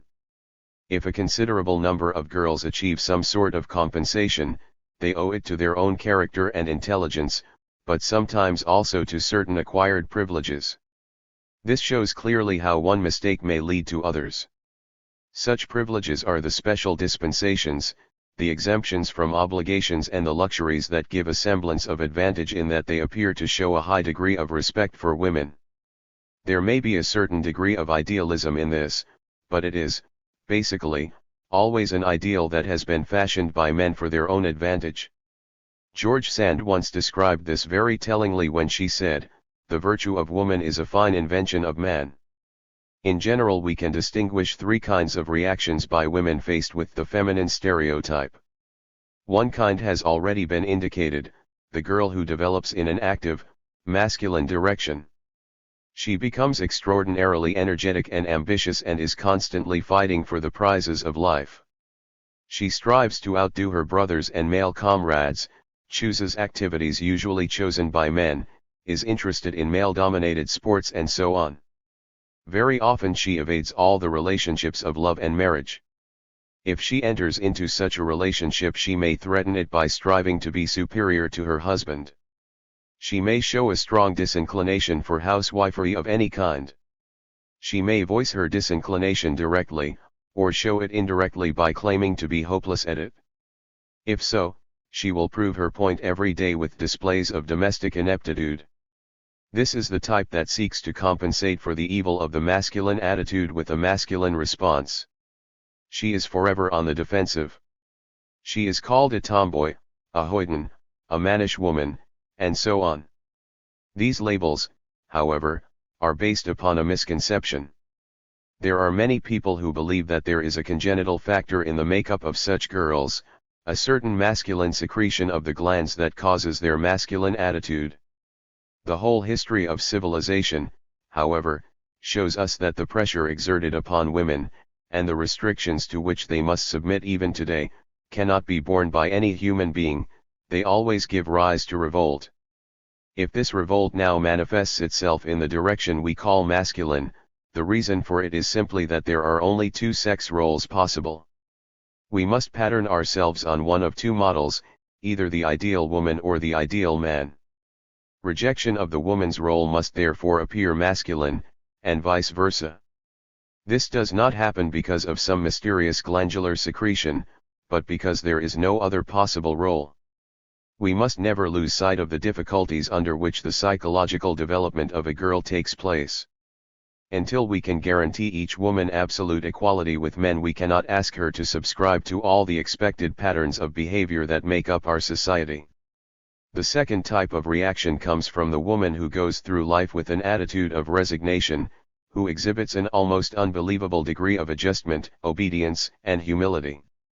To all outward appearances she stays put and does as she is told, but she demonstrates such a high degree of clumsiness and helplessness that she never gets anything done. She may display nervous symptoms, which show the world how weak and in need of protection she is. In this way she shows clearly how ill-prepared she is for her role in life. She is a martyr to her nerves. "Look at me," she seems to say, "I try so hard. It isn't my fault that I'm sick and can't cope." And because she is sick, she cannot take up any of life's challenges satisfactorily.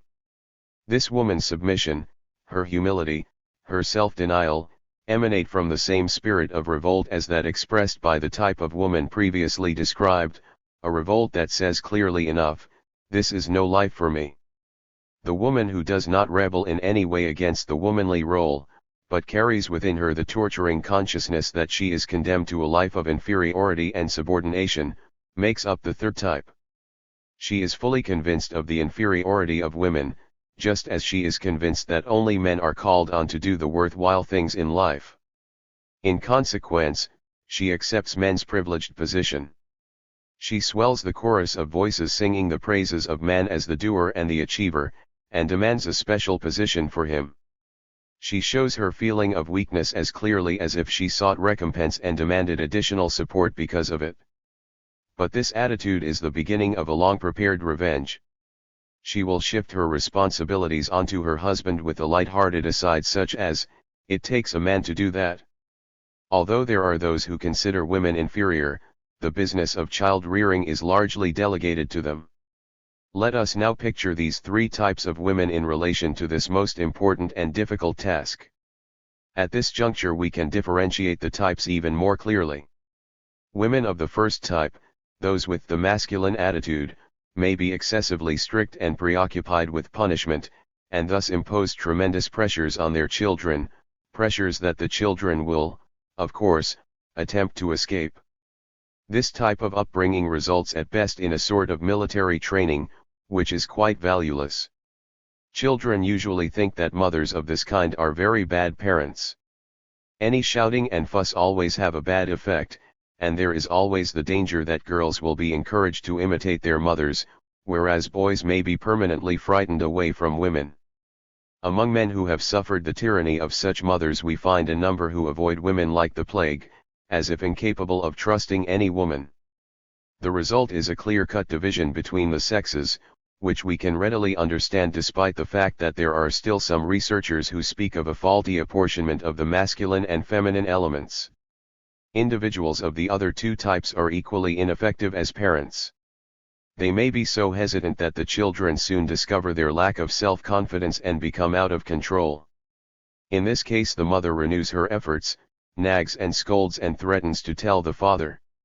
The fact that she calls upon a man to enforce discipline betrays her again, and shows her lack of faith in her child-rearing skills.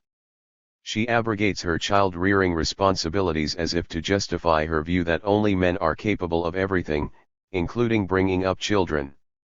Such women may simply avoid all efforts at child-rearing and shift the responsibility for it onto husbands and teachers without any remorse, since they feel they are incapable of doing it successfully themselves. Dissatisfaction with the womanly role is even more evident among girls who escape from life for some so-called higher reason. Nuns, and anyone else who takes up an occupation demanding celibacy, are a case in point. Their lack of acceptance of their role as women is clearly demonstrated in this gesture. Similarly, many girls go into employment at an early age because the independence they achieve at work seems to offer them a protection against the threat of marriage. Here again the driving force is the disinclination to assume the womanly role. What of those cases in which marriage takes place, in which we could believe that the feminine role had been voluntarily assumed? We find that marriage need not necessarily indicate that a girl has reconciled herself with her womanly role. The example of a 36-year-old woman is typical of this. She came to the doctor complaining of various nervous symptoms. She was the eldest child of a marriage between an aging man and a very domineering woman.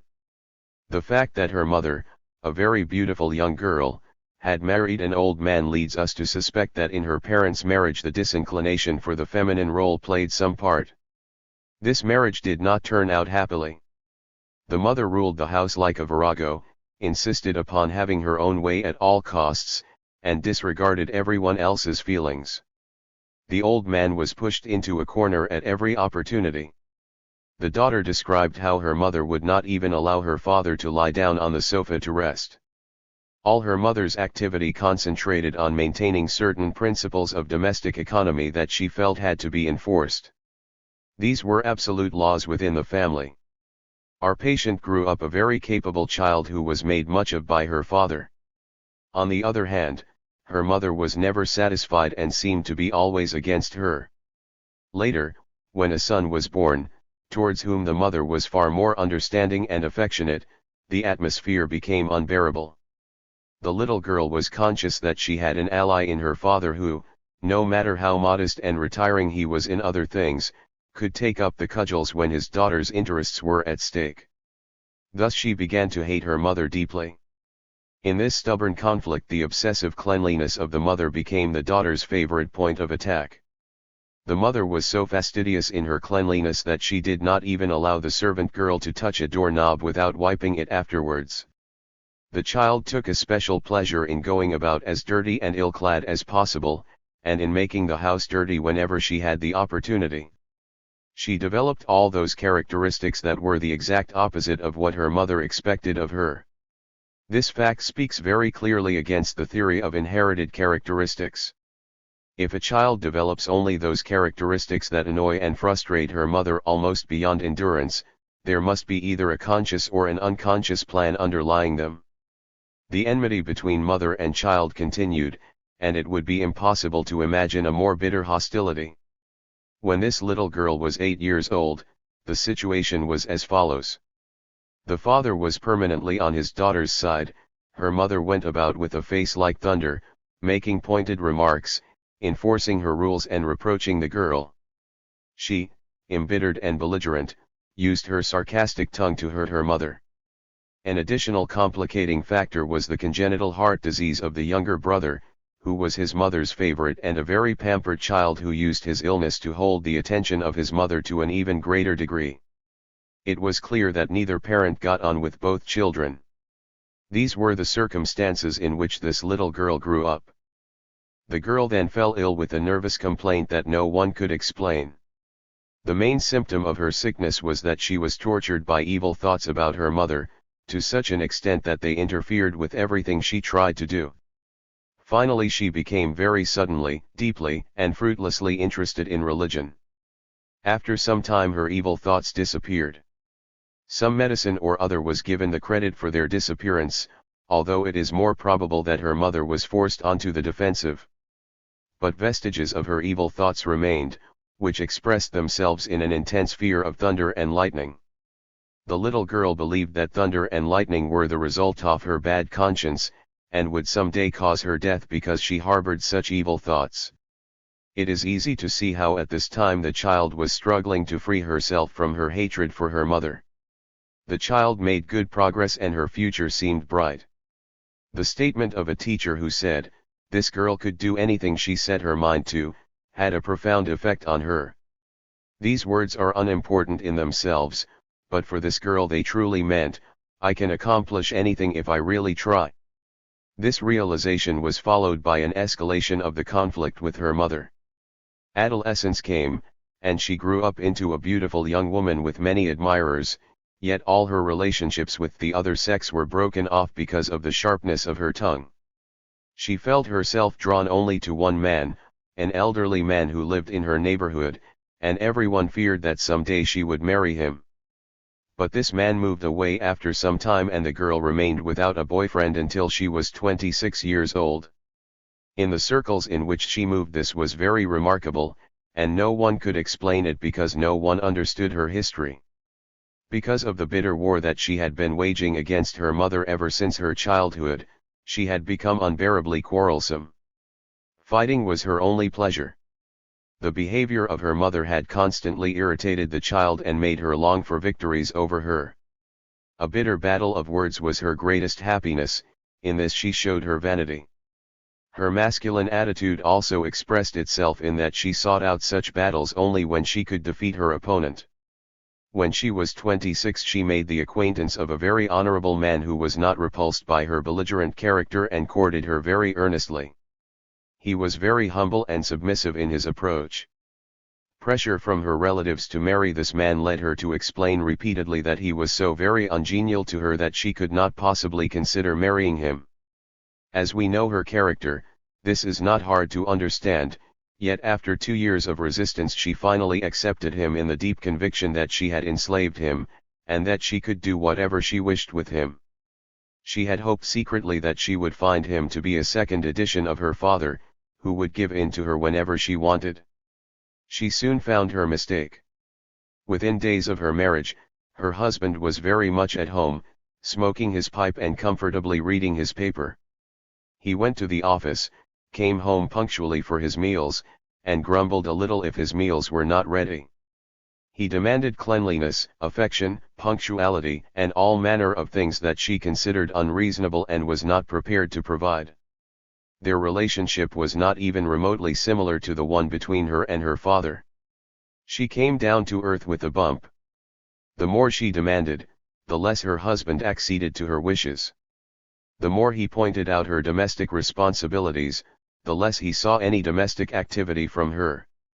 She lost no opportunity to remind him that he really had no right to make these requests, as she had expressly told him she did not like him.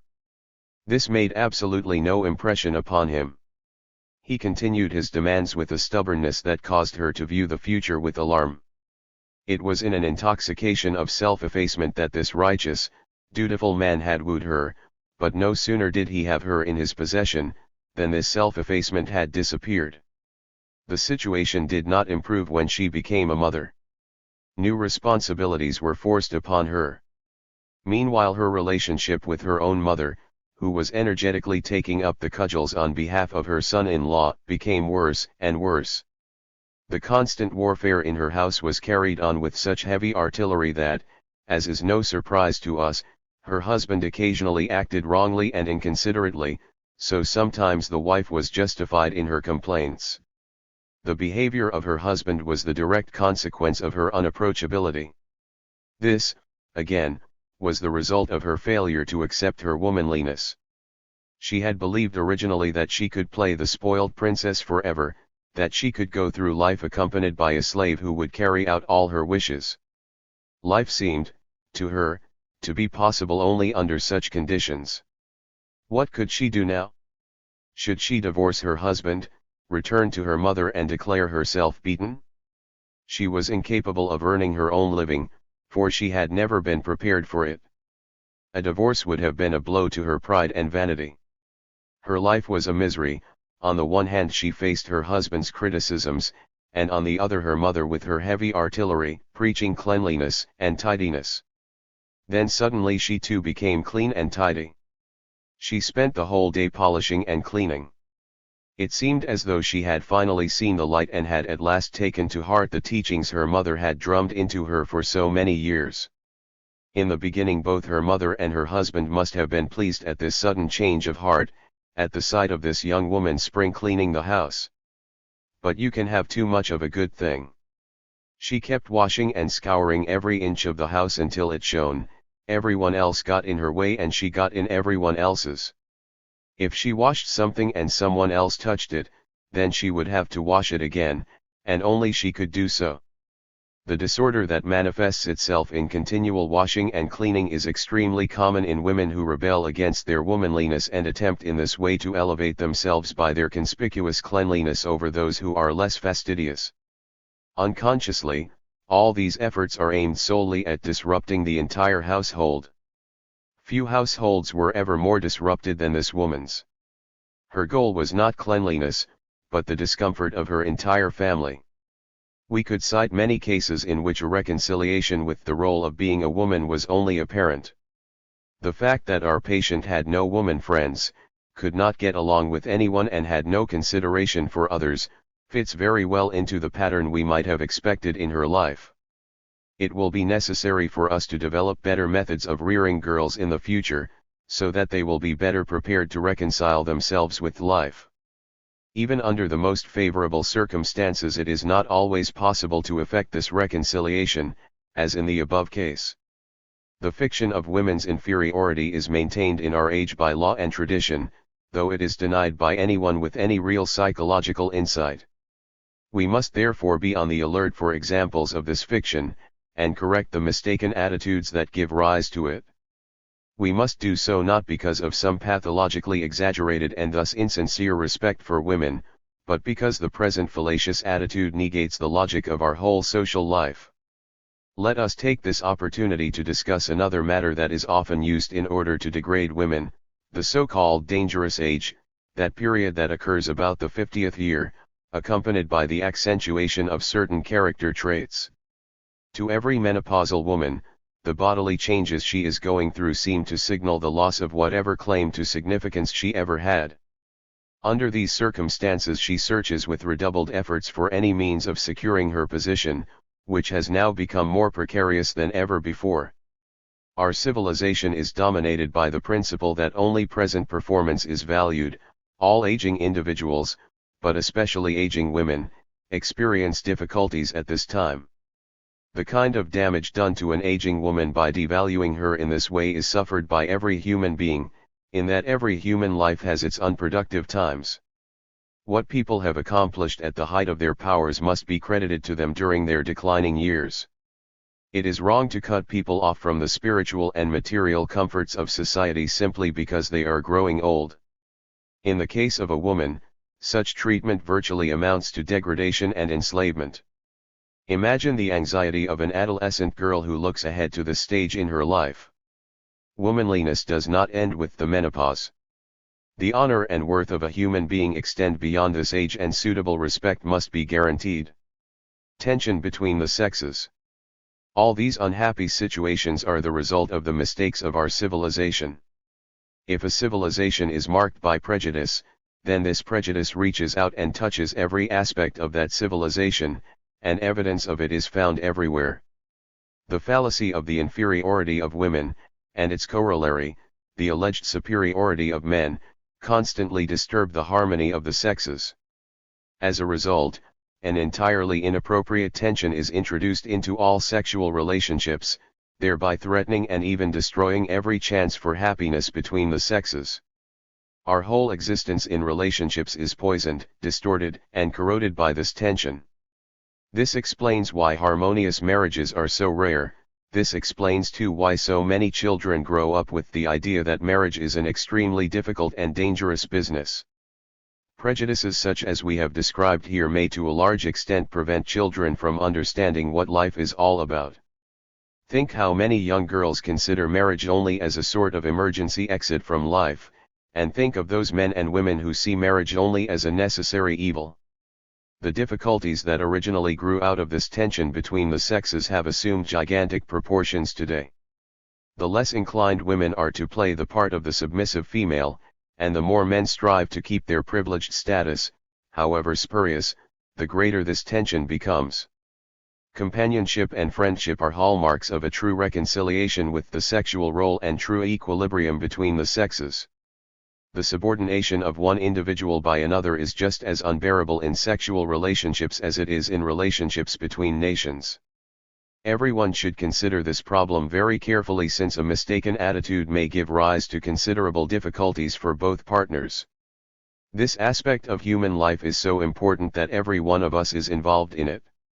It becomes even more complicated nowadays, when children are forced into behavior patterns that involve a depreciation and rejection of other people. A calm upbringing could certainly overcome these difficulties, but we live in hasty times, with a shortage of really tried and tested educational methods. A particular problem is the competitive nature of our whole lives, which reaches even into the nursery. All these things determine only too harshly the pattern for later life. The fear that makes so many human beings shrink from forming loving relationships is caused largely by the pointless pressure that compels every man to prove his masculinity under all circumstances, even if he has to do so by treachery and malice or by force. Obviously, these factors work together to destroy all candor and trust in relationships. The Don Juan type is a man who is unsure of his own manliness and constantly seeks reassurance in his conquests. The distrust between the sexes that is so universal prevents people from being frank with one another, and all humanity suffers in consequence. The exaggerated masculine ideal signifies a constant challenge, a constant spur, a constant restlessness that leads only to vanity, self-glorification, and maintenance of the privileged attitude. All these, of course, are contrary to healthy communal life. We have no reason to oppose the purposes of the women's emancipation movements. It is our duty to support them in their struggle for freedom and equality, because in the end the happiness of the whole of humanity depends upon creating conditions where women can live fully according to their capabilities and men can achieve happy, relaxed relationships with them. What can we do? Of all the institutions that have been developed to improve the relationship between the sexes, co-education is the most important. This institution is not universally accepted, it has its opponents and its advocates. Its supporters' chief argument is that through co-education the two sexes have the chance to get to know one another at an early age, and that this early familiarity can to some extent break down prejudice and save a lot of anxiety later. The opponents of co-education usually argue that boys and girls are already so different by the time they enter school that educating them together only accentuates these differences, since the boys feel pressured. This is because during the school years girls develop more quickly than boys intellectually. The boys, who feel obliged to assert their importance and appear superior, suddenly recognize that their superiority is an illusion. Other investigators have maintained that in co-education boys become anxious in the company of girls and lose their self-esteem. There is, no doubt, some measure of truth in these arguments, but they apply only when we consider co-education in the sense of competition between the sexes, for the prize of greater talent and ability. If that is what co-education means to teachers and pupils, it is a damaging doctrine. If co-education is to succeed, we need teachers with a better understanding of it. Co-education represents a training and preparation for future cooperation between the sexes in shared tasks. Without such teachers, co-education will fail, and its opponents will feel amply justified in their opposition to it. Only a poet could capture all the nuances of the whole situation between the sexes. We must be content merely to indicate the main points. An adolescent girl acts very much as though she were inferior, and everything we have said concerning the compensation for physical disadvantages applies equally well to her. The difference is this: the belief in her inferiority is forced upon a girl by her environment. She is so irrevocably channeled into this behavior that even investigators with a great deal of insight have from time to time fallen into the fallacy of believing in her inferiority. The result of this is that both sexes have finally fallen into the midden of prestige politics, and each sex tries to play a role for which it is not suited. What happens? Their lives become complicated, their relationships are robbed of all candor, and they are stuffed with fallacies and prejudices that destroy any hope of happiness. 9. The family constellation. We have often drawn attention to the fact that before we can judge human beings we must know the situation in which they grew up. An important influence is the position of children in their family constellation. After we have gained sufficient expertise, we can often categorize human beings accordingly and can recognize whether they are firstborn, only children, the youngest in the family, and so on. People seem to have known for a long time that youngest child are usually a special case.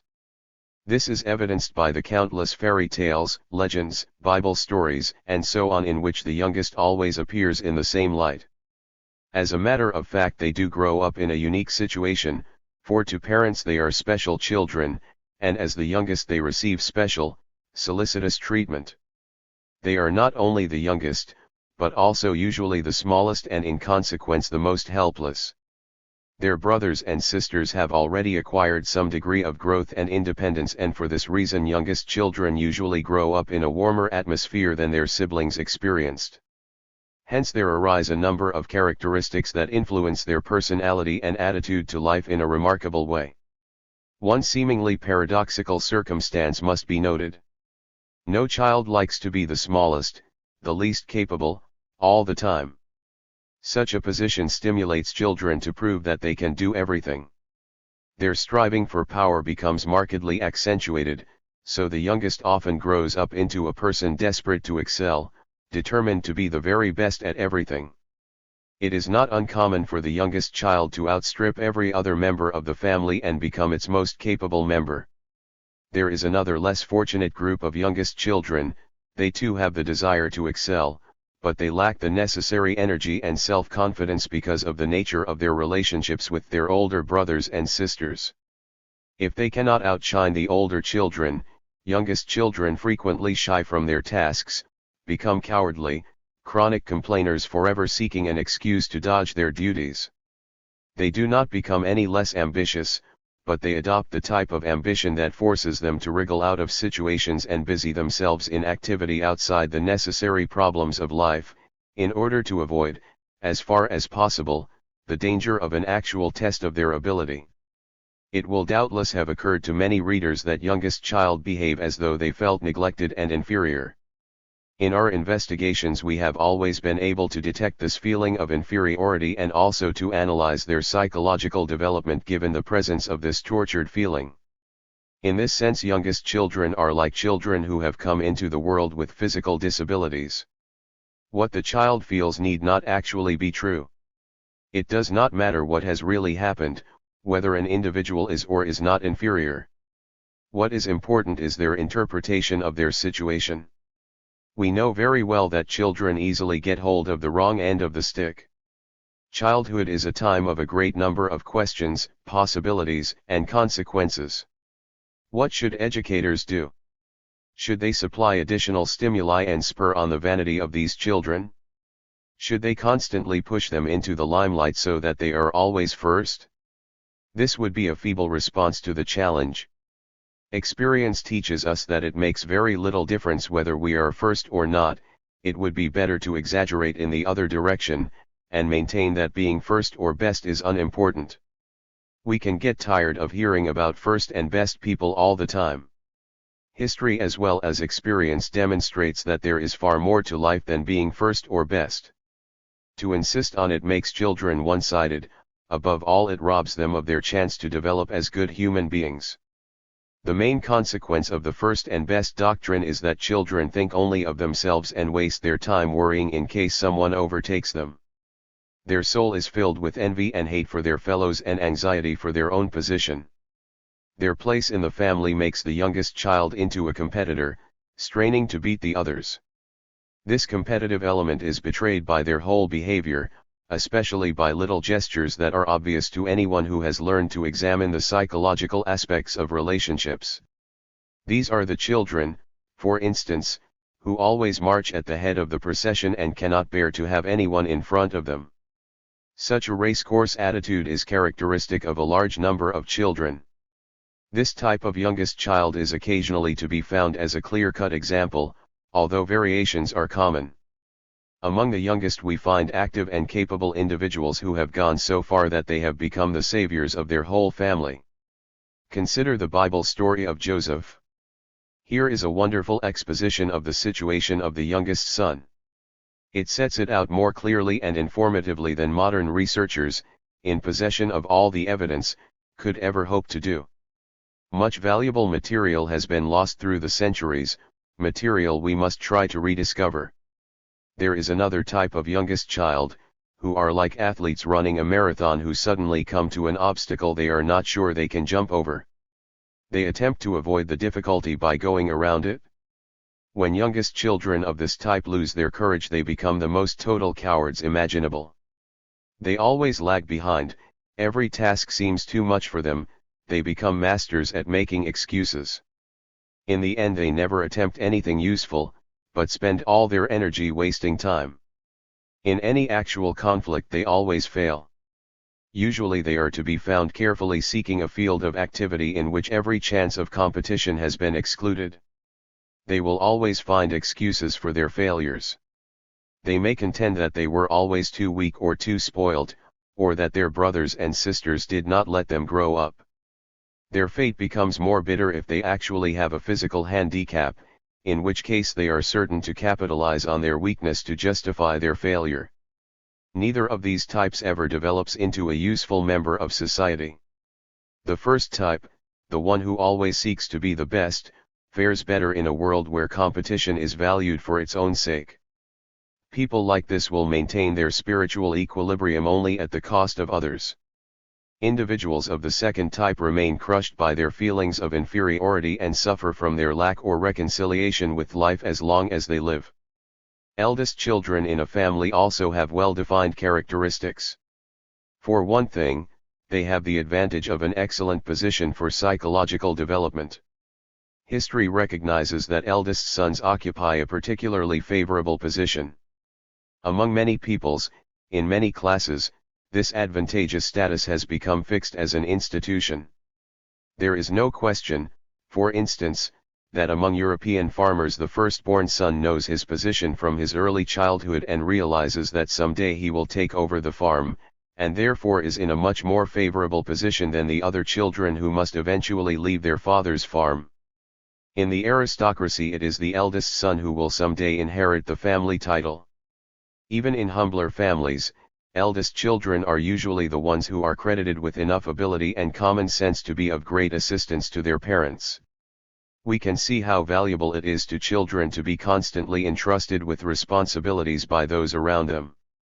We can imagine that their thought processes go something like this: I am older, bigger, stronger than the others, and therefore I must also be cleverer than they are. If their development in this direction goes on without disturbance, then we shall find them with all the characteristics of a guardian of law and order.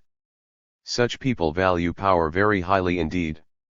This does not only apply to their own personal power, it also affects their evaluation of power in general. Power is a concept that comes quite naturally to eldest children, something that is important and must be respected. It is not surprising that such individuals are markedly conservative. The striving for power in the case of second children also has its special nuance. Second-born children are constantly under pressure, striving for superiority. The racecourse attitude that determines their aim in life is very evident in their actions. The fact that there is always someone ahead of them who has already gained power is a strong stimulus for second children.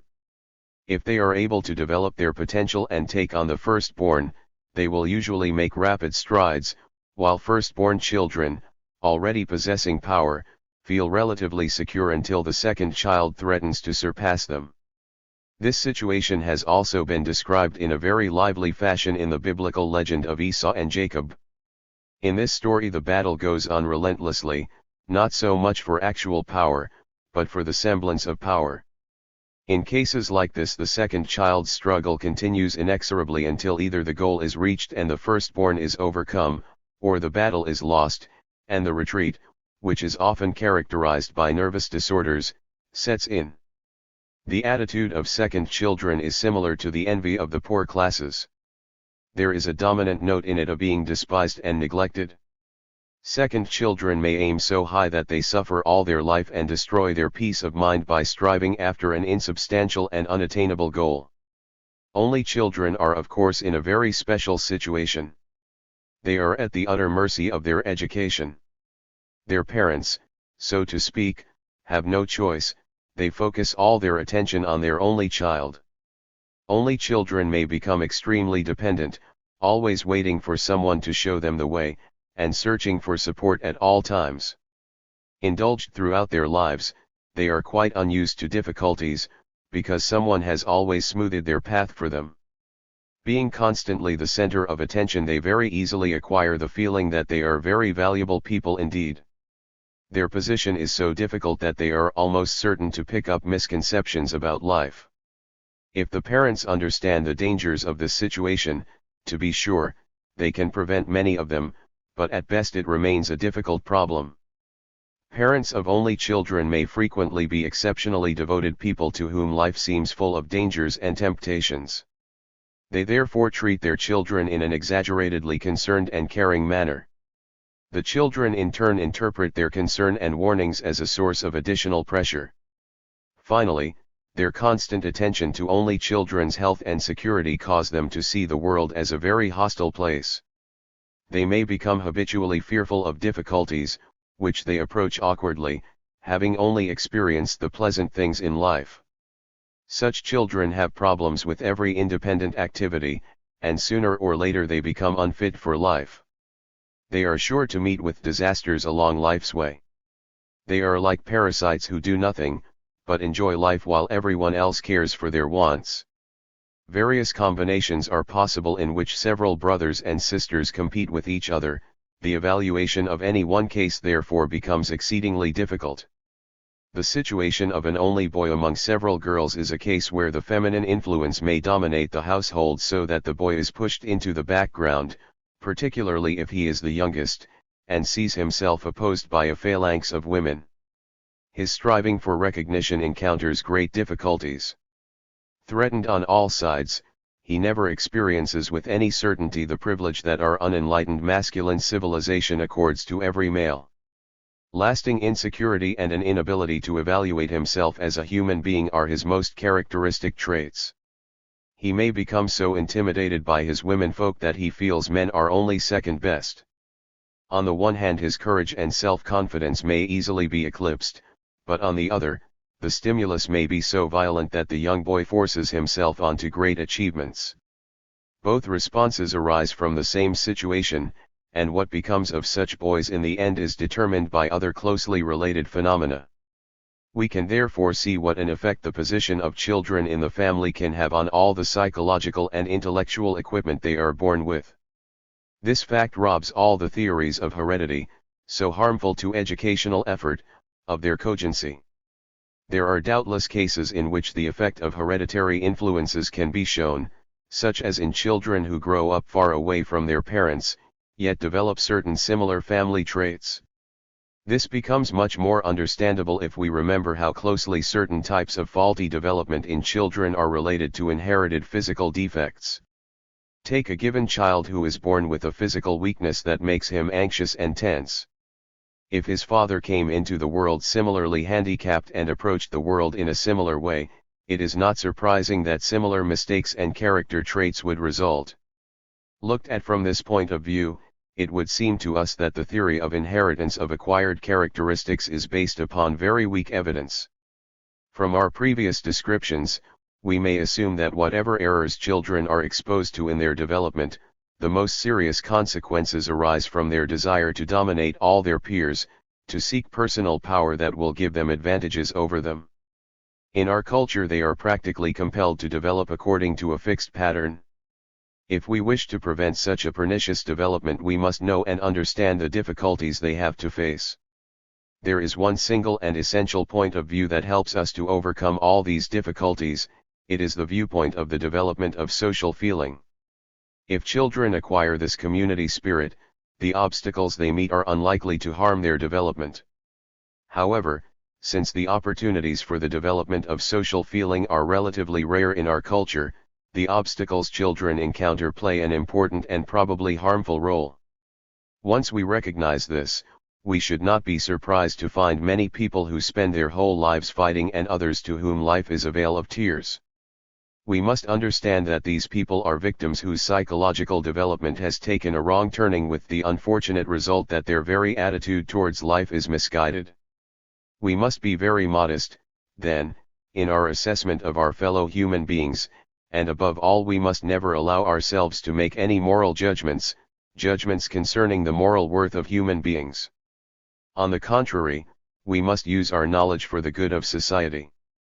We must approach mistaken and misguided people sympathetically, because we are in a much better position than they are to understand what is going on inside them. Our insight gives rise to important new points of view in the matter of education. The very recognition of the source of error puts into our hands a great many influential instruments for improvement. By analyzing the psychological structure and development of human beings, we may not only understand their past, but also make an informed guess concerning their future. Thus our science gives us some conception of what human beings really are. They become living beings for us, not just cardboard cutouts. In consequence, we can have a richer and more meaningful sense of their worth as human beings than is usual nowadays. Part 2. The Science of Character. 10. General Considerations.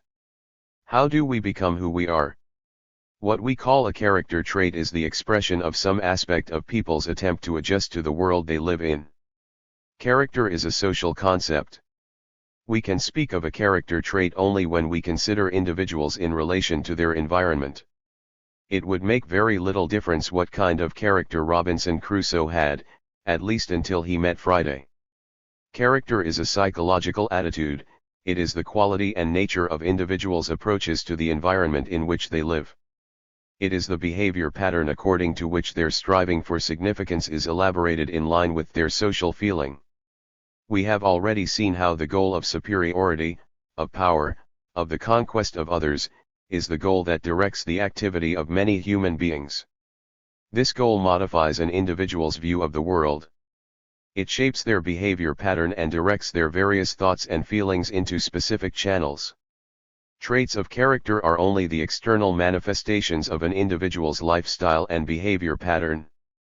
As such, they enable us to understand their attitude towards their environment, towards their fellow human beings, towards the society in which they live, and towards the challenge of existence in general. Character traits are instruments, the tools used by the total personality in acquiring recognition and significance. The use of such tools in the personality amounts to a technique for living. Character traits are not inherited, as many would have it, nor are they present at birth. They are like a blueprint for existence that enables every human being to live their life and express their personality in any situation without the need to think about it consciously. Character traits are not the expressions of inherited powers or tendencies. We acquire them to help us go through life in a particular way. No child, for instance, is born lazy. Children become lazy because laziness seems to them the best way of making life easier, while at the same time enabling them to keep their feeling of significance. The striving for power can to some extent be expressed in the pattern of laziness. An individual may draw attention to a congenital handicap and thus save face before a defeat. The end result of such introspection is always something like this: if I did not have this disadvantage, my talents would develop brilliantly. But unfortunately I am handicapped. A second individual, involved in a long-standing war with her environment because of her undisciplined striving for power, will develop whatever weapons of power can help her war effort, weapons like ambition, envy, mistrust, and so on. We believe that such traits of character are indistinguishable from the personality, but are neither inherited nor unchangeable. Closer observation shows us that the person has found them necessary and suitable for her behavior pattern, and has acquired them for this purpose, sometimes very early in life. They are not primary factors, but secondary ones, and have been forced into being by the secret goal of the personality. They must be judged from the standpoint of teleology. Let us recall our previous explanations in which we have shown how the style of the life of individuals, their actions, their behavior, their position in the world, are all closely connected with their goal. We cannot think anything, nor set anything into motion, without having some distinct purpose in mind. In the murky depths of the psyche of children this goal is already present, directing their psychological development from their earliest days. This goal gives form and character to their life. Because of it, every individual is a particular and discrete unity, different from all other personalities. All their actions and all the expressions of their life are directed towards the same private goal. Knowing the goal enables us to know the person. So far as a person's psyche and character are concerned, heredity plays a relatively unimportant role. There is no concrete proof to support the theory of inherited character traits. Our characters begin to be formed very early in life, so early in fact that they appear to be inherited. They are, however, at best learned through observation and mimicry. The reason why there are character traits common to a whole family, nation, or race, lies simply in the fact that one individual acquires them from another by imitation or sharing in the other's activity. Children and adolescents are great imitators. The thirst for knowledge, which is sometimes expressed as a desire to see, can lead to curiosity as a character trait in children with eye defects, but if the behavior patterns of this child demands it, the same thirst for knowledge might develop into quite a different character trait. The same child might satisfy himself by investigating things and taking them apart or breaking them up. Or such a child might, under other circumstances, become studious and fond of books. We may examine tendencies for mistrust in people with hearing defects in much the same way. In our civilization they are exposed to great danger and they sense that danger keenly. They are also exposed to ridicule and degradation and are frequently treated as feeble-minded. These are factors of the utmost importance in the development of a mistrustful character. Since the deaf are excluded from many pleasures, it is not surprising that they should be hostile to those pleasures. But it would be wrong to assume that they were born with a mistrustful character. The theory that criminal character traits are congenital is equally fallacious. We can counter the argument that many families produce several criminals by pointing out that older family members pass on their antisocial attitudes to younger members, who learn by example. Children in these families are taught from early childhood that theft is a lucrative way of making a living, and so the family tradition continues. The striving for recognition may be considered in much the same way. All children face so many obstacles in life that no children ever grow up without striving for some kind of significance. This striving may take many different forms, and every human being approaches the problem of their personal significance in an individual way. The observation that children are similar in character to their parents is easily explained by the fact that children, in their striving for significance, model themselves upon the individuals around them who are already significant and respected. Every generation learns from its predecessors in this way, and retains what it has learned throughout all the difficulties and complexities to which this striving for power may lead. The goal of superiority is a secret goal. The presence of social feeling prevents it from appearing overtly, it grows in secret and hides behind an acceptable facade. It must be reaffirmed, however, that this growth would not achieve such tropical luxuriance if we humans understood one another better.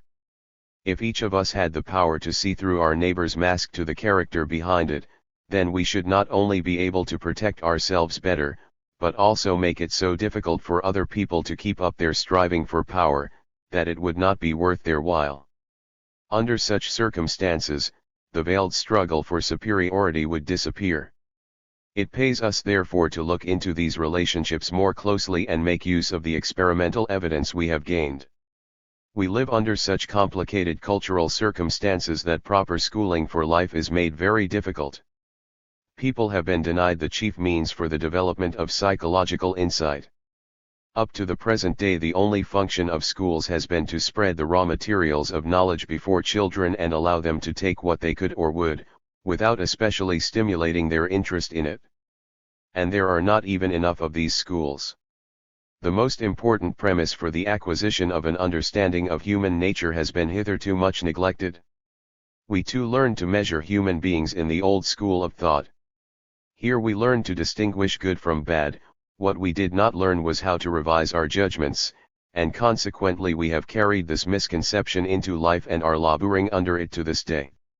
As adults we are still applying the prejudices and fallacies of our childhood as though they were sacred laws. We are not yet aware that we have been drawn into the confusion of our complicated culture, that we have assumed points of view that true insight would make impossible. In the final analysis, we go about interpreting everything from the point of view of the heightening of our personal self-esteem, and with the aim of boosting our own powers. Social feeling, community spirit, and the development of character. Next to the striving for power, it is social feeling that plays the most important role in the development of character. It is expressed, just as is the striving for significance, in the first psychological stirrings of children, especially in their desire for contact and tenderness. We have previously expounded on the conditions for the development of social feeling. We wish to refer to them briefly here. Community spirit, or social feeling, is influenced both by a person's feelings of inferiority and by the compensatory striving for power. Human beings are very susceptible to inferiority complexes of all kinds. The process of psychological development, the growth of an anxiety that seeks for compensations and security, begins as soon as the feeling of inferiority appears. The rules of child rearing must take account of our recognition of children's inferiority feelings. These rules may be summed up as follows: do not make life too bitter for children, or let them see the dark side of existence too early. Give them the chance to experience the joy of living. For economic reasons, it may not be possible to apply these rules in all cases. Unfortunately, many children grow up in circumstances of poverty and want. Physical handicaps play an important role too, because they can make a normal lifestyle impossible and suggest to children that they need special privileges. It is inevitable that children facing poverty or disablement will feel that life has treated them badly. This in turn gives rise to the great danger that their social feeling will be affected. We cannot judge human beings except by using the concept of community spirit as a standard, and measuring their thought and action by this standard. We must maintain this point of view because every individual within the body of human society must subscribe to the oneness of that society. We have to realize our duty to our fellow human beings. We are in the very midst of a community and must live by the logic of communal existence. This logic determines the fact that we need certain known criteria for the evaluation of our peers. The degree to which social feeling has developed in any individual is the only universally valid criterion of human values. We cannot deny our psychological dependency upon social feeling. No human beings are capable of ignoring their social feeling completely. For we all know we have a duty to our fellow human beings. Our social feeling constantly reminds us of the fact. This does not mean that social feeling is constantly in our conscious thoughts, but it does require a certain amount of determination to deny it and set it aside. Furthermore, social feeling is so universal that no one is able to begin any activity without first being justified by it. The need for justifying each act and thought originates in our unconscious sense of social unity. At the very least, it is the reason why we seek extenuating circumstances to excuse our actions. Interestingly enough, social feeling is so fundamental and important that, even if we have not developed this ability to consider others as fully as most people have done, we still make efforts to appear as though we had done so. This means that the pretense of social feeling is sometimes used to conceal the antisocial thoughts and deeds that are the true expressions of a personality. The difficulty lies in differentiating between the false and the genuine. It is this very difficulty that raises the understanding of human nature to the plane of a science. We shall now look at several examples that demonstrate how social feeling may be misused. A young man once told us how he swam out to an island in the sea with some companions, and spent some time there. It happened that one of his companions, leaning over the edge of a cliff, lost his balance and fell into the sea. Our young man leaned over and watched with great interest as the fellow went under. When he thought about this event later, it occurred to him that he had not considered this behavior strange. It happened that the young man who fell into the sea was saved, but as far as the narrator of the story is concerned, we can affirm that his social feeling must have been minimal. We shall not change this view even if we hear that he has never harmed anyone in his life, or that he has occasionally been a good friend to someone. Our assumption must be reinforced by further facts. A frequently recurring daydream of this young man was that he found himself shut off from all human beings in a pretty little house in the middle of a forest. This picture was also a favorite motif in his drawings. Anyone who understands fantasies and also knows his previous history, will easily recognize his lack of community spirit, reaffirmed in his dream. It would be fair to say that his psyche has developed unevenly. He is simply deficient in social feeling. The following anecdote may show the difference between true and false social feeling. An old lady, while attempting to catch a bus, slipped and fell down in the snow. She could not get up, and a number of people hurried past her without noticing her plight, until a man came and helped her up. At this moment another man, who had been hidden somewhere, appeared and greeted her chivalrous savior with these words, "Thank God. I have finally found a decent person. I have been standing here for 5 minutes, waiting to see whether someone would help the old lady up. You are the first one to do it." This incident shows how the semblance of community spirit may be misused. By this palpable deception, one man has set himself up as a judge of others. He distributes praise and blame, but has not himself lifted a finger to help. There are other more complicated cases in which it is not easy to gauge a person's social feeling. The only thing to do is carry out a radical investigation. Once this is done, we do not remain in the dark for long. There is the case, for instance, of a general who, although he knew the battle was already lost, caused thousands of soldiers to die unnecessarily. This general claimed he was acting in the interests of the nation, and many people agreed with him. Yet it would be difficult to consider him a good fellow human being, whatever reasons he may have given to justify his behavior.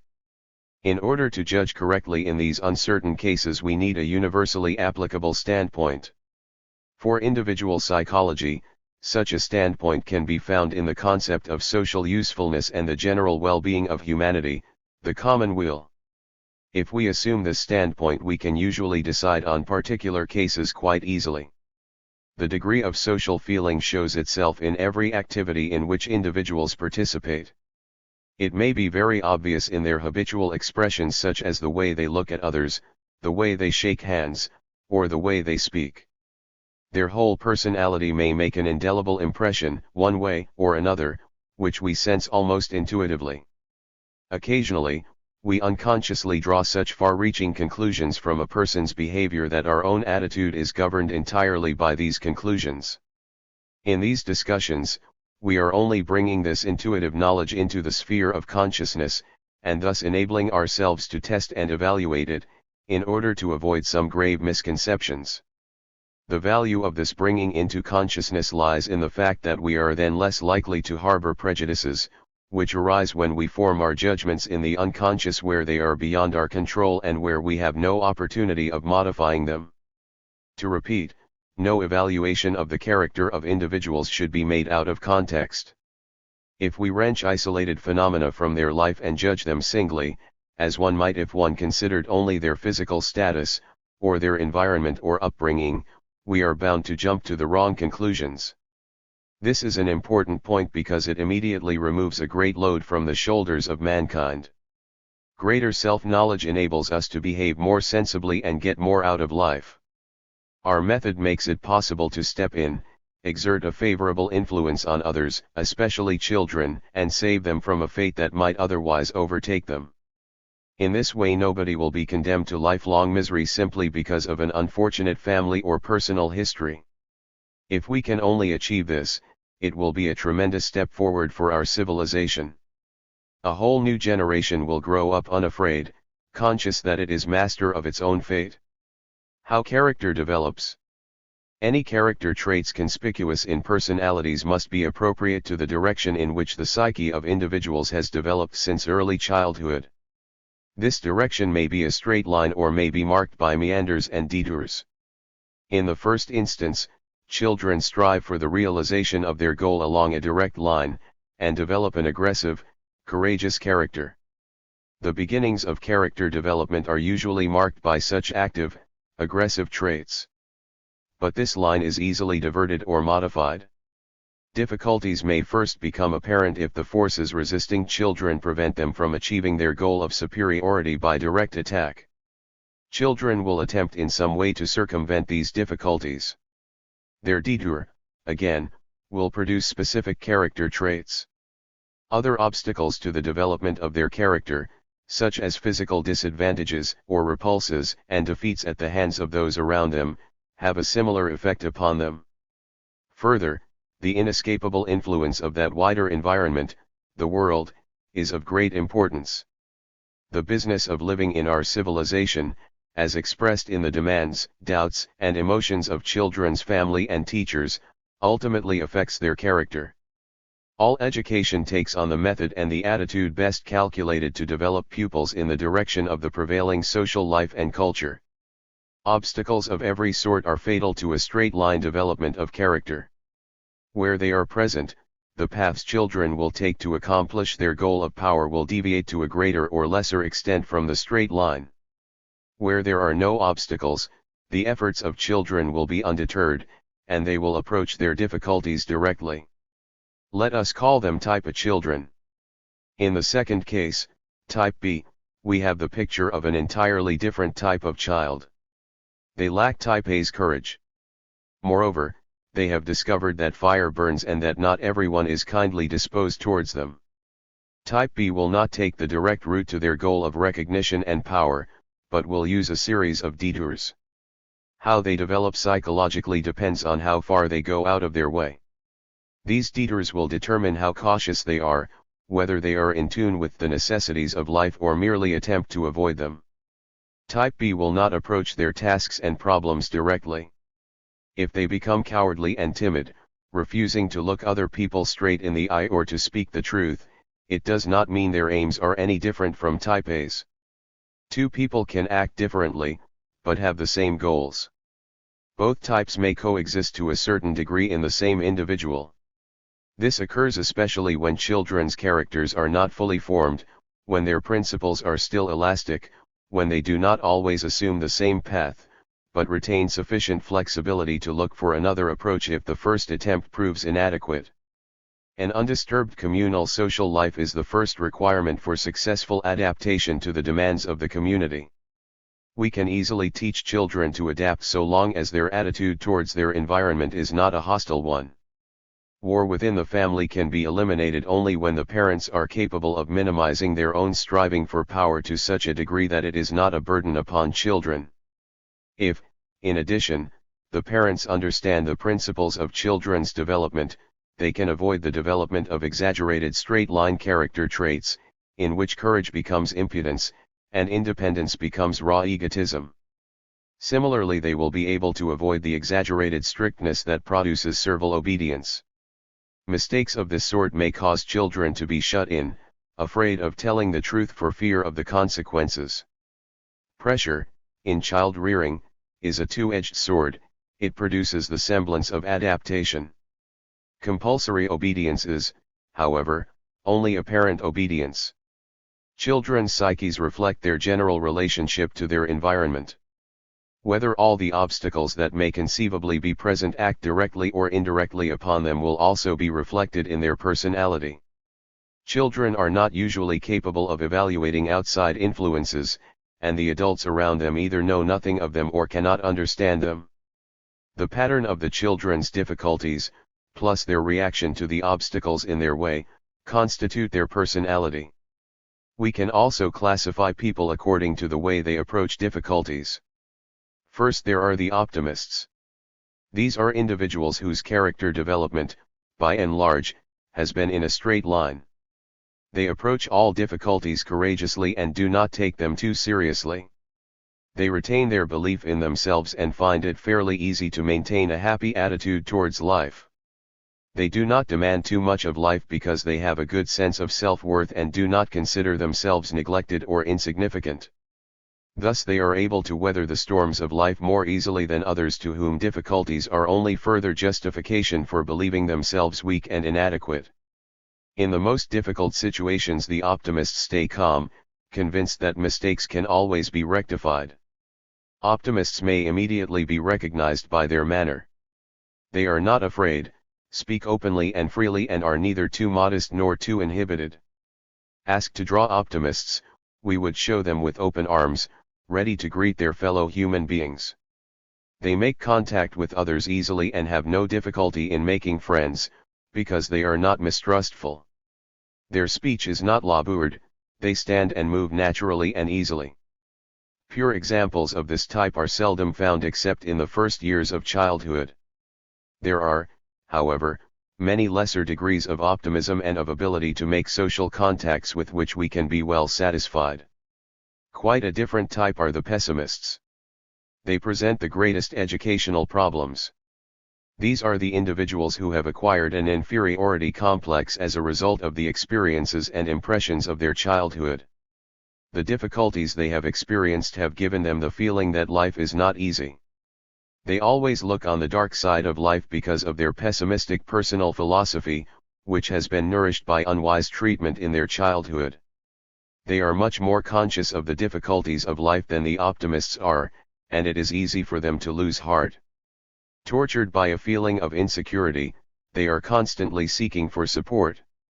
A cry for help is forever echoed in their behavior, because they cannot stand alone.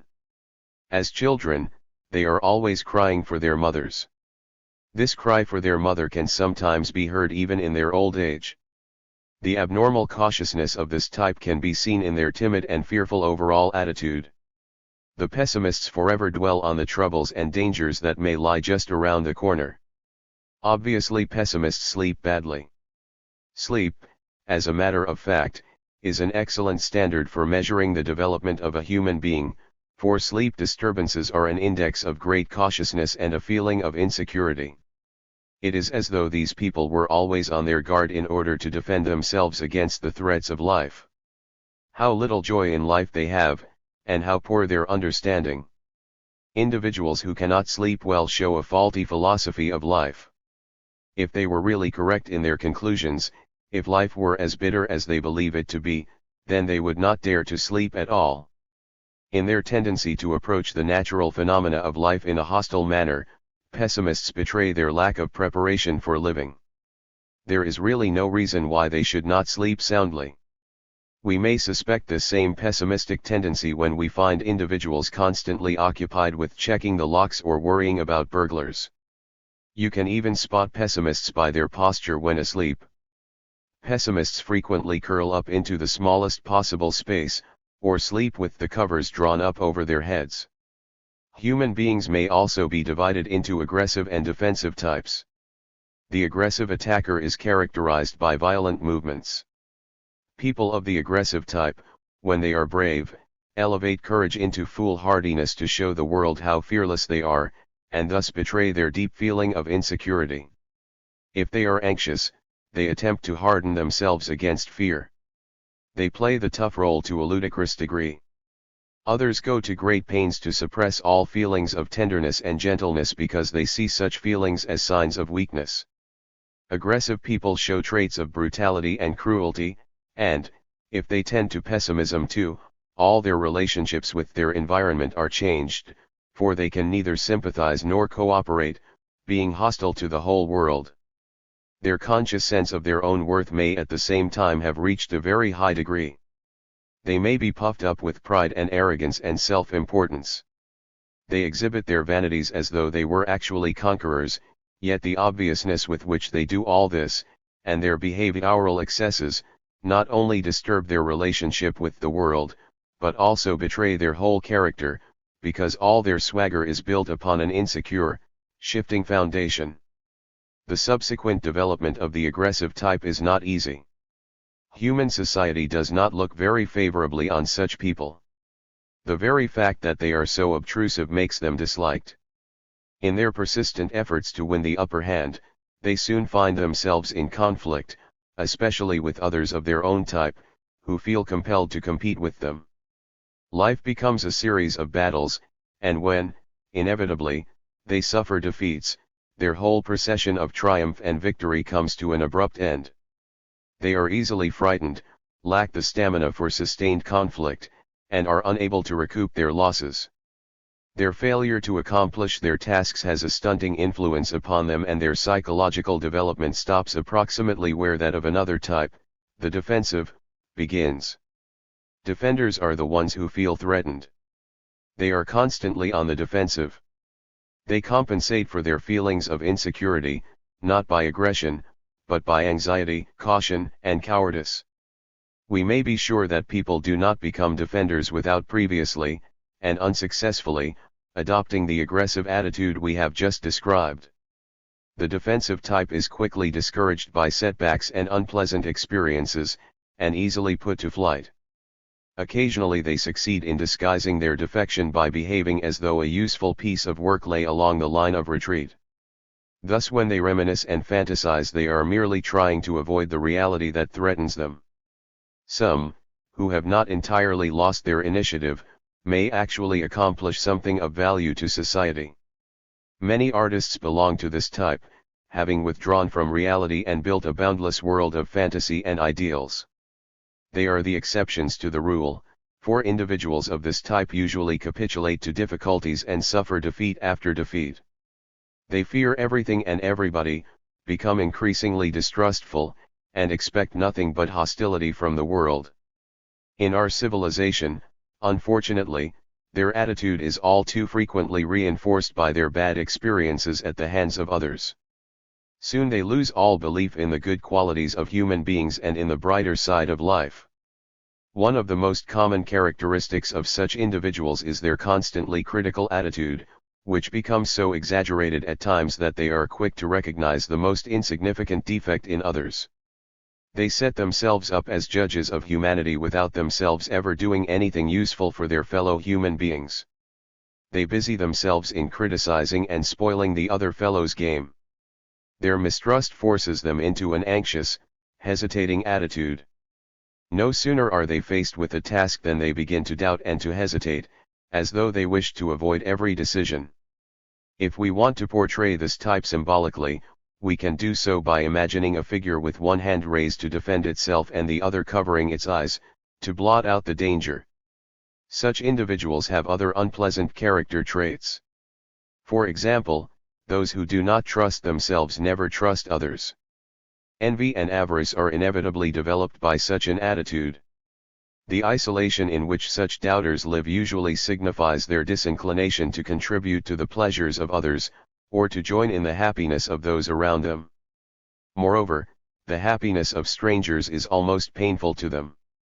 Certain members of this group may succeed in maintaining a feeling of their own superiority over the rest of mankind by deceit and dissimulation. In their desire to maintain their superiority at all costs, they develop a behavior pattern so complicated that, at first glance, no one would ever suspect their basic hostility to humankind.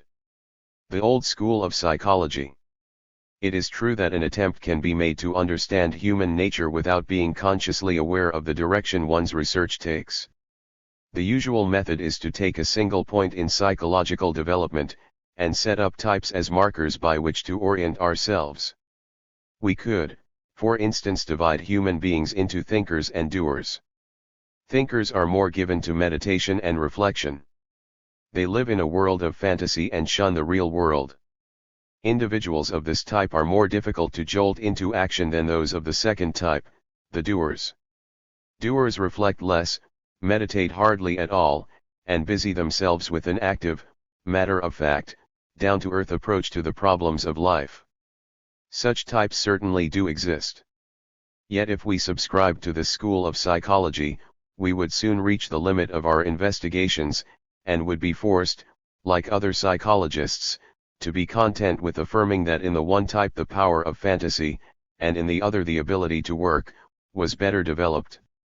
This would hardly be sufficient material for a really scientific statement. We need to discover better conceptions of how these things happen, and whether they had to happen, and whether they can be avoided or mitigated. For this reason such artificial and superficial labeling is not valid for a rational study of human nature, even though the various types, as stated above, actually do exist. Individual psychology has concentrated on the development of the psyche at the point where the various forms of psychological manifestation originate, in the earliest days of childhood. It has established that these manifestations, taken together or singly, are colored either by the predominance of social feeling, or by the struggle for power. With this contention, individual psychology has found a key to understanding human beings according to a simple and universally applicable concept. Any human being may be classified according to this key concept, which has an extremely wide field of application. Naturally, we need to approach every case with the caution and skillful observation appropriate to a psychologist. With this obvious premise we acquire a standard, and are able to judge whether a psychological manifestation contains a great degree of social feeling and only a muted striving for personal power and prestige, or whether it is predominantly selfish, ambitious, and useful only in creating a sense of superiority. On this basis it is easy to understand more clearly certain character traits that have previously been misunderstood, and to judge them according to their place in the personality as a whole. Moreover, understanding a trait or behavior pattern in someone gives us a tool with which to modify that individual's behavior. Temperament and endocrine secretion. The categories of temperaments are an old classification of psychological phenomena and character traits. It is difficult to know just what is meant by temperament. Is it the quickness with which we think, speak, or act? The power or the rhythm with which we approach a task? On investigation, the explanations of psychologists concerning the essence of temperament seem singularly inadequate. We must admit that science has been unable to get away from the concept that there are 4 temperaments, or humors, a concept that dates back to the dim antiquity in which the study of human nature first began.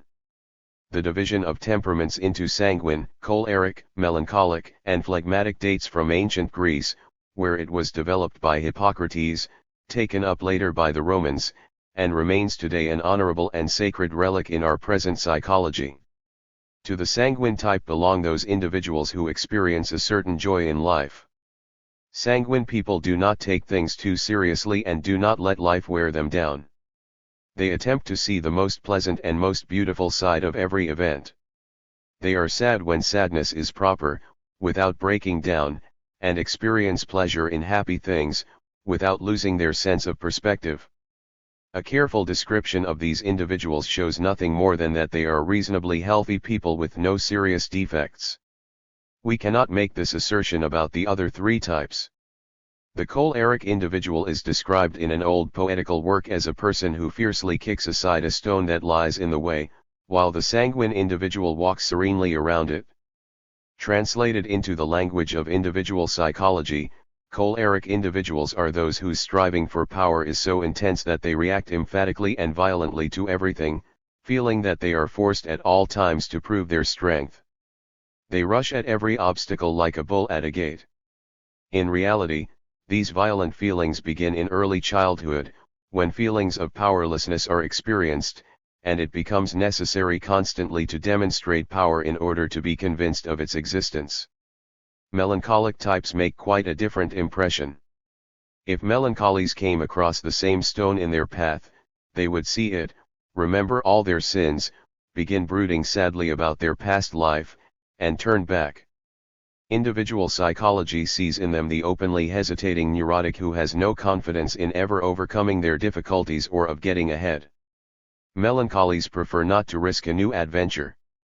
They would rather stand still than move towards an objective, and if they do set out, they begin every movement with the greatest caution.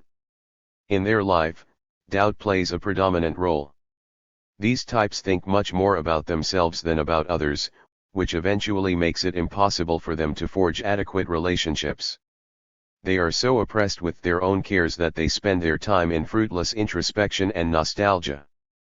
Phlegmatic individuals in general are strangers to life. They are subjected to experiences without drawing the appropriate conclusions from them. Nothing makes a great impression upon them, they are hardly interested in anything, they make no friends, in short they have almost no connections with life. Of all four types they are probably the ones who are farthest away from the business of living, because of their insensitivity to their environment. We may therefore conclude that only sanguine individuals can be good human beings.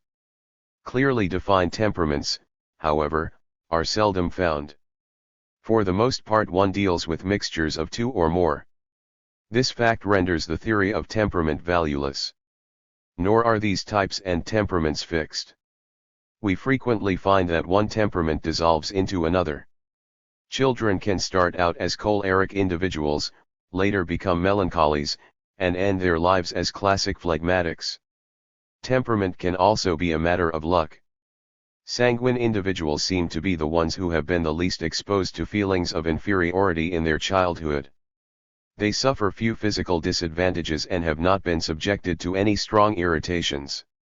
As a result they have developed uneventfully, with a certain love for life that enables them to approach it with confidence.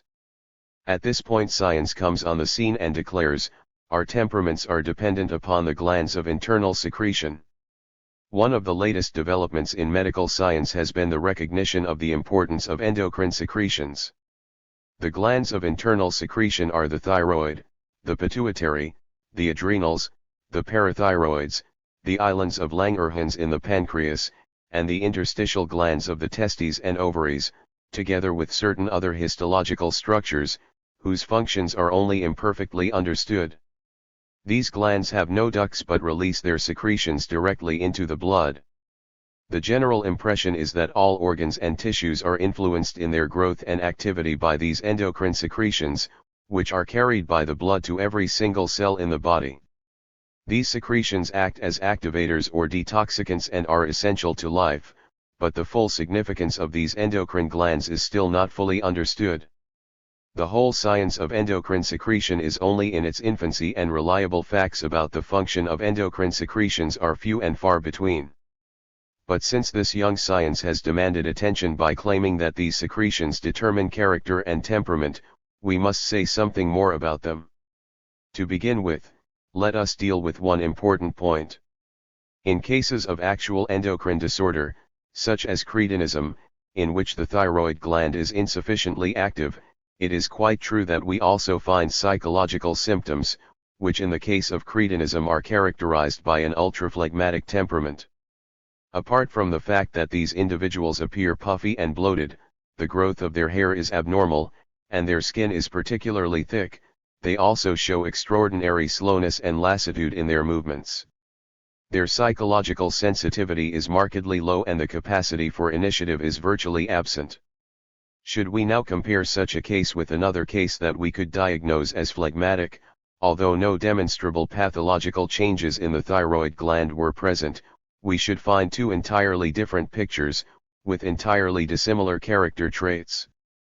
We might therefore conclude that there seems to be something in the secretion of the thyroid gland that helps to maintain adequate psychological function, but we cannot go so far as to say that the phlegmatic temperament arises out of an inadequacy in the secretion of the thyroid gland. The pathologically phlegmatic type is something entirely different from that which psychologists are used to calling phlegmatic. The psychologically phlegmatic character and temperament is entirely distinguished from the pathologically phlegmatic by the previous psychological history of the individual. The phlegmatic types with which we as psychologists are concerned are by no means passive individuals. We are often surprised by the intensity and violence of their reactions. No phlegmatics have been phlegmatic all their life. We shall learn that their temperament is only an artificial shell, a defense mechanism, for which they may have had, conceivably, a constitutionally determined tendency earlier in life, that oversensitive beings have created for themselves, a fortification they have thrown up between themselves and the outer world. The phlegmatic temperament is a defense mechanism, a purposeful response to the challenge of existence. In this sense it is entirely different from the slowness, laziness, and inadequacy of a person whose thyroid gland is seriously defective. Even in those cases where it would seem that only patients whose thyroid glands were once inadequate acquired a phlegmatic temperament, this important and significant point is not overruled. This is not the cause of the whole problem. What is actually involved is a whole complex of causes and purposes, a whole system of internal and external influences, which produce a feeling of inferiority. It is this feeling of inferiority that makes someone develop a phlegmatic temperament to shield themselves from unpleasant insults and injuries to their personal self-esteem. But we are dealing here with a type of whom we have already spoken in general. The deficiency of the thyroid gland is a specific organic defect, and its consequences are important. This handicap gives rise to a more anxious attitude towards life for which individuals attempt to compensate by various psychological stratagems, of which the adoption of a phlegmatic temperament is a well-known example. We shall be confirmed in our assumption when we take into consideration other glandular problems and examine the temperaments associated with them. Thus there are individuals who have an exaggerated thyroid secretion, as in Bastow's disease, or goitre. The physical signs of this disease are overactivity of the heart, rapid pulse, exophthalmos or bulging eyes, swelling of the thyroid gland, and slight or severe trembling of the extremities, particularly the hands. Such patients perspire easily, and often have digestive problems as a result of the influence of the thyroid secretion upon the pancreas. They are highly sensitive and irritable, and are characterized by a hasty, trembling activity, often associated with well-marked anxiety states. The picture of a typical exophthalmic goitre patient is unmistakably that of an over-anxious person. To say, however, that this is identical with the picture of psychological anxiety, is to commit a grave error. The psychological phenomena one sees in exophthalmic goitre, the anxiety states, the inability to do certain physical or mental work, the easy fatigue and great weakness, stem not only from psychological causes, but also from organic ones. People who suffer from a neurosis involving hurry and anxiety present a totally different picture. In marked contrast to those individuals whose psychological symptoms are the result of hyperthyroidism, who are, so to speak, drunk on thyroid secretion, neurotics are excitable, hasty, anxious individuals who belong in a completely different category, for their condition is caused almost entirely by their previous psychological experiences. Hyperthyroid individuals certainly show similarities in behavior, but their activity lacks that element of plan and purposefulness that is the essential index of character and temperament. Other glands with internal secretions must also be discussed here. The connection between the development of the various glands and the development of the testes and ovaries is especially important. Our contention, which has become one of the fundamental tenets of biological research, is that one never finds endocrine anomalies without also finding anomalies of the gonads, or sex glands. The special relationship between these glands, and the reason for the simultaneous appearance of these disorders, have never been fully understood. In cases of organic defects in these glands, the same conclusions apply as in other organic defects. People whose gonads are inadequate tend also to find it harder to adjust to life, and in consequence have to think up more psychological tricks and defense mechanisms to help them to adjust. Enthusiastic investigators of the endocrine glands have led us to expect character and temperament to be wholly dependent upon the endocrine secretions of the sex glands. It appears, however, that extensive anomalies in the glands of the testes and ovaries are actually quite rare. Cases of actual pathological degeneration are the exception rather than the rule. There is no particular psychological disorder associated with the defective function of the sex glands that could not also originate, indeed does so much more frequently, in specific diseases of the sex glands. We find no solid medical foundation for a view of character based on endocrine function or dysfunction, as claimed by endocrinologists. It goes without saying that certain stimuli, necessary for the vitality of the organism, arise from the sex glands, and that these stimuli may determine the situation of children in their environment. Yet these stimuli may be produced by other organs as well, and they are not necessarily the basis for a specific psychological structure. Since putting a value on a human being is a difficult and delicate task, in which an error may mean life or death, we must issue a warning here. Children who come into the world with physical weaknesses and disabilities are sorely tempted to acquire particular psychological tricks and artifices as compensation. But this temptation to resort to artifice can be overcome. There is no physical disability, no matter how serious, which must inevitably, necessarily, and irrevocably force individuals to adopt a particular attitude to life. It may dishearten them, but that is another matter. The contrary opinion exists solely because no one has ever attempted to overcome the difficulties in the psychological development of children with physical disabilities. We have allowed them to develop differently from other children, as a result of their disabilities. We have examined and observed them, but not attempted to help them or stimulate them. In short, this means that the new positional or social psychology founded upon the discoveries of individual psychology will prove to be more accurate than psychology based on heredity. To sum up, before we go on to consider single character traits, let us briefly review the points we have already discussed. We have made the important point that the understanding of human nature can never be learned by examining isolated phenomena that have been taken out of their whole psychological context. To achieve this understanding, it is essential to compare at least two phenomena, separated by as long a time span as possible, and connect them within a unified behavior pattern. This technique has proved very useful. It enables us to gather a whole mass of impressions and condense them, by systematic arrangement, into a sound evaluation of character. If we were to base our judgment upon isolated phenomena, we should find ourselves in the same difficulties that beset other psychologists and educators, and thus have to fall back on those traditional criteria that have always been found to be useless and sterile. If we can succeed, however, in finding a number of key points where we can apply our system, and join these into a single pattern, we have a system whose general direction is evident, and that will give a clear and complete evaluation of the human being. Only then shall we be standing upon solid scientific ground. Various ways and means have been discussed whereby such a system can be fashioned, and as illustrations we have used case histories of which we have direct experience ourselves or that might be accepted as familiar examples of human behavior. Furthermore, we have insisted that one factor in the system we have created is absolutely essential, and that is the social factor. It is not enough to observe random psychological phenomena. We must always see them in relation to social life. The most important and valuable fundamental thesis for our communal life is this: the character of human beings never forms the basis of a moral judgment. We prefer to use a social evaluation of how human beings relate to their environment, and of the quality of their relationship to the society in which they live. In this elaboration of these ideas we discovered two universal human phenomena. The first is the universal existence of a social feeling that binds humanity together. This social feeling, or community spirit, is at the root of all the great accomplishments of our civilization.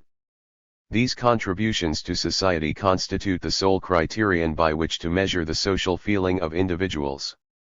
We build up a picture of the human psyche by learning how individuals relate to society, how they express their fellowship with humankind, how they make their life meaningful and worthwhile. A second criterion for the evaluation of character is an examination of those influences that are most hostile to social feeling, the tendencies that strive for personal power and superiority. With these 2 points of view we can understand how relations between human beings are conditioned by their relative degree of social feeling, as contrasted with their strivings for personal aggrandizement, 2 tendencies always in opposition to each other. This is the dynamic interplay, the combination of forces, that manifests itself externally in what we call character. 11. Aggressive character traits. Vanity and ambition. As soon as the striving for significance gets the upper hand, it provokes increased psychological tension. In consequence, the goal of power and superiority becomes increasingly prominent for individuals, who pursue it with great intensity and violence, and live their lives in the expectation of great triumphs. Such individuals lose their sense of reality and lose sight of real life by always being preoccupied with the question of what other people think about them and with the impression that they make on the world. Their freedom of action is circumscribed to an extraordinary degree because of this lifestyle, and their most obvious character trait is vanity. It is probable that every human being is vain to some degree, yet exhibitions of vanity are not considered good form. Vanity, therefore, goes into hiding or becomes a master of disguises. For example, there is a type of modesty that is essentially vanity in disguise. One person may be so vain as never to consider the judgment of others, another greedily seeks public acclaim and uses it to his or her own advantage. Taken too far, vanity becomes exceedingly dangerous. Over and above the fact that vanity leads individuals to all kinds of useless activity more concerned with appearance than essence, and makes them think constantly either of themselves, or of other people's opinions of them, the greatest danger of vanity is that it disconnects individuals from reality. They lose their understanding for human relations, and their attitude to life becomes distorted. They forget their obligations as human beings and lose sight of their role in society as a whole. No other vice is so well designed to stunt the free development of human beings as personal vanity, which forces individuals to approach every person and every event with the query, "What do I get out of this?" People are wont to obscure the situation by substituting the better-sounding word ambition for vanity or pride. Think how many people you know who pride themselves on their ambition. The concept energetic or active is also frequently used. So long as this energy is actually useful to society, we can admit its value, but all too often the terms industry, activity, and energy are only used to cloak an inordinate degree of vanity. Vanity quickly inhibits individuals from playing the game according to the rules. Very frequently it makes them disrupt other people's games. Thus those individuals who are unable to satisfy their own vanity are often to be found striving to prevent others from enjoying their own lives to the full. Children whose vanity is still growing show off their bravery in dangerous situations and delight in showing weaker children how powerful they are. Other children who are already discouraged to a certain degree will attempt to satisfy their vanity with all manner of incomprehensible pettinesses. They will avoid the main arena of work and attempt to satisfy their striving for significance by playing a heroic role in some sideshow of life that takes their fancy. The people who are always complaining how bitter life is, and how badly fate has treated them, belong in this category. They are the ones who would have us believe that if only they had not been so badly educated, or if some other misfortune had not happened to them, then they would be leaders. They are constantly making excuses for keeping back from the real firing line of life. The sole satisfaction for their vanity may be found in the dreams they create for themselves. Average human beings have problems in dealing with such individuals because they do not know how to evaluate or criticize them. Vain people always know how to shift the responsibility for any mistakes onto someone else's shoulders. They are always right, others are always wrong. In everyday life, however, it makes little difference who is right and who is wrong, since the only thing that counts is getting things done and making a contribution to the lives of others. Instead of making this contribution, vain individuals are occupied with complaints, excuses, and alibis. We are dealing here with the various psychological stratagems people employ in their attempts to maintain their feeling of superiority at all costs, and to shield their vanity from any insult. The objection has frequently been made that without strong ambitions the great achievements of humankind would never have taken place. This is a false view from a false perspective. No one is entirely free from vanity, everyone has a certain amount of it. But it is not only vanity that is responsible for channeling individuals' activities in a universally useful direction, nor is it vanity that has given them the strength to carry out their great achievements. Such achievements can occur only under the stimulus of social feeling.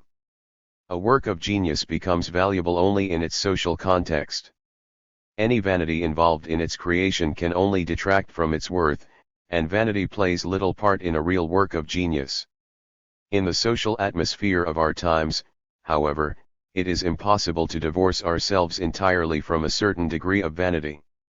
Our recognition of this fact is in itself a great asset. With this recognition we touch a sore point of our civilization, a cause of permanent unhappiness to many human beings. These are the unfortunate souls who cannot get along with anyone, who are unable to adjust to life because their whole aim is to appear more significant than they are. It comes as no surprise that they are often at odds with everyone, since they are concerned solely with their reputation with other people. Even when we examine the most complex case, we find that the essential problem has been someone's unsuccessful attempt to satisfy their vanity. When we are attempting to understand a complicated personality, it is important to be able to determine the degree of vanity, the direction that vanity takes, and the instruments with which it gains its ends. Such an understanding will always disclose how harmful vanity can be to social feeling. Vanity simply cannot coexist with concern for our fellow human beings.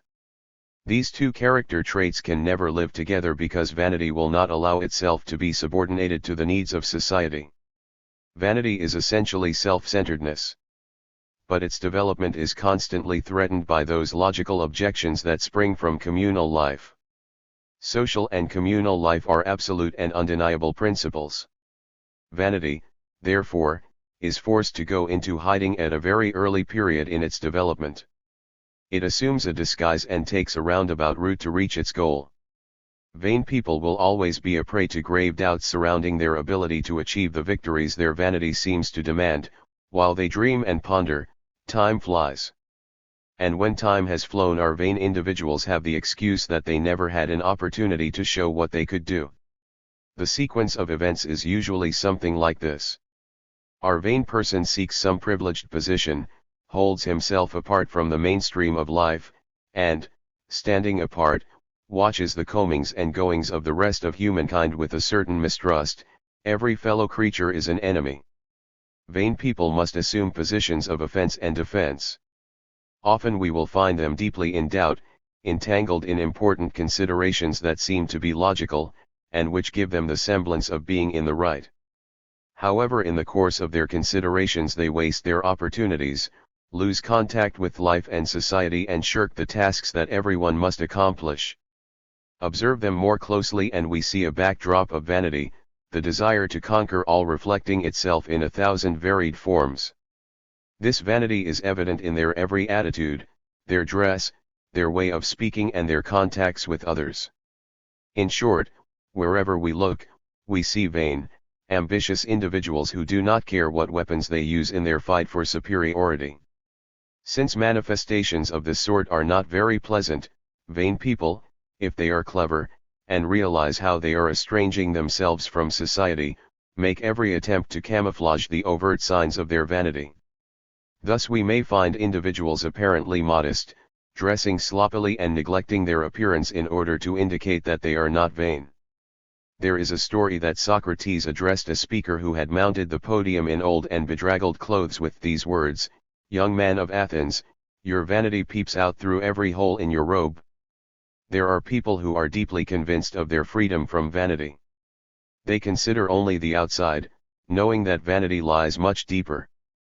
Vanity may be expressed by always hogging center stage in one's social circle, holding the floor, judging the worth of a social gathering according to one's ability to be constantly in the limelight. Or vain people may refuse to mix in society, and seek to avoid it as much as possible. This avoidance of society may express itself in various ways. Turning down invitations, coming late, or obliging their host to coax and flatter them into coming, are typical signs of vanity. Other individuals go into society only under very definite conditions and show their vanity by being very exclusive. They proudly consider this a laudable trait. Others, again, show their vanity by wishing to be present at all social gatherings.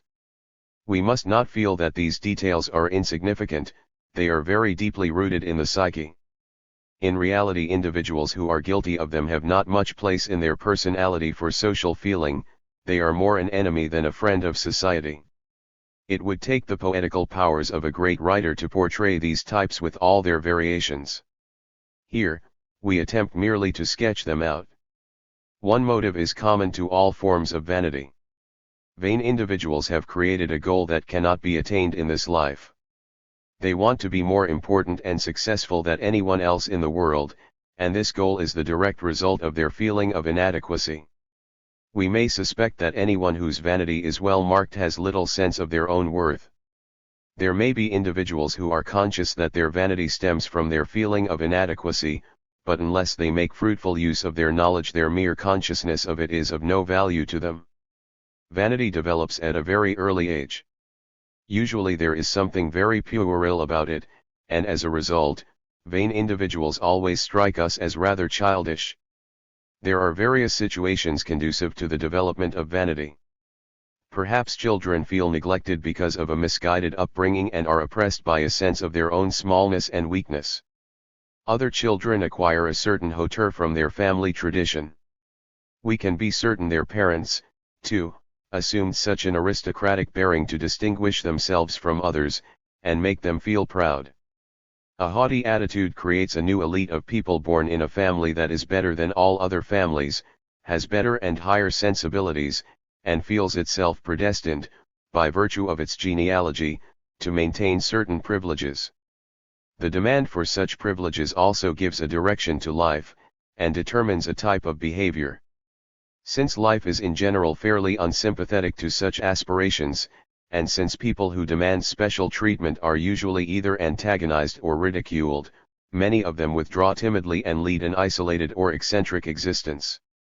As long as they remain at home where they are not responsible to anyone, they can maintain their fiction of greatness, and feel themselves reinforced in their attitude by believing that they might have accomplished their purpose if things had been different. Occasionally, capable, eminent individuals who have developed themselves to the highest degree are found in this group. If they were to share their talents with the world, they might be of some value, but they misuse their abilities in order to delude themselves further. They set impossibly demanding conditions for their cooperation with society. They may, for instance, place impossible conditions on time, saying if only they had done something, learned something, or known something earlier, they could achieve more. Or they make alibis out of the nature of things, saying that men and women should act or think differently. Their conditions are impossible to satisfy, even with the best of intentions. We must conclude, therefore, that they are really only excuses, as valueless as hypnotic or intoxicating drugs that free us from the necessity of having to think about the time we have wasted. There is a great deal of hostility in these people, and they tend to be indifferent to the pain and sorrow of others. This is the mechanism whereby they achieve a feeling of greatness. La Rochefoucauld, a great judge of human nature, said that most people can bear the pains of others easily. Social hostility often expresses itself in the assumption of a sharp, critical manner. These enemies of society are forever blaming, criticizing, ridiculing, judging, and condemning the world. They are dissatisfied with everything. But it is not enough only to recognize the bad, and condemn it.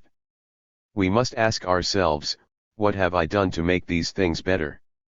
Some individuals use their ready wit to elevate themselves above the rest of humanity, etching the characters of others with the sharp acid of their criticism.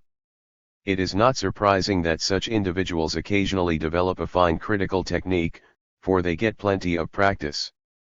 The greatest wits, whose quickness and readiness of repartee are remarkable, are to be found among them. One can do as much damage with a sharp tongue as with any other weapon, and satirists make a profession of putting people down. The sharp, destructive, overcritical behavior of such individuals is the expression of a common enough character trait. We have called this the depreciation complex. It clearly pinpoints vain people's target as the worth and value of their fellow human beings. It is an attempt to gain a feeling of superiority by degrading other people. The recognition of another's worth is seen as an insult to the vain one's personality.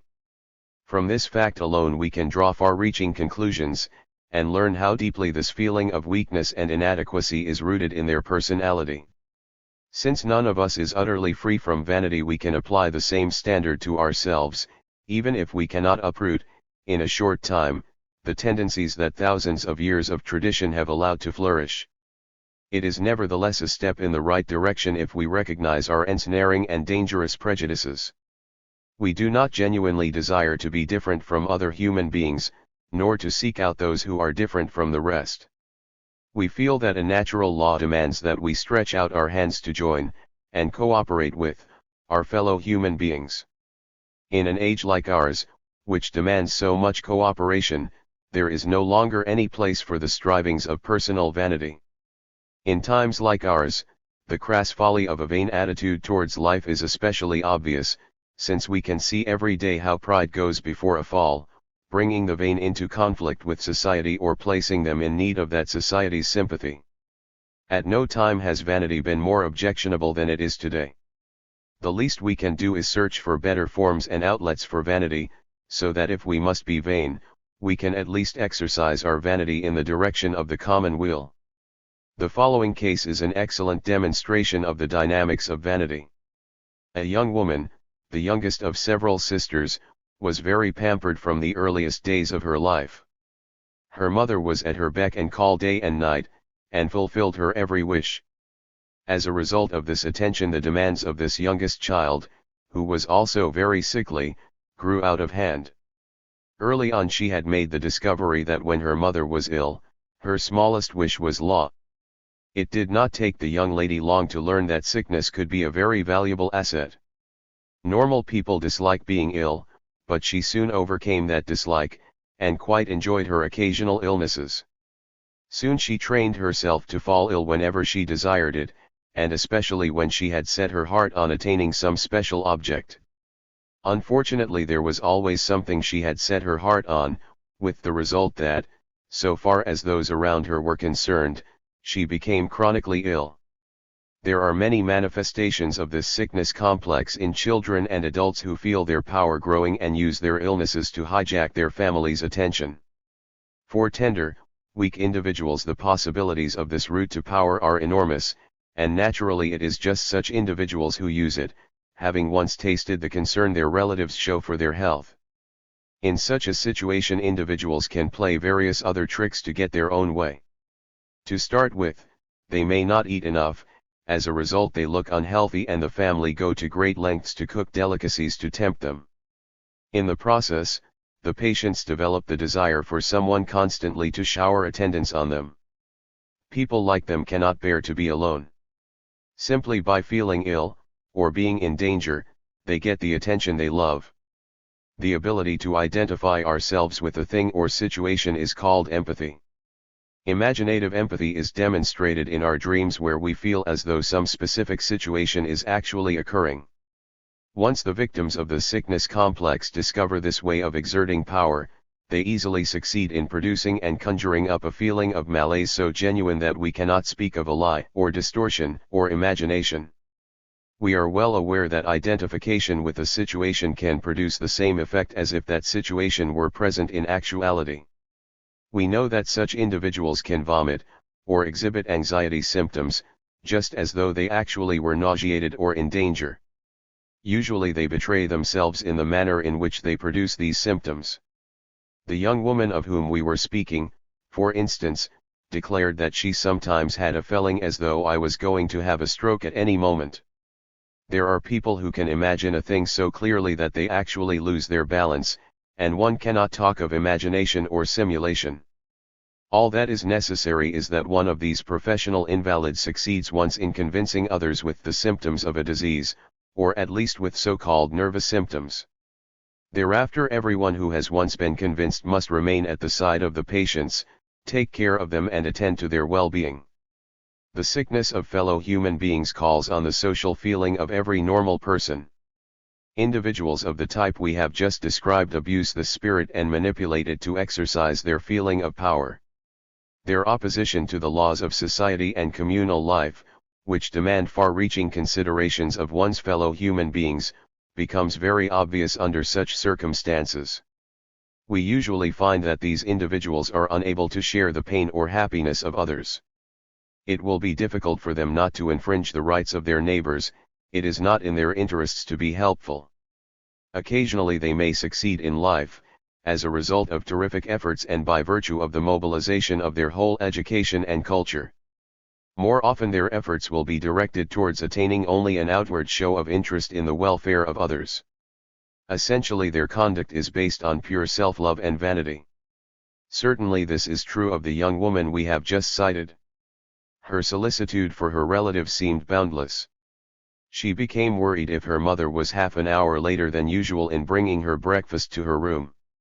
In such circumstances she was not satisfied until she had wakened her husband and sent him to see if anything had happened to her mother. In the course of time her mother got into the habit of arriving very punctually with the young woman's breakfast. Much the same thing happened with her husband. Being a businessman, he had to attend to his customers and business associates to some extent, yet every time he arrived home a few minutes late he found his wife almost on the verge of a nervous breakdown, shivering with anxiety, bathed in sweat, bitterly complaining how worried and anxious she had been for his safety. Her poor husband had no choice but to follow the example of her mother and be punctual at all costs. Some people may say that this woman got no real benefit from her actions and that her victories were very minor ones. We must keep in mind, however, that we have seen only a small part of the picture. Her sickness is a danger sign that says, "Take care." It is a key to all the other aspects of her life. With this simple device she put everyone around her under her thumb. The satisfaction of her vanity played an essential role in her endless desire to dominate. Imagine the lengths to which such individuals must go to accomplish their purpose. We must conclude that this woman's attitude and behavior had become an absolute necessity for her when we remember what a high price she was paying for them. She could not rest unless her whims were obeyed unconditionally and punctually. But marriage consists of more than having a punctual spouse. 1,000 other aspects of her relationships were affected by the imperious behavior of this woman, who had learned how to back up her commands with the threat of an anxiety attack. She seemed intensely concerned with the welfare of others, yet they had unconditionally to obey her will. We can draw only one conclusion: her solicitude is an instrument for the satisfaction of her vanity. It is not unusual to find a psychological urge of this nature assuming such proportions that getting our own way becomes more important than the thing we desire. This is exemplified by the case of a 6-year-old girl whose egotism was so limitless she was solely concerned with the gratification of any random whim. Her behavior was permeated by the desire to show her ability to dominate everyone, and she was usually successful. Her mother, who was very anxious to remain on good terms with her daughter, once attempted to surprise the child with her favorite dessert, saying, "I have brought you this because I know it is your favorite." The little girl dropped the plate on the floor, trampled on the cake and cried out, "But I don't want it when you give it to me, I only want it when I want it." Another time she overheard her mother wondering whether the little girl would like coffee or milk. The girl stood in the doorway and muttered very clearly, "If she says coffee I want milk, and if she says milk I want coffee." This was a child who spoke her mind openly, but there are many equally egotistical children who do not express their thoughts so overtly. Perhaps all children have this trait to a degree and are at great pains to get their own way, even though they have nothing to gain from it, and may even suffer pain and unhappiness as a result. For the most part these will be the children who have been allowed to get into the habit of having every whim satisfied. Examples of this are not hard to find nowadays. Consequently, among adults we will find more people who are anxious to have their own way than people who desire to help others. Some go so far in their vanity that they are incapable of doing anything that anyone else has suggested to them, even if this is the most obvious course of action and entirely in their own interests. These are the people who cannot wait until another person has finished speaking before raising their voices in opposition. And there are some people who are spurred on by their vanity to such an extent that they actually say no, when they want to say yes. To have our own way all the time is possible only within the family circle, and not always there. There are some individuals whose contacts with strangers are amiable and easygoing, but never last long. The relationship soon cools. Life being what it is, with human beings constantly thrown together, it is not unusual to find an individual who wins all hearts, then leaves them in the lurch. Many strive constantly to confine their activities to the circle of their family. This is what happened in the case of our patient described above. Because of her charming personality, she was known and loved outside her home as a delightful person. But she did not stay away from home for long. The desire to return to her family was fulfilled by a variety of tricks. If she went to a party, she would get a headache and have to leave, because at a social gathering she could not maintain the absolute power she was capable of maintaining at home. Since this woman could not achieve her main aim in life, the satisfaction of her vanity, except within her family circle, she was forced to arrange something to drive her back to this family whenever necessary. This escalated to the point where she was seized by anxiety and agitation every time she went among strangers. Soon she could not go to the theater, and finally she could not go out in the street because in these situations she felt that the world was no longer under her control. The situation she sought was not to be found outside her family, and particularly not in the street. As a result, she announced her inability to go out of her home except when accompanied by the members of her court. This was the situation she loved, to be surrounded constantly by solicitous people who were concerned with her welfare. As our examination showed, she had carried this pattern with her from early childhood. She was the youngest child in her family, and also the weakest, the most sickly, and needed more pampering and cosseting than the others. She seized upon the role of the pampered child, and would have maintained it throughout her life if she had not gone too far and broken life's iron rules, which are sharply opposed to this type of behavior. Her agitation and anxiety attacks, which were so marked that no one could deny their genuineness, betrayed the fact that she had become trapped by her solution to the problem of vanity. The solution was inadequate. She did not have the will to subordinate herself to the give and take of social life, and thus, finally, the effects of her failure to solve her problem became so painful that she sought medical help. Now it was necessary to dismantle the entire superstructure of her life, which she had so carefully constructed over many years. Great resistance had to be overcome, because, though outwardly she appealed to the doctor for help, essentially she was not prepared to change. What she really wanted was to keep on ruling her family as before, without having to pay the price of the torturing anxiety that attacked her in the street. But she could not have the one without the other. She was shown how she was a prisoner within the cage of her own unconscious behavior, whose advantages she wished to enjoy, but whose disadvantages she wanted to avoid. This example clearly shows how every significant degree of vanity acts as a heavy burden throughout life, inhibits the full development of human beings, and finally leads to their breakdown.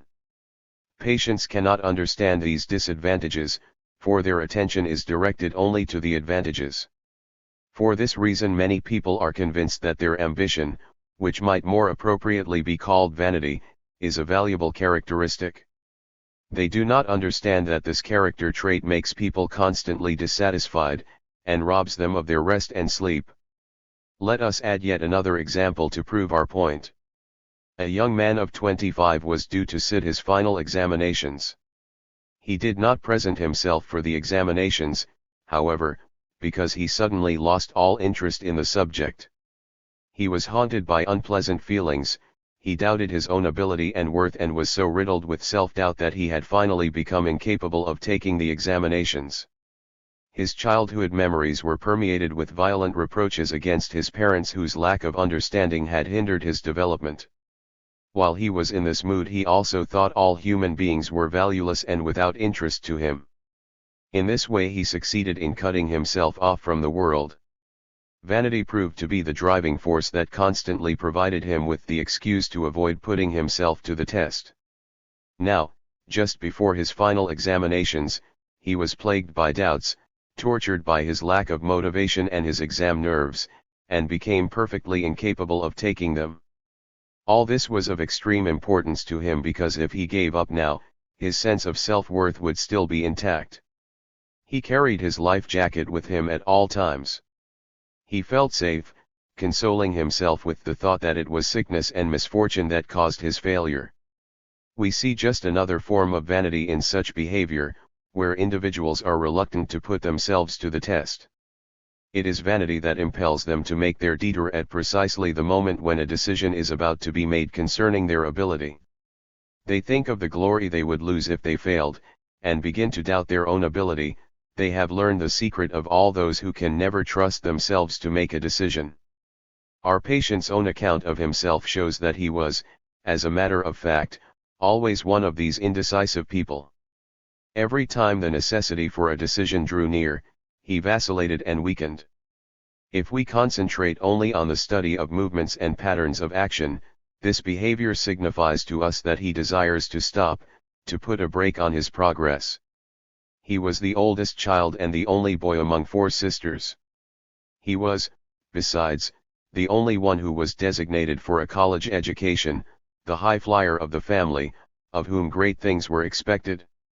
His father had never lost an opportunity to spur on his ambition, and never tired of telling him of the great things he would accomplish. This boy's constant goal was to be first and best, but when put to the test he became seized with uncertainty and anxiety, wondering whether he will ever actually accomplish what is expected of him. Vanity comes to his rescue, and points the way to retreat. This shows us how, in the development of an ambitious vanity, the die is cast and progress is made impossible. Vanity comes to blows with social feeling and there is no escape from their tangled combat. Moreover, we often observe vain people constantly breaking away from their community spirit in their earliest childhood, and attempting to go their own isolated way. They are like people who imagine the layout of a fantasy city, and go walking through it with an imaginary map looking for imaginary buildings in places where they have convinced themselves such buildings are located. Naturally they never find what they are looking for. And the cruelty of reality gets the blame. This is the approximate fate of egotists who attempt to get what they want by the exercise of power, cunning, or treachery in all their relationships with their fellow human beings. They watch for the opportunity to show that others are wrong and are inferior to them. They are happy when they succeed in demonstrating, at least to themselves, that they are cleverer or better than other people. But their peers pay no attention to them, merely resisting their efforts.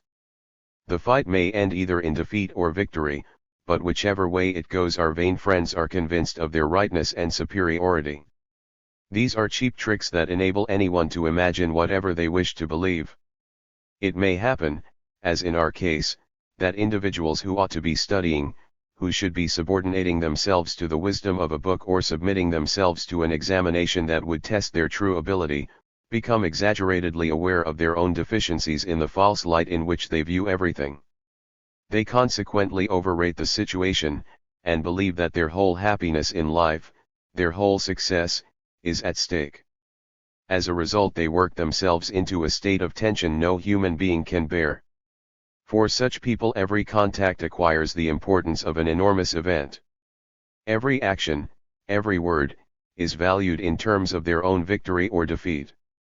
It is a continuous battle that eventually drives such individuals, who have made vanity, ambition, and false hope their pattern of behavior, into new difficulties and robs them of all true happiness. Happiness is possible only when the conditions of life are accepted, but when these real, essential conditions are pushed aside, they block themselves off from all paths to happiness and joy and fail in all those things that give satisfaction and happiness to others. The best they can do is to dream of their superiority and domination over others, despite the fact that they have no way of making their dreams come true. Even if they really possessed such superiority, they would have no difficulty finding people who would delight in contesting it with them. This cannot be avoided, as no one can be forced to admit to someone else's superiority. What remains is individuals' own mysterious, uncertain judgment about themselves. It is hard to make any contacts with our peers or to reach any real success when we are involved in such a lifestyle. No one wins in this game. The players are constantly exposed to attack and destruction. They have the terrible duty of appearing clever and superior at all times. It is quite a different thing when the reputation of people is justified by their services to others. Honor then comes to them naturally, and if it is opposed by others, their opposition carries little weight. They can quietly retain their honor because they have not staked everything upon vanity. The difference, the deciding factor, is the egotistical attitude, the constant search for the elevation of one's own personality. A vain person focuses on expectation and acquisition. Contrast a vain person with one who shows a well-developed social feeling, who asks what can I give, and you will see at once the enormous differences in character and in worth. And so we arrive at a point of view that people have understood for thousands of years. It is expressed in a famous verse in the Bible, "It is more blessed to give than to receive." If we reflect on the meaning of these words, which spring from thousands of years' experience of human nature, we recognize that it is the attitude and feeling associated with giving that is meant here.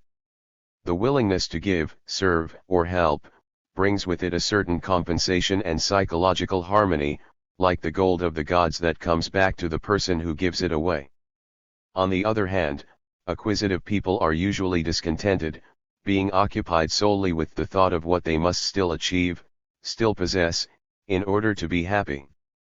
Acquisitive individuals, who never consider the necessities and needs of others, and to whom another's misfortune is a joy, have no room in their mental universe for reconciliation with and acceptance of life. They demand the unbending submission of others to the laws their egotism dictates. They demand a heaven different from everyone else's, a different way of thinking and feeling. Their dissatisfaction and conceit are as much to be condemned as all their other characteristics. There are other, more primitive forms of vanity found in those people who dress conspicuously, or with self-importance, who deck themselves out for a brave show, in the same way that primitive peoples made an exhibition of themselves by wearing an especially long feather in their hair when they have reached a certain degree of pride and honor. There are a number of human beings who find the greatest satisfaction in always being dressed beautifully and according to the latest fashion. The various ornaments such individuals wear are like battle standards for their vanity. Sometimes this vanity is expressed by erotic emblems, or by tattoos. In these cases we have a feeling that individuals are striving to make an impression, but can only do so by being shameless. Shameless behavior lends the feeling of greatness and superiority to some, others appear hard, brutal, stubborn, or isolated to attain this same feeling. In reality these may be individuals who are tender rather than bad-mannered, whose apparent brutality is only a pose. In some, we find a seeming lack of feeling that is, in effect, a hostile attitude towards social feeling. Individuals who are motivated by this type of vanity, who desire to play a role in which they triumph and others suffer, would be insulted by any appeal to their finer feelings. Such an appeal would simply cause them to harden their attitude. We have seen cases in which parents approach children, pleading that they have hurt them by their misbehavior. In some situations, the children actually gain a feeling of superiority from these demonstrations of pain. We have already noted that vanity likes to wear a mask. Vain people who would like to rule others must first catch them in order to bind them to themselves. We must not, therefore, allow ourselves to be entirely deceived by the apparent amiability, friendliness, or approachability of individuals. Nor must we be duped into believing that they are anything other than belligerent aggressors looking for conquests to help maintain their personal superiority. The first phase in their battle is to convince their opponent of their goodwill, and lull them into a sense of security. In the first phase, that of friendly approach, we are easily tempted to believe that the aggressor is full of social feeling. The second stage removes the veils and shows us our error. These people always disappoint us. We may say that they are two-faced, but in reality it is just the one face with an amiable look that proves false in the end. The manner of approach may even become a sort of sport, fishing for friends. Signs of utmost devotion may be evident. These people speak warmly of humanity, and seem to show love of their fellow human beings in their actions. Yet they usually do this so blatantly that anyone with any real knowledge of human nature becomes wary. An Italian criminal psychologist once said, "When a human being seems too good to be true, when his philanthropy and humanity assume conspicuous proportions, we should be on our guard." Naturally, we must apply this with reservations, but we may be quite sure that it is a valid point of view. In general, we can easily recognize such types. Bootlicking is not pleasant to anyone, it soon becomes uncomfortable, and we are on our guard against people who flatter in this way. We are rather inclined to advise ambitious people against this approach. It is better to choose a different method and a smoother technique. In conclusion, we will report another case that will show all the different aspects we have previously discussed, and at the same time give us an understanding of another phenomenon in which vanity plays a major role, and that is the condition of delinquency. The case concerns a brother and sister. The brother, who was the younger of the two, was considered untalented, whereas his older sister had a reputation for exceptional ability. When the brother could not keep up the competition any longer, he gave up. He was pushed into the background, although everyone around him attempted to remove difficulties from his path. He carried a heavy burden with him, which amounted to acknowledging that he was no good at anything. He had been taught from his earliest childhood that his sister would always overcome life's difficulties easily, whereas he was fit only for insignificant things. In this way, because of his sister's advantages, people credited him with an inadequacy that actually did not exist. Burdened with this great load, he came to school. His was the career of a pessimistically inclined child who sought to conceal his lack of ability at all costs. As he grew older, there also arose the desire not to be forced to play the role of the stupid boy, but to be treated like an adult. By the age of 14 he had often mixed with grown-ups, but his deep feeling of inferiority was a thorn in his side that forced him to consider how he could best play the role of a full-grown man. He drifted into the company of prostitutes. He was spending all his money on them, yet his desire to play the grown-up held him back from asking his father for money. He therefore began to steal from his father. He was not at all troubled by these thefts, and felt he had every right to make use of his father's money. This behavior continued until one day he was threatened with the prospect of a severe failure in school. Such failure would have been evidence of his lack of ability which he dared not broadcast. At this point he was suddenly struck with pangs of remorse and conscience that interfered severely with his studies. His situation was improved by this because now, should he fail, he would have the excuse that he was martyred by his remorse, and anyone in such a position would fail in their studies. A high degree of distraction hindered him in his work, forcing him to think of other things. A whole day would be spent in this way. When night came, he went to sleep with the impression that he had tried to study, although in reality he paid very little attention to his work. What happened after this also helped him to play his role. He had to get up early. As a result, he was sleepy and tired all day and could not pay any attention whatsoever to his work. Surely nobody could expect him to compete with his sister now. From an outward view it was not his lack of talent that was at fault, but his fatal remorse, his pangs of conscience, which left him no peace. At last he was armed on all sides and nothing could hurt him. If he failed, there were extenuating circumstances, and no one could say that he lacked ability. If he succeeded, it would prove that he could do it all along, and that everyone else was wrong. When we see such tricks, we may be sure that vanity is at the bottom of them. In this case we can see how far people can expose themselves, even to the dangers of petty crime, in order to avoid the discovery of an alleged, but not actual, lack of talent. Ambition and vanity provoke such complications and subterfuges in life. They destroy all frankness, and all true pleasures, all true joy and happiness in life, all for what on closer examination turns out to be a mere fallacy. Playing God. It is a characteristic of fairy tales, from which all of us have learned so much about human nature, to give examples of the danger of extreme vanity. Let us review one fairy tale that shows in a particularly drastic way how unbridled vanity leads automatically to the destruction of the personality. It is Hans Christian Andersen's story of the vinegar jar. In it, a poor fisherman lives in a tiny hut. He catches a fish. He gives the fish its freedom, and the fish, in gratitude, grants him a wish. The fisherman wishes for a cottage, and his wish comes true. His dissatisfied, ambitious wife, however, insists that the fisherman must change his humble request and ask for a castle. But one idea leads to another. She sends her husband back to the fish again and again, and demands to be made a duchess, then a queen, and finally, a goddess. The fish, infuriated at her final demand, swims away and leaves them in their humble state forever. There are no limits to vanity and ambition. It is very interesting to see how in fairy tales, as well as in the overheated imaginings of vain individuals, the striving for power becomes a desire to play God. We do not have to search far to find vain individuals acting exactly as though they were God, or at least God's second in command, or expressing wishes and desires that only God could fulfill. This manifestation, the striving for godlikeness, is one extreme of a tendency present in all their activities, and amounts to a desire to project themselves beyond the boundaries of their personality.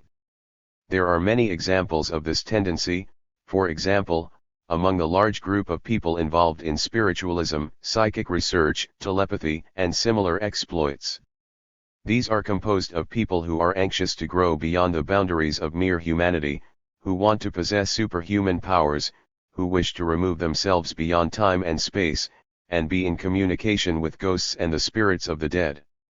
If we investigate still further, we find that a large section of humanity has the tendency to seek a place at God's right hand.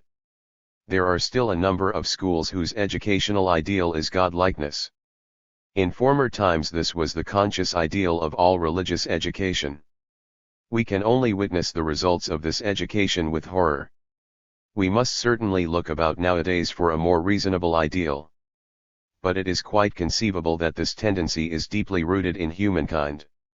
Apart from the psychological reasons, the fact is that a large portion of humanity gets its first conception of the nature of human beings from what have become catchphrases of the Bible, declaring that man was created in the image of God. We can imagine what important and perilous consequences such an idea may leave in the soul of children. The Bible, to be sure, is a wonderful work that we can constantly read and reread, marveling at its insight, after our judgment has matured. But let us not teach it to children, at least not without a commentary. Let children learn to be content in this life, without assuming all manner of magical powers and demanding that everyone must be their slave, ostensibly because they were created in the image of God. Closely related to this thirst for godlikeness is the ideal of the fairy tale utopia where every dream comes true. Children seldom depend upon the reality of such fantasy worlds. Yet if we recognize the great interest children take in magic, then we can never doubt how easily they can be allured by it, and how easy it is for them to immerse themselves in fantasies. The idea of a power of enchantment, of a magic influence upon others, is found to a strong degree in some people, and may not be lost until they are very old. On one point perhaps no one is entirely free from superstitious thoughts, in the matter of the belief that women can cast magic spells over their lovers. One can find many men who act as though they thought they were exposed to the magical influence of their sexual partners. This superstition leads us back to a time when this belief was held much more firmly and literally than today. Those were the days when a woman ran the risk of being branded a witch on the flimsiest pretext, a prejudice that dogged the whole of Europe like a nightmare and influenced its history for many decades. If we recall that 1 million women were the victims of this delusion, we cannot call it a harmless mistake, but must compare the influence of this superstition with the horrors of the Inquisition, or of world wars. The satisfaction of our vanity through the misuse of our desire for religious exaltation is another milestone on the road of our striving for godlikeness. We have only to observe how important it may be to individuals who have suffered a mental breakdown to withdraw from other human beings and engage in personal conversation with God.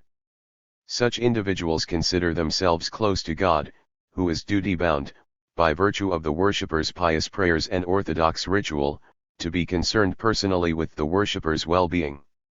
Such religious hocus-pocus is usually so far from true religion that it strikes us as being purely psychopathological. We have heard a patient say that he could not fall asleep unless he had said a particular prayer, because if he had not sent this prayer to heaven, some human being somewhere would suffer a misfortune. To understand the flimsiness of this idea, we need only consider the corollary of his statement. If I say my prayer, no harm can come to anyone, would be the proposition in this instance. These are the ways in which someone can easily achieve a sense of magical greatness. Through this paltry trick, people can succeed in convincing themselves that they have prevented another from suffering a misfortune. In the daydreams of such religious individuals we can find similar tendencies that reach out beyond the capacities of human beings. In these daydreams we see empty gestures, brave deeds that are quite incapable of actually changing the nature of things, but succeed very well in the imagination of the daydreamers in keeping them out of touch with reality. In our civilization there is one thing that does seem to have magical powers, and that is money. Many people believe that you can do anything you like with money. It is not strange, therefore, that in their ambition and vanity they are obsessed with money and property. In this light, their ceaseless striving for the acquisition of worldly goods becomes comprehensible, although to us it seems almost pathological. Again, it is only a form of vanity that attempts, by the heaping up of possessions, to come close to possessing the power of an enchanter. One very wealthy man who, although he had quite enough to satisfy any normal person, continued to chase after money, actually admitted after he had developed a psychiatric disorder, "Yes, money has a power that draws me again and again." This man understood it, but many others dare not understand it. Today the possession of power is so closely allied with the possession of money and property, and the striving for money and property seems so natural in our civilization, that no one pays any attention to the fact that many of the individuals who spend their lives chasing after gold are spurred on merely by their vain desire for godlike power. Jealousy. Jealousy is an interesting character trait because it is so widespread. By jealousy we mean not only the jealousy of love relationships, but also the jealousy in all other human relationships. Thus, in childhood, we find children who become jealous in their attempts to be superior. These same children may also develop excessive ambition. Both traits reveal their belligerent attitude to the world. Jealousy, the sister of ambition and a character trait that can last a lifetime, arises from the feeling of being neglected and of being discriminated against. Jealousy occurs almost universally among children with the arrival of younger brothers or sisters who demand more attention from their parents, and make older children feel like dethroned monarchs. Children who, before the arrival of younger children, basked in the warm sunshine of their parents' love, become especially jealous. The case of a little girl who had committed 3 murders by the time she was 8 years of age, shows to what extremes this feeling may lead. This little girl was a somewhat backward child prevented from any vigorous activity because she was so delicate. She consequently found herself in a relatively pleasant situation. This pleasant situation changed suddenly when she was 6 years old and a sister arrived in the household. Her personality changed completely and she persecuted her baby sister with a ruthless hatred. The parents, who could not understand her behavior, became strict with her, and attempted to show the child the error of her ways. It happened that one day a little girl was found dead in the brook that passed by the village where this family lived. Some time later another girl was found drowned, and finally our patient was caught just at the moment when she had pushed a third young child into the water. She admitted her murders, was put into a mental hospital for observation, and was finally placed in a reform school. In this case, the little girl's jealousy of her own sister was transferred to other young children. It was noticed that she had no hostile feelings towards boys, and it seemed that she saw her younger sister in these murdered children. Through her murderous deeds, she had attempted to get her revenge for the neglect she felt she had suffered.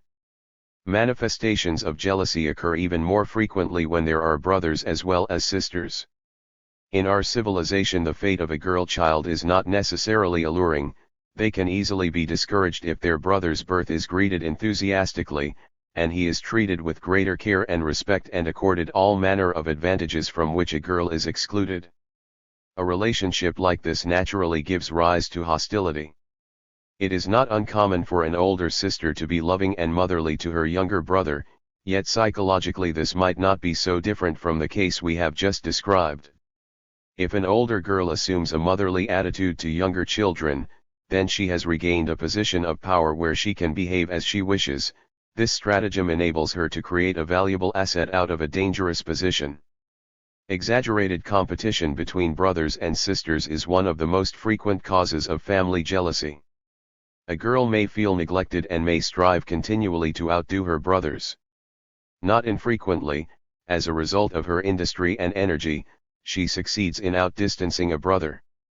Nature comes to her aid in the matter, for a girl develops more quickly in adolescence, both intellectually and physically, than a boy, although this gap slowly diminishes in the course of the next few years.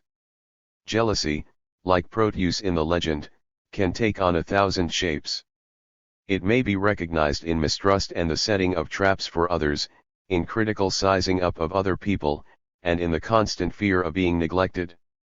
Just which of these manifestations comes to the fore depends entirely upon the person's previous preparation for social life. One form of jealousy expresses itself in self-destruction, another expresses itself in energetic obstinacy. Spoiling the enjoyment of others, senseless opposition, the restriction of others' freedom and their consequent subjugation, are some of the protean aspects of this character trait. Giving others a set of rules for their conduct is one favorite trick of a jealous person. A characteristic sign of this is when individuals attempt to bind their partner with chains of love, when they build a wall around their loved one, or prescribe what the loved one should see, do, and think. Jealousy can also be used to degrade and reproach others. These are only means to an end, to rob others of their free will, to cage them, to chain them down. A magnificent description of this type of behavior is to be found in Dostoevsky's story Netikoni Zvanova, in which a jealous man succeeds in oppressing his wife throughout her life, thus exercising his dominance over her. Here we see clearly that jealousy is merely an especially well-marked form of the striving for power. Envy. Where there is striving for power and domination, there is also envy. The gulf between individuals and their unreachable goal expresses itself in the form of an inferiority complex. It oppresses them and exerts so much influence upon their general behavior and attitude to life that we have the impression that they are a long way from their goal. This impression is confirmed by their own low evaluation of themselves and their constant dissatisfaction with life. They begin to spend their time in measuring the success of others, in occupying themselves with what others think of them, or what others have accomplished. They are always the victim of a sense of neglect, and feel that they have been discriminated against. Such individuals may in reality be more fortunate than most. The various manifestations of this feeling of being neglected are signs of an unsatisfied vanity, of a desire to have more than one's neighbor, or simply to have everything. Envious people of this type do not say that they want to have everything, because their social feeling prevents them from thinking these thoughts. But they act as if they want to have everything. The feeling of envy that increases in response to this constant measuring of our own successes against others does not help us to be any happier. The universality of social feeling makes envy universally disliked. Very few people, however, do not feel some envy sometimes. None of us is entirely free from it. When life runs smoothly, this may not often be evident. But when people are in pain, or feel oppressed, or lack money, food, clothes, or warmth, when their hope for the future is darkened and they see no way out of their unfortunate situation, then envy appears. Our civilization is still in its early stages. Although our ethics and religions forbid feelings of envy, we have not yet matured enough psychologically to eliminate them. We can well understand the envy very poor people feel for richer people. Who can prove that they, in the same situation, would not be envious too? All we wish to say concerning envy is that we must consider it as a factor in the contemporary situation in the human psyche. The fact is that envy arises in individuals, or in groups, as soon as something limits their activity too much. And when envy appears in its most disagreeable, unforgivable forms, we have no way of eradicating it or the hatred that often accompanies it. One thing is clear to everyone in our society, and that is that we should never put envious tendencies to the test, nor provoke them, and that we should have sufficient tact not to draw attention to any expressions of envy. True, this course of action does little to improve matters. Yet the very least we can demand of individuals is this, that they should not deliberately flaunt any temporary appearance of superiority over others. They may all too easily injure someone by the pointless parade of power.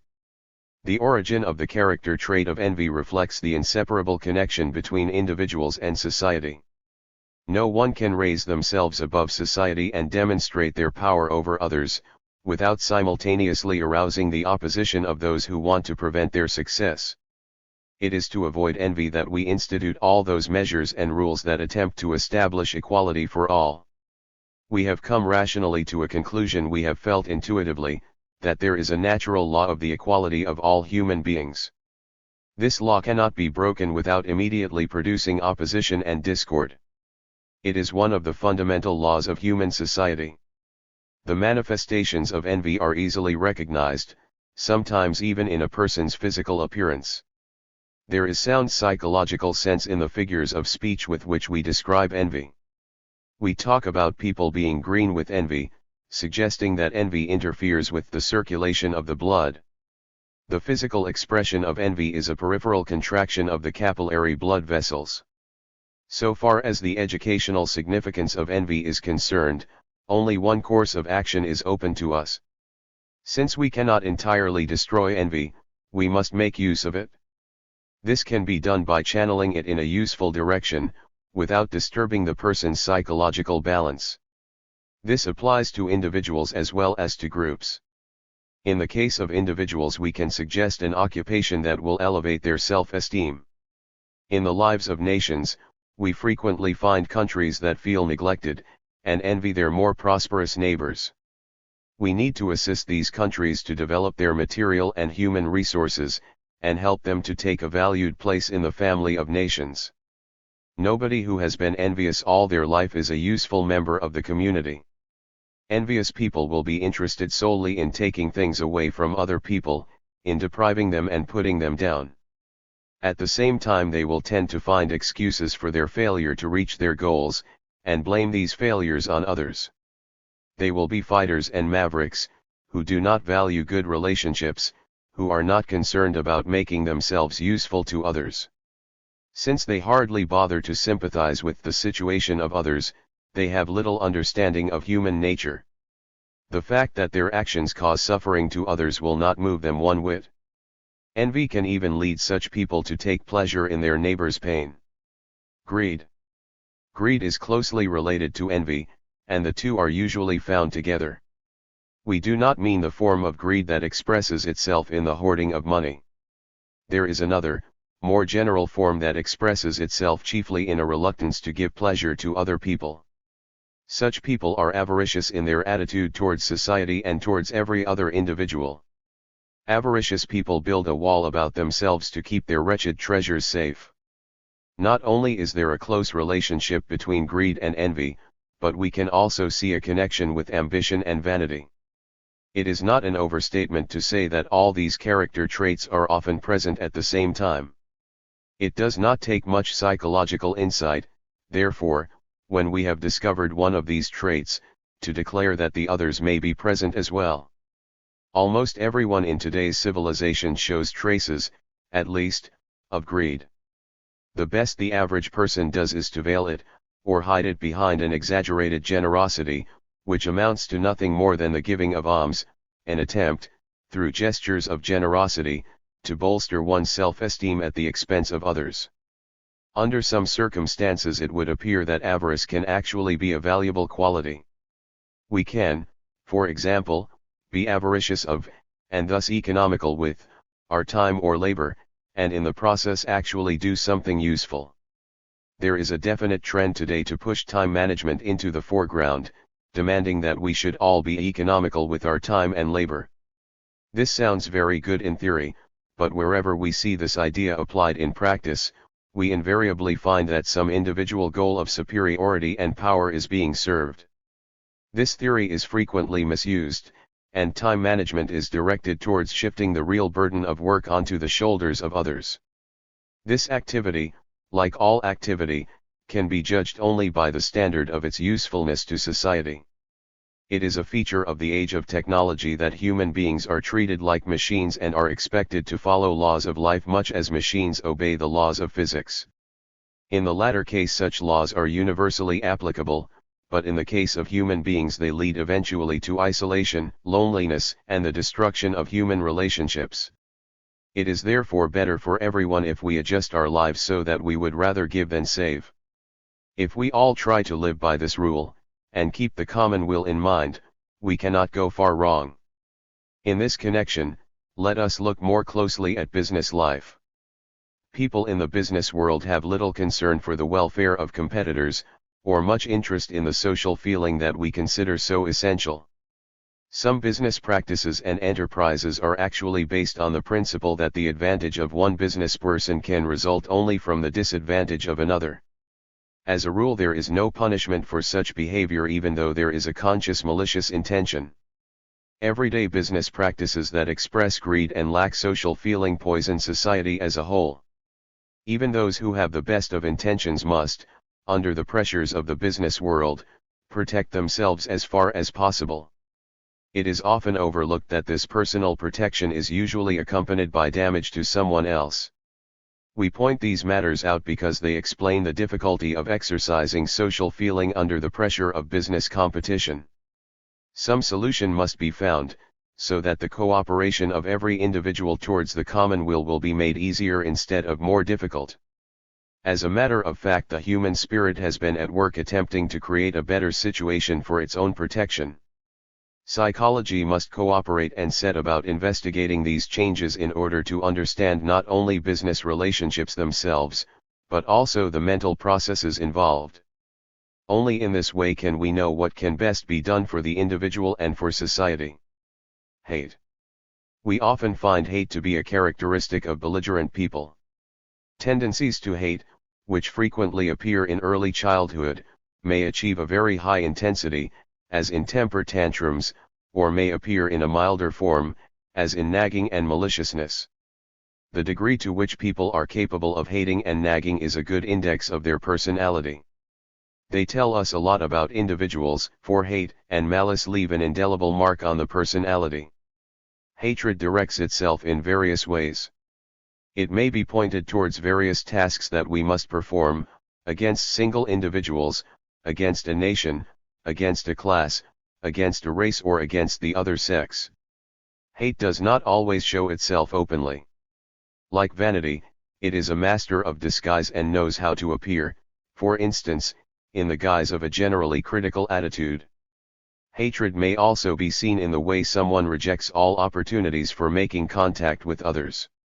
Sometimes an individual's capacity to hate is suddenly disclosed, as if by a flash of lightning.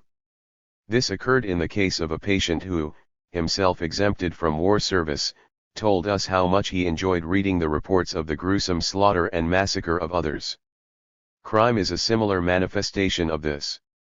In milder forms, tendencies to hate may play a major role in our social life, appearing in forms that are not necessarily insulting or horrifying. Misanthropy, the form of hatred that betrays a very high degree of hostility to humankind, is one of these veiled forms.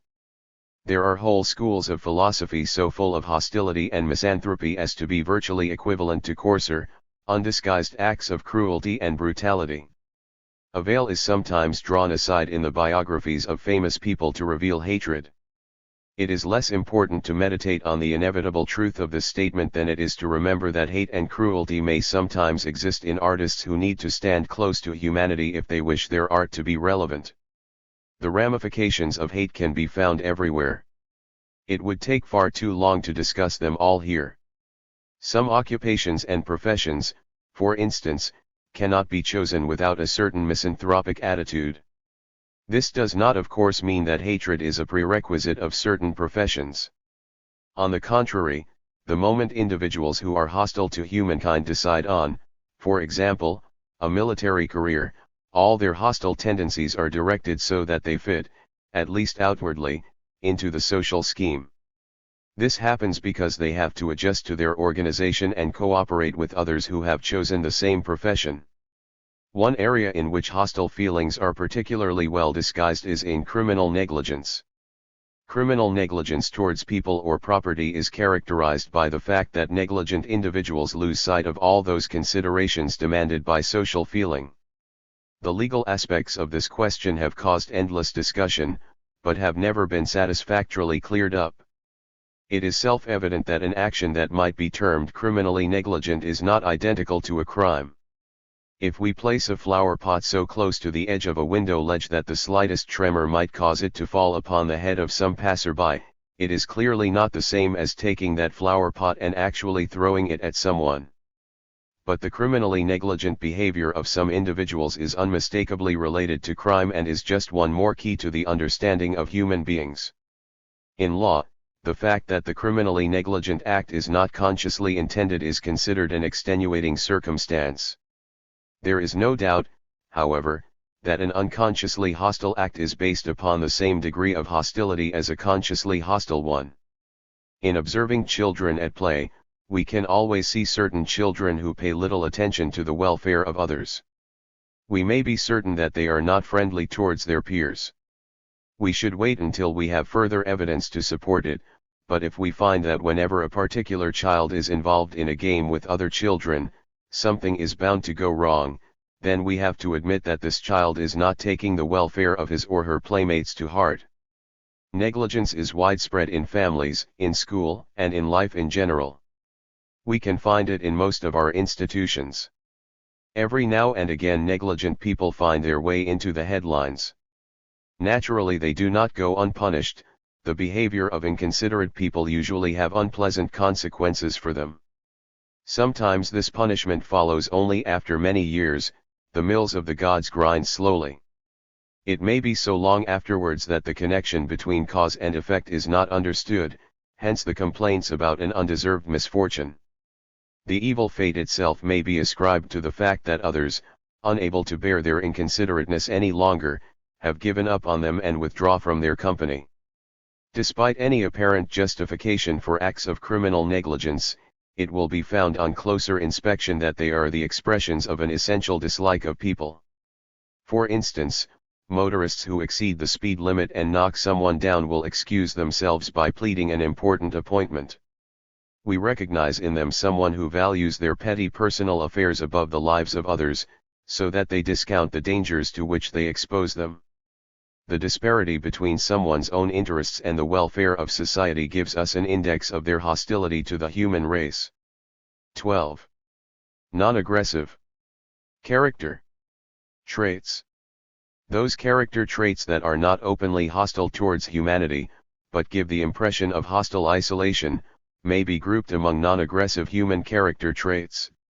It would seem that the stream of hostility had been diverted. We have the impression of a psychological detour. Here we have individuals who never harm anyone, but who withdraw from society, avoid all contact and fail, because of their isolation, to cooperate with their fellow human beings. The tasks of life, however, can be accomplished for the most part only by working together. Individuals who isolate themselves may be suspected of the same hostility as those who wage open and direct war on society. There is an enormous field to be researched here. We shall examine in greater detail several of its outstanding features. The first trait we must consider is timidity and withdrawal. Withdrawal and isolation appear in a variety of forms. People who withdraw from society speak little or not at all, do not look other people in the eye, and are inattentive when spoken to. In even the simplest social relations they exhibit a certain coldness that alienates them from other people. Coldness is in their actions and mannerisms, in the way they shake hands, in their tone of voice, in the way they greet or refuse to greet others. With every gesture they seem to be distancing themselves from the rest of the world. In all these mechanisms of isolation we find an undercurrent of ambition and vanity. These people attempt to raise themselves above others by accentuating the differences between themselves and the rest of society, but the most that they can gain is an imaginary glory. A belligerent hostility is evident in the seemingly harmless attitude of these social exiles. Isolation may also be a trait of larger groups. Everyone knows entire families whose lives are hermetically sealed against approaches from the outside. Their hostility, their conceit, and their belief that they are better and nobler than others, is unmistakable. Isolation may be a trait of classes, religions, races, or nations, and it is sometimes an extraordinarily illuminating experience to walk through a strange town and see how, in the very structure of homes and dwellings, whole social strata isolate themselves from others. There is a deep-rooted tendency in our culture that allows human beings to isolate themselves into nations, creeds, and classes. Conflict, expressed in outdated, impotent traditions, is the only result. It further enables some individuals to make use of latent divisions to set one group against another, in order to satisfy their personal vanity. Such a class, or such an individual, considers itself especially distinguished, values its characteristics most highly, and is preoccupied with demonstrating the faults of other people. Those who work so hard to accentuate the differences between classes or nations do so chiefly to heighten their own personal vanity. If disastrous events ensue, such as world wars and all their consequences, these people will be the last to take the blame for provoking them. Hounded by their own feelings of insecurity, these troublemakers attempt to achieve a sense of superiority and independence at the cost of others. Isolation in their own tiny universe is their sorry fate. It goes without saying that they are not capable of progress or of contributing to the culture of our civilization. Anxiety. Misanthropists often complain of anxiety. Anxiety is an extraordinarily widespread trait. It accompanies individuals from earliest childhood to old age. It embitters their life to a marked degree, distances them from all human contacts and destroys their hope of building up a peaceful life or making fruitful contributions to the world. Fear can touch every human activity. We can be afraid of the outer world, or afraid of the world within ourselves. One person avoids society because she is afraid of it. Another may be afraid to be alone. Among anxious people we will also find those familiar individuals who think more of themselves than of their fellow human beings. Once someone assumes the point of view that life's difficulties must be avoided, they are inviting anxiety in, and once in, it will reinforce that point of view. There are people whose first reaction to something new is always anxiety, whether it is simply moving house, parting from a companion, starting a job or falling in love. They are so out of touch with life and with their peers that every change of situation is accompanied by fear. The development of their personality and their ability to contribute to our common welfare are markedly inhibited by this trait. Anxiety does not necessarily mean trembling and running away. It can be revealed in the dragging of one's feet over a problem, approaching a situation hesitantly, or looking for an excuse to avoid it. For the most part, fearful individuals are not aware that their anxious attitude comes to the surface every time a new situation appears. It is very interesting to find people who are constantly thinking of the past or of death. Dwelling on the past is an unobtrusive and therefore very popular means of constraining ourselves. Fear of death or sickness is a typical characteristic of people who are seeking an excuse to avoid all duties and obligations. They loudly proclaim that all is vanity, that life is woefully brief and that no one can know what will happen. As we have seen, such individuals may avoid all tests because their pride prevents them from submitting to a trial that would disclose their real worth. The consolation of heaven and the hereafter has much the same effect. For individuals whose real goal lies in the hereafter, the business of life in this world becomes an irrelevant struggle, an insignificant phase of development. With such otherworldly types we find that it is the same God, the same goal of superiority over others for which they strive, the same overweening pride and ambition that leave them ill-equipped for life. We find anxiety in its first and most primitive form in children who are terrified when they are left alone. They are not satisfied, however, when someone comes to them, they are really concerned with wielding their power. If a mother leaves anxious children alone, they call her back with evident anxiety. This gesture proves that nothing has changed. It does not matter whether the mother is there or not. The children are far more concerned with pressing her into their service. This is a sign that the children have not been allowed to develop any independence but have developed the habit, through mistaken upbringing in early childhood, of making demands of service on other people. The expressions of childish anxiety are universally known. They become especially evident in the dark, which cuts children off from the world. Their scream of anxiety links them with the world again. They are no longer alone and forgotten. If someone hurries to them, they are happy, because they are demonstrating their power.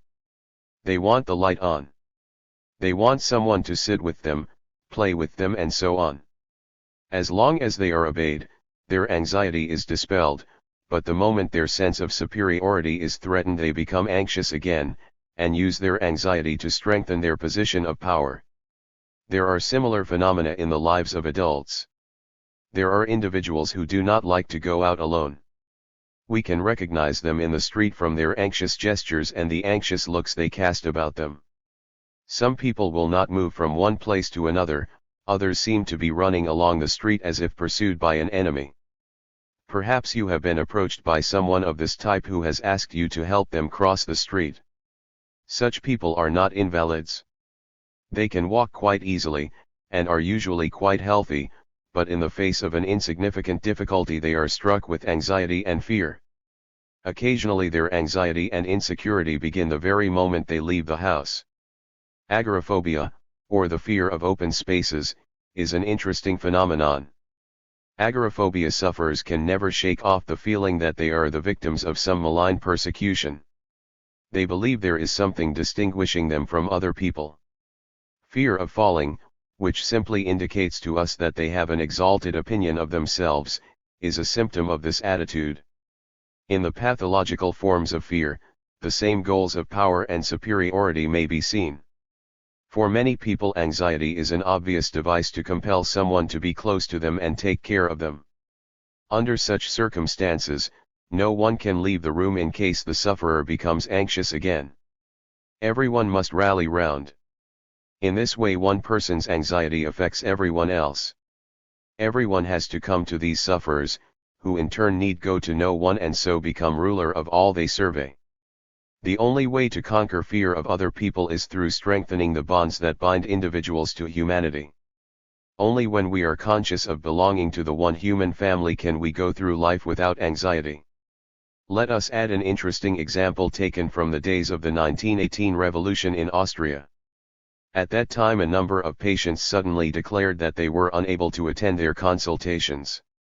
Asked for their reasons, they said things like, "These are such uncertain times, you can never tell what kind of people you will meet. If you are dressed better than the others, you can never tell what will happen." Those were of course troubled times, yet it is remarkable that only certain individuals drew these conclusions. Why were these the only people to do so? This did not happen simply by chance. Their fear was the result of the fact that they had never had any contact with human beings. They therefore felt insecure under the unusual political circumstances, whereas others, who felt that they belonged to society, felt no anxiety and went about their business as usual. Timidity. Timidity is a milder but equally noteworthy form of anxiety. What we have said of anxiety applies equally to timidity. Whatever relationships you place timid children in, their timidity may enable them to avoid contacts, or break them off when they are made.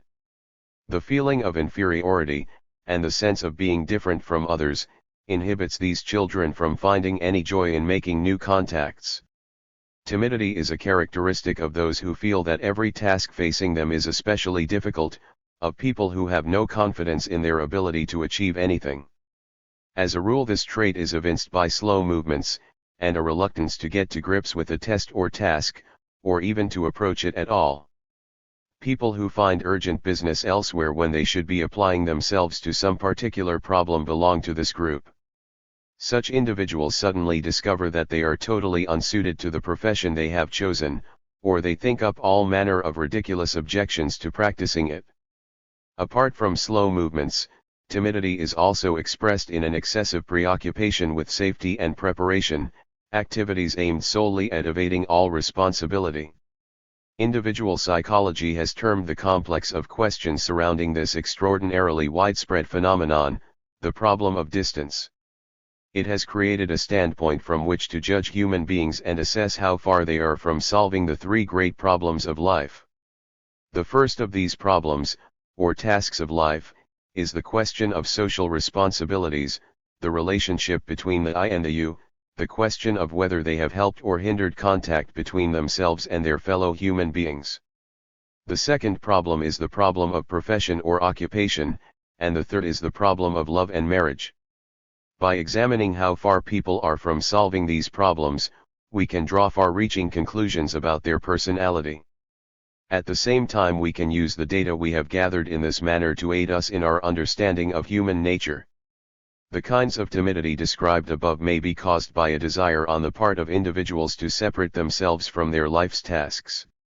There is, however, a brighter side to the dark pessimism we have described. We may assume that individuals chose their position entirely because of the attractions of this brighter side. It lies in the fact that, if they approach a task ill-prepared for it, then there will be extenuating circumstances if they fail, and their vanity and self-esteem will remain intact. The situation becomes safer, they are like tightrope walkers who know there is a safety net beneath to break their fall. Consequently, if they fail in their task through inadequate preparation, their self-esteem is safe, because they can call on a whole battery of excuses to explain their failure. Had they not started late, or had they been better prepared, success would have been certain. In this way, it is not a personal defect that is at fault, but some petty circumstance for which they cannot be expected to take responsibility. But if they succeed, their success is all the more brilliant. For if someone performs their duties conscientiously, no one is surprised if they accomplish their aim, their success seems a foregone conclusion. If, on the other hand, they begin too late, work only a little, or are quite unprepared, yet still solve their problem, they then appear in quite another light. They become prodigies who do with one hand what others can only do with two. The detour syndrome. The above are examples of the advantages of psychological detours. Yet the detour syndrome betrays not only ambition, but also vanity, and points to the fact that individuals like to play a heroic role, at least to themselves.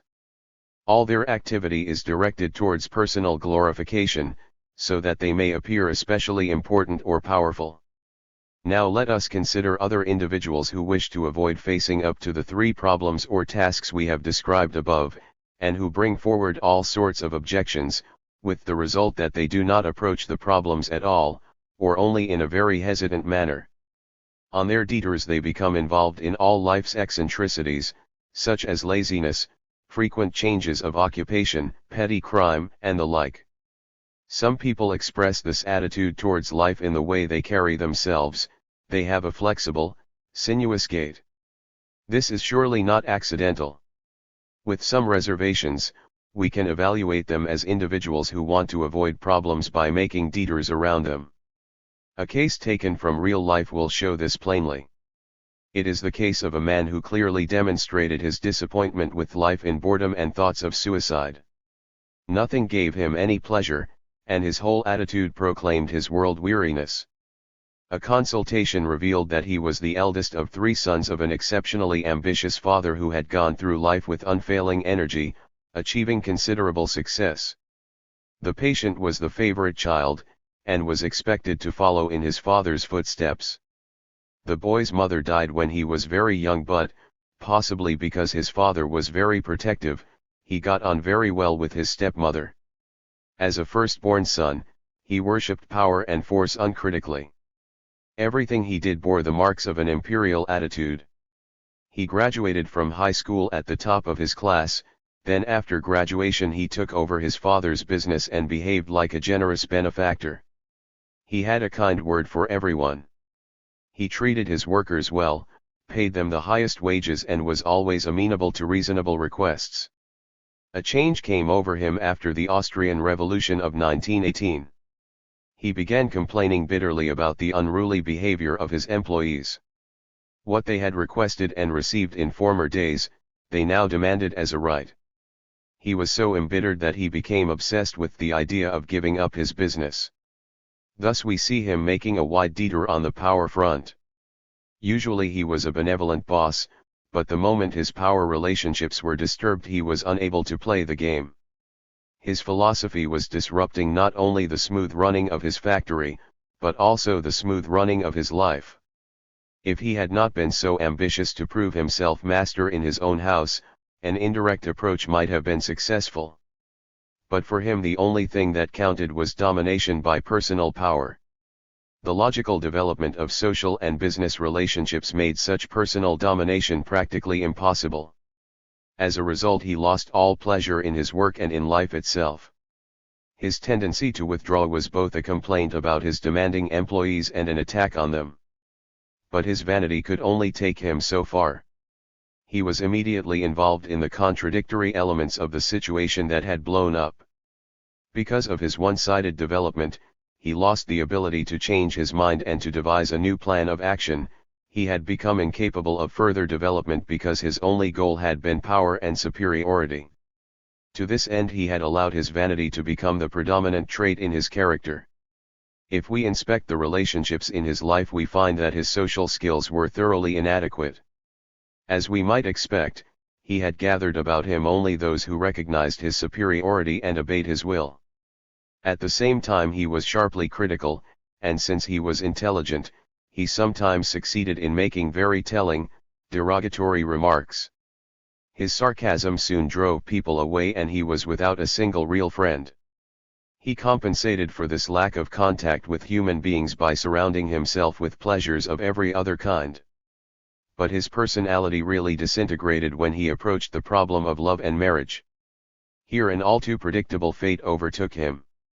Love demands companionship and commitment, and has no truck with imperious behavior. Since he always had to be in command, he had to choose his marriage partner accordingly. Yet the power-crazed personality will never choose a weak, easily dominated individual as his partner, but will seek one who must be conquered and reconquered so that each conquest appears as a new victory.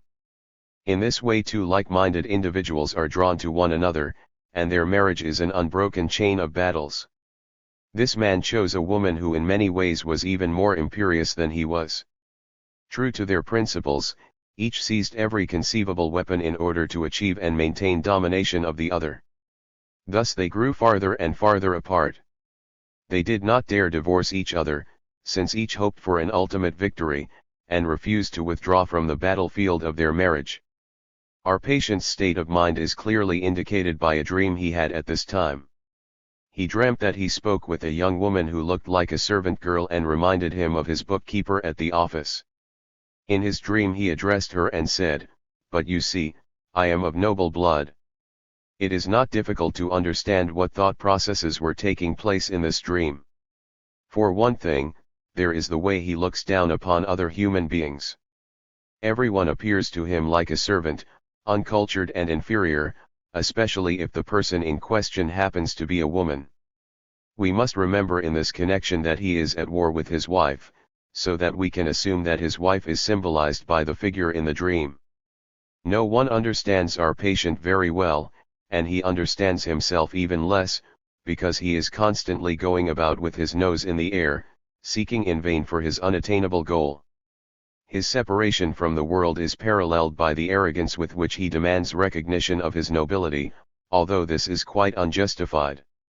At the same time he fails to appreciate the worth of others. Neither love nor friendship can find a place in this philosophy. The arguments that are used to justify such psychological detours are usually distinctive. For the most part they are reasons that in themselves are quite rational and understandable, but in reality they apply to other situations, not the immediate one. Our patient decides, for instance, that he must socialize more. He joins a club in which he wastes his time in drinking, card playing and similar useless activities. He believes this is the only way in which he can gather friends about him.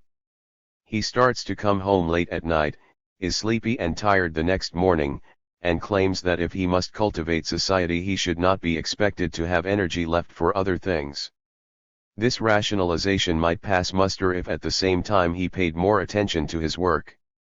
Instead, his socializing keeps him away from the front line, exactly as we might have expected.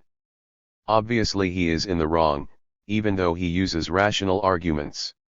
This case proves clearly that it is not our objective experiences that lead us away from the straight path of development, but our personal attitude towards those experiences and our evaluation of events. We are dealing here with the whole sphere of human error. This case, and similar cases, show a chain of errors and the likelihood of further errors. We must attempt to examine them in conjunction with the whole behavior pattern of individuals, to understand their errors of judgment and to overcome them with appropriate advice. This process is very similar to education, which also consists of the removal of errors. Development in the wrong direction based on an error of perception can lead to tragedy. We must admire the wisdom of the ancient Greeks, who either recognized this fact, or had a presentiment of it, when they spoke of Nemesis, the avenging goddess. The misfortunes individuals suffer as a result of a flawed development clearly show the consequences of pursuing personal power instead of the common will. The cult of personal power forces them to approach her goal indirectly, without consideration of the interests of their fellow human beings, and at the expense of an unremitting fear of defeat. At this point in the development of individuals we usually find the nervous symptoms that have arisen with the specific purpose of preventing sufferers from accomplishing some task. These symptoms serve to tell them that every step forward involves extraordinary dangers. Society has no place for deserters. A certain degree of adaptability and cooperation are necessary in order to play the game of life. We need to be helpful, and not assume leadership simply for the purpose of ruling. We all know individuals who socialize, conduct themselves well and do not disturb others, but who are unable to form real friendships because their striving for power prevents them. It is not surprising that others cannot warm to them. These sorts of people are not convivial. They will prefer a dialogue to an open discussion, and will show their true character in seemingly insignificant things. They will for instance go to great lengths to prove themselves right, even when their rightness is of little concern to others. The subject itself may be of little importance to them as long as they can prove themselves to be in the right, and others in the wrong. Again, at the point of detour, they show puzzling symptoms, inexplicable tiredness, pointless hurrying, insomnia, loss of concentration, all kinds of complaints. In short, we hear nothing from them but complaints for which they can give no adequate reasons. They seem to be sick, they are nervous. In actual fact, all these are devices for diverting attention from the symptoms that show what they are really scared of. It is no accident that they have chosen these weapons. Think of the stubborn intransigence of individuals who are afraid of that natural phenomenon, night. We can be sure that they have never been reconciled with the business of living on this earth. Nothing else would satisfy their ego but to do away with night. They demand this as a precondition for their adjustment to a normal life. But by setting this impossible condition they betray themselves. They are saying no to life. All nervous manifestations of this sort originate at the point where nervous individuals become frightened of the problems they must solve, problems that are really no more than the necessary duties and obligations of everyday life. When these problems appear on the horizon, they look for excuses to approach them more slowly, or under extenuating circumstances. They may even look for an excuse to avoid them altogether. In this way they simultaneously avoid those obligations necessary for human society and injure not only their immediate environment but, in a larger context, everyone else. If we understood human nature better, and were able to keep in mind the inexorable process that produces these tragic results sooner or later, we might long ago have made the excuse of such symptoms impossible. It does not pay to attack the logical and immutable laws of human society. Because of the long time lapse, and the innumerable complications that may occur, we are seldom able to pinpoint the connection between mistakes and their consequences and draw illuminating conclusions. Only when we allow a whole life's behavior pattern to unfold before us, and intensively study the history of a human being, are we able, with much care, to gain insight into these connections and to point out where the original mistake was made. Absence of social graces. There are people who show a character trait that we might describe as a tendency for ill-mannered or uncivilized behavior. Those who habitually bite their nails, pick their noses or gobble their food belong in this class. The significance of these habits is obvious when we observe greedy people. They are voracious eaters, and so noisy. Enormous mouthfuls of food disappear down their throat. What remarkable amounts they get through, and so quickly, and so often. We have all seen people who are not happy unless they are eating. Another manifestation of this lack of manners is dirtiness and disorderliness. Here we do not mean the lack of formality of people who have a lot of work to do, or the natural disorder one can occasionally find when someone is hard at work. The kind of people we mean usually do little useful work and are constantly surrounded by muddle and filth. These are individuals who seem to revel in dirt and disorder, and we could not imagine them without this distinctive trait. These are only some of the characteristics of uncivilized human beings. They clearly show us that they are not playing the game according to the rules, and would really prefer to remove themselves from other human beings. People who indulge in these and other uncouth acts lead us to believe that they have little use for their fellow human beings. Most uncivilized behavior begins in childhood, for hardly any children develop in a straight line. Some adults have simply never overcome these childish traits. At the basis of these manifestations of uncivilized behavior is a more or less well-marked disinclination to relate to fellow human beings. Uncivilized individuals wish to create a distance between themselves and life and are not inclined to cooperate. It is easy to understand why such people are not amenable to well-meaning exhortations to give up their uncivilized ways. For when people are unwilling to play the game of life according to the rules, they are, as a matter of fact, behaving quite logically. They could hardly have hit on a better way of alienating other people than by biting their nails or going about in stained clothes. Such antisocial behavior effectively bars them from holding a position in which they are subject to criticism and competition and the judgment of others. What better way could they find of retreating from love or marriage, than presenting an unattractive aspect to the world? They lose out in the competition as a matter of course, and at the same time they have an excuse in that they always blame it on their absence of social graces. "What couldn't I do if I didn't have this bad habit?"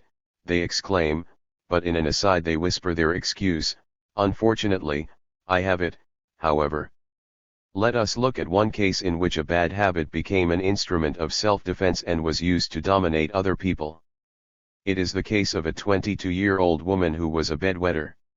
She was the next to last child in her family, and because she had been a weak and sickly child she enjoyed the particular solicitude of her mother, on whom she was exceptionally dependent. She had managed to chain her mother to her by day and by night, through anxiety attacks during the day and nightmares and bedwetting at night. At the beginning this must have been a triumph for her, a balm for her vanity. With her misbehavior she succeeded in monopolizing her mother at the expense of her brothers and sisters. This young woman was exceptional also in that she could not be persuaded to make friends or attend school. She was particularly anxious whenever she had to leave the house. Even when she grew older, and had to run errands in the evening, walking along after dark was agony to her. She came home thoroughly exhausted and anxious, and told all sorts of terrible stories of the risks she had run. We can see how all these traits signified just one thing: this young woman wanted to remain constantly at her mother's side. However, since financial circumstances would not allow this, a job had to be found for her. She was finally persuaded to take up a position, but after only 2 days her old bedwetting problem returned and forced her to give it up. Her mother, who did not understand the true meaning of her illness, reproached her bitterly. The young woman attempted suicide and was taken to hospital, and her mother then swore never to leave her again. All these things, her bedwetting, her fear of the dark, her terror of being alone, and her attempted suicide, were directed towards the same goal. To us they mean, "I must stay close to my mother, or mother must pay constant attention to me. In this way the socially unacceptable behavior of bedwetting acquires a valid meaning.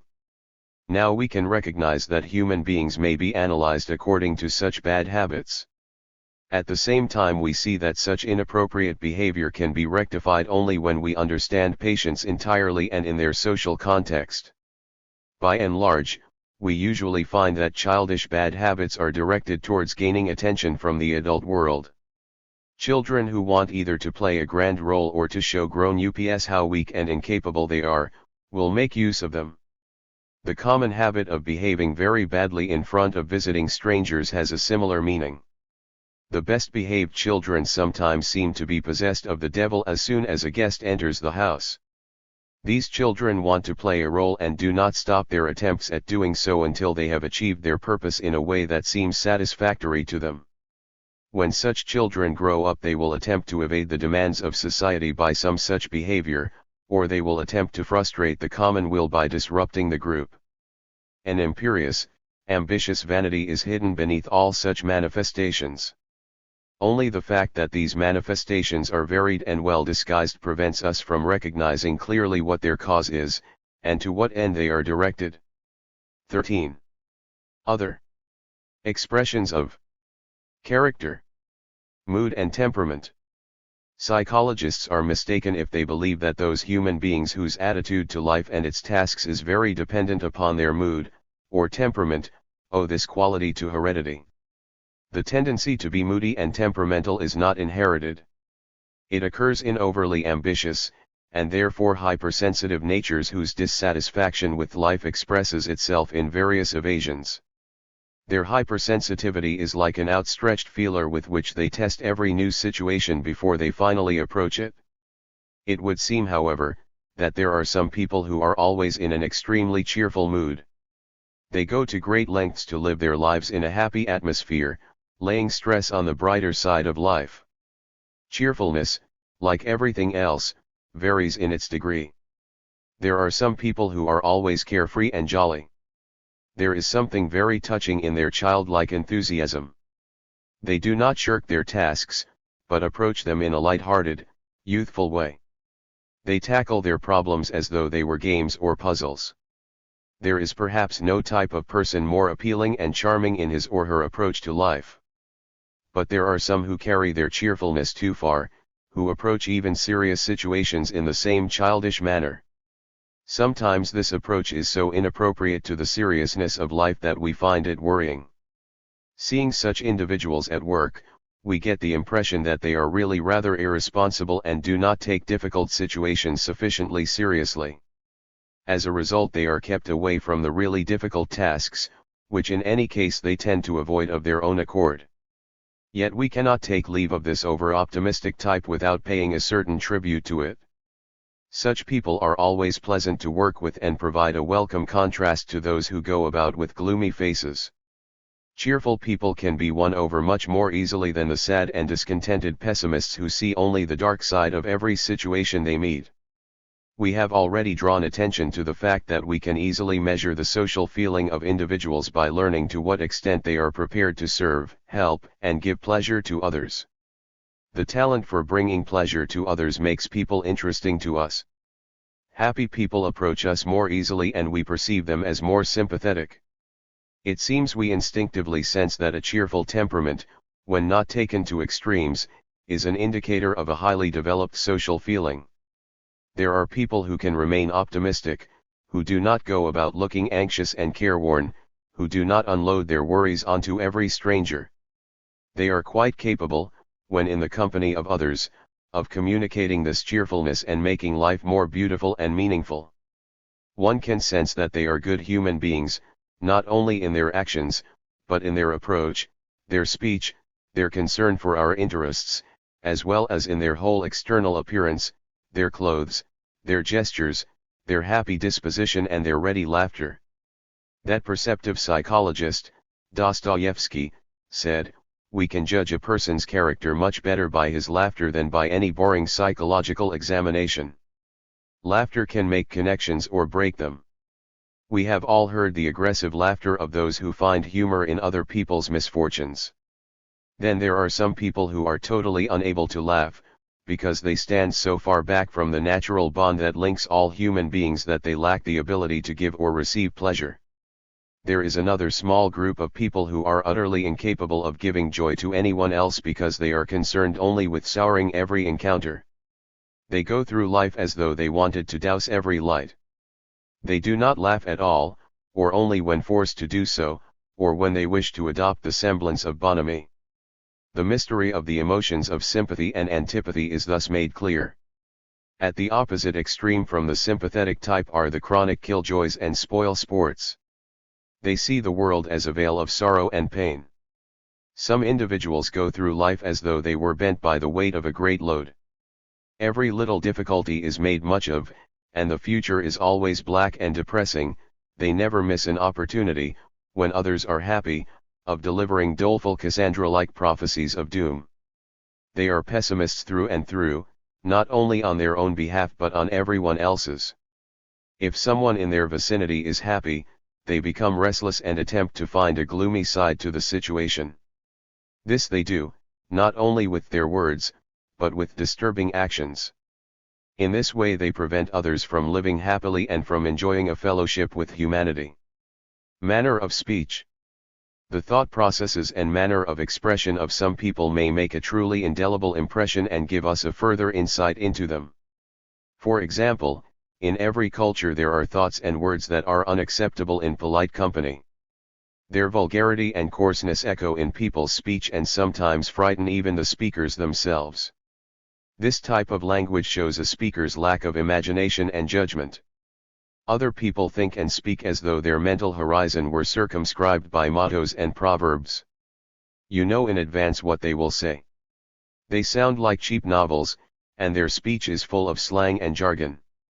They demonstrate a lack of empathy with others when they answer every question with a catchphrase or slang expression, and think and act according to the clichés of the tabloids and movies.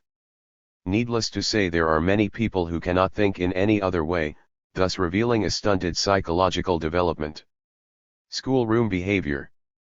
We frequently meet people who give the impression that their development ceased somewhere in their school career, never progressing beyond the elementary stage.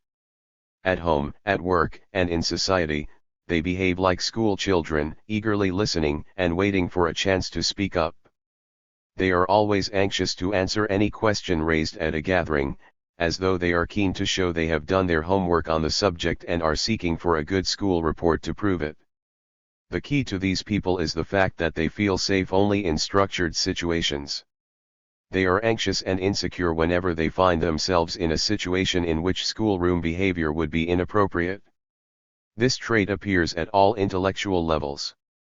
In its least likable forms, the individual appears dry, austere, and unapproachable, or assumes the role of the all-knowing one, appearing to understand everything immediately or seeking to pigeonhole everything according to predetermined rules and formulae.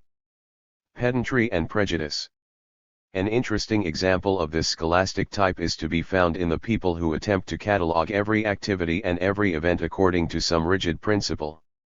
They believe in this principle and cannot be persuaded to relinquish it, nor would they be comfortable if they found something that could not be interpreted according to its rules. They are the dry-as-dust pedants. We have the impression that they feel so insecure that they must squeeze all of life and living into a tiny cage of rules and formulae, lest it overwhelm them.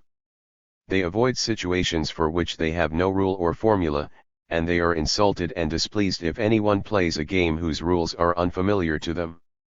It goes without saying that one can exercise a great deal of power by the use of this method.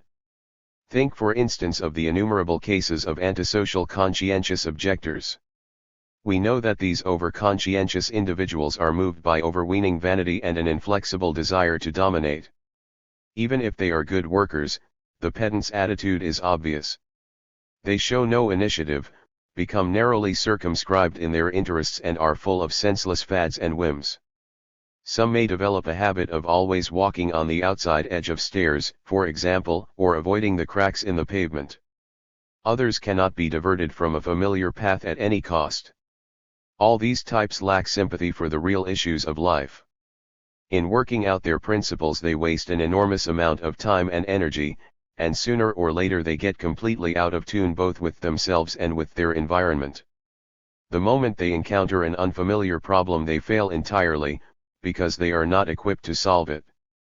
They believe that nothing can be done without rules and magic formulae, and they will religiously avoid all change. It will even be difficult for them, for instance, to get used to spring because they have spent so long adjusting to winter.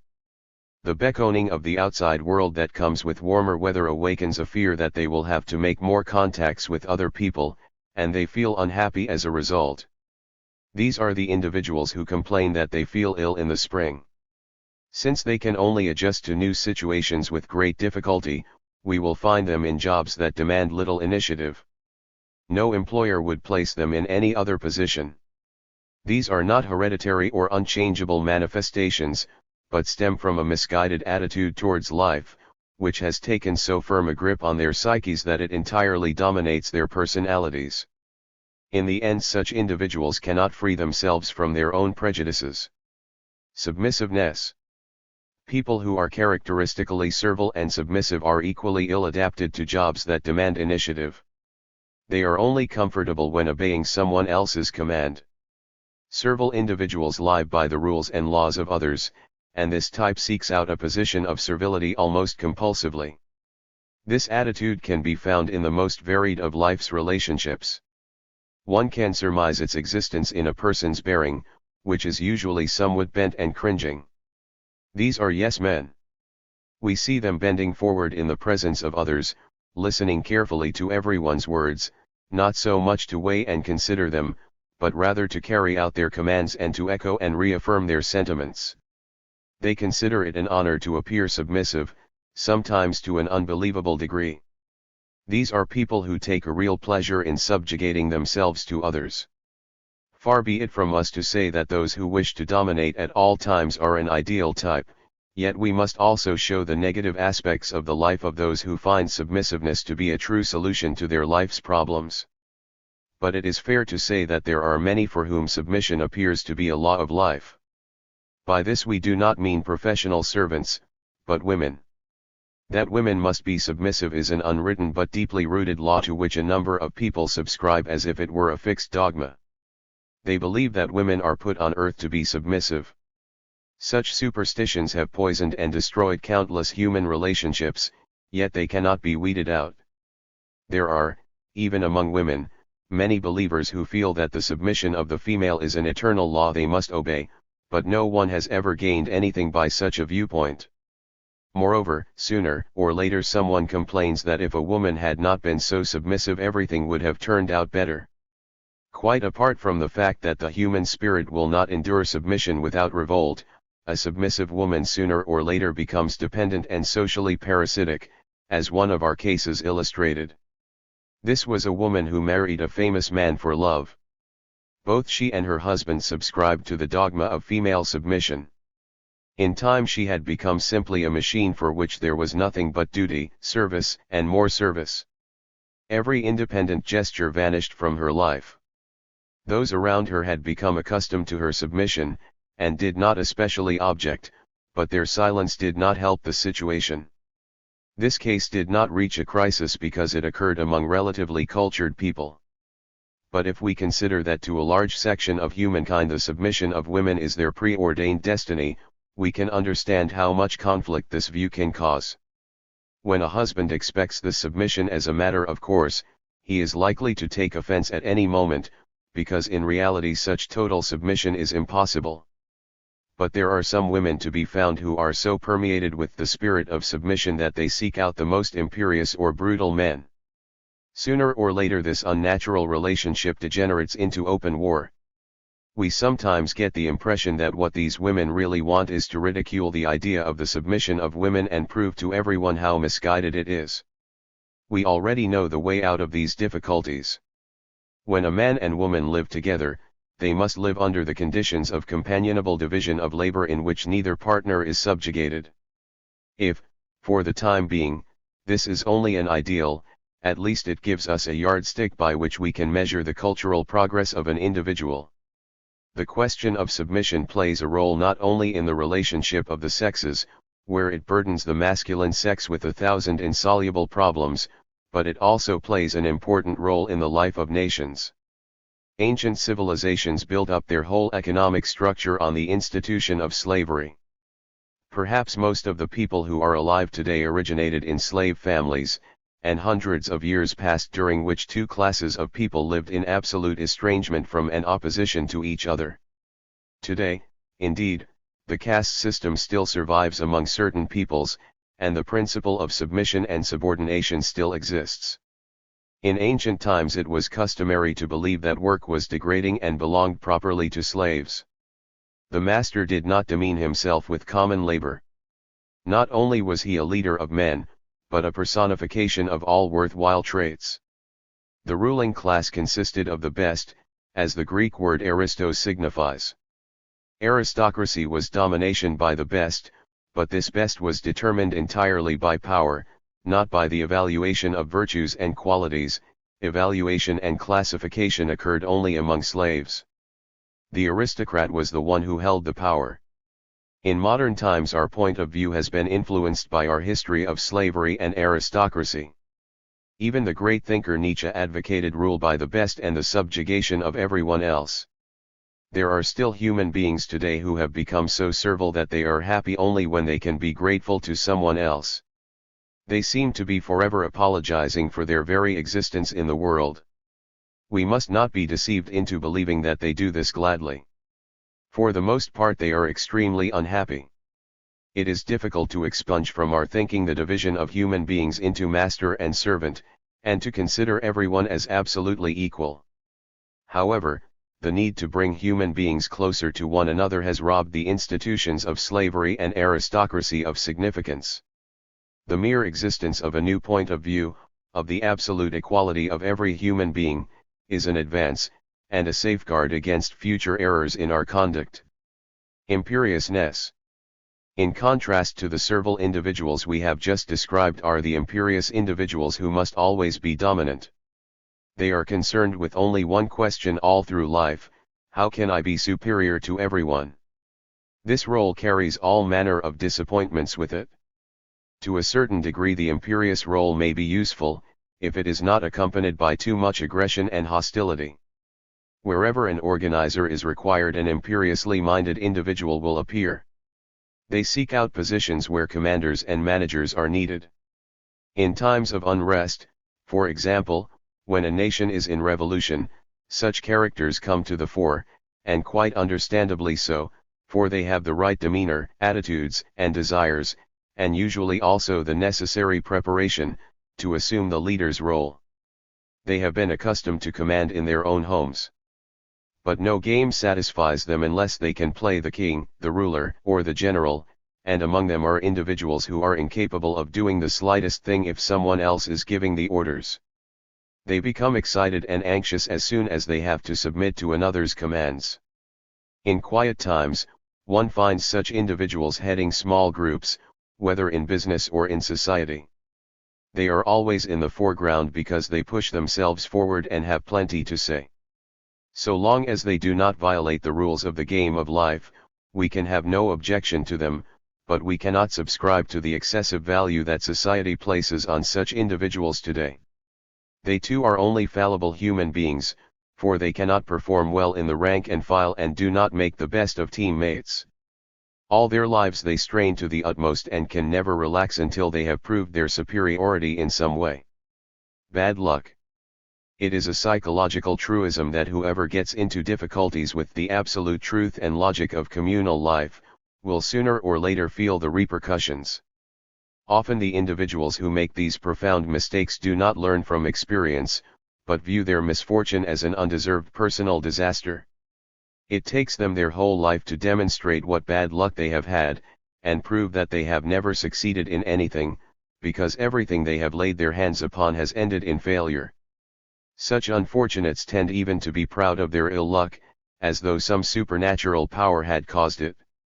Examine this point of view more closely and you will find that vanity is rearing its ugly head again. These people act as though some sinister deity is singling them out for persecution. In a thunderstorm they believe that the lightning will strike only them. They are afraid that burglars will choose their house. If any misfortune is to occur, they are certain that they are the ones it will touch. Only people who consider themselves the center of the universe can exaggerate like this. It seems the opposite of selfishness to be constantly pursued by misfortune, but actually a stubborn vanity is at work when such individuals feel that all hostile powers are intent on wreaking vengeance upon them.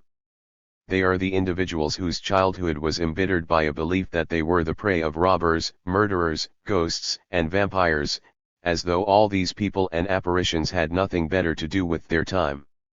It is to be expected that their attitude will be expressed in their outward bearing. They walk as though under pressure, bent over so that no one can mistake the heavy load under which they labor. They remind us of those caryatids who supported the Greek temples and spent their existence holding up porticos. These people tend to take everything so seriously and judge everything so pessimistically, that it is not hard to understand why things often go wrong for them.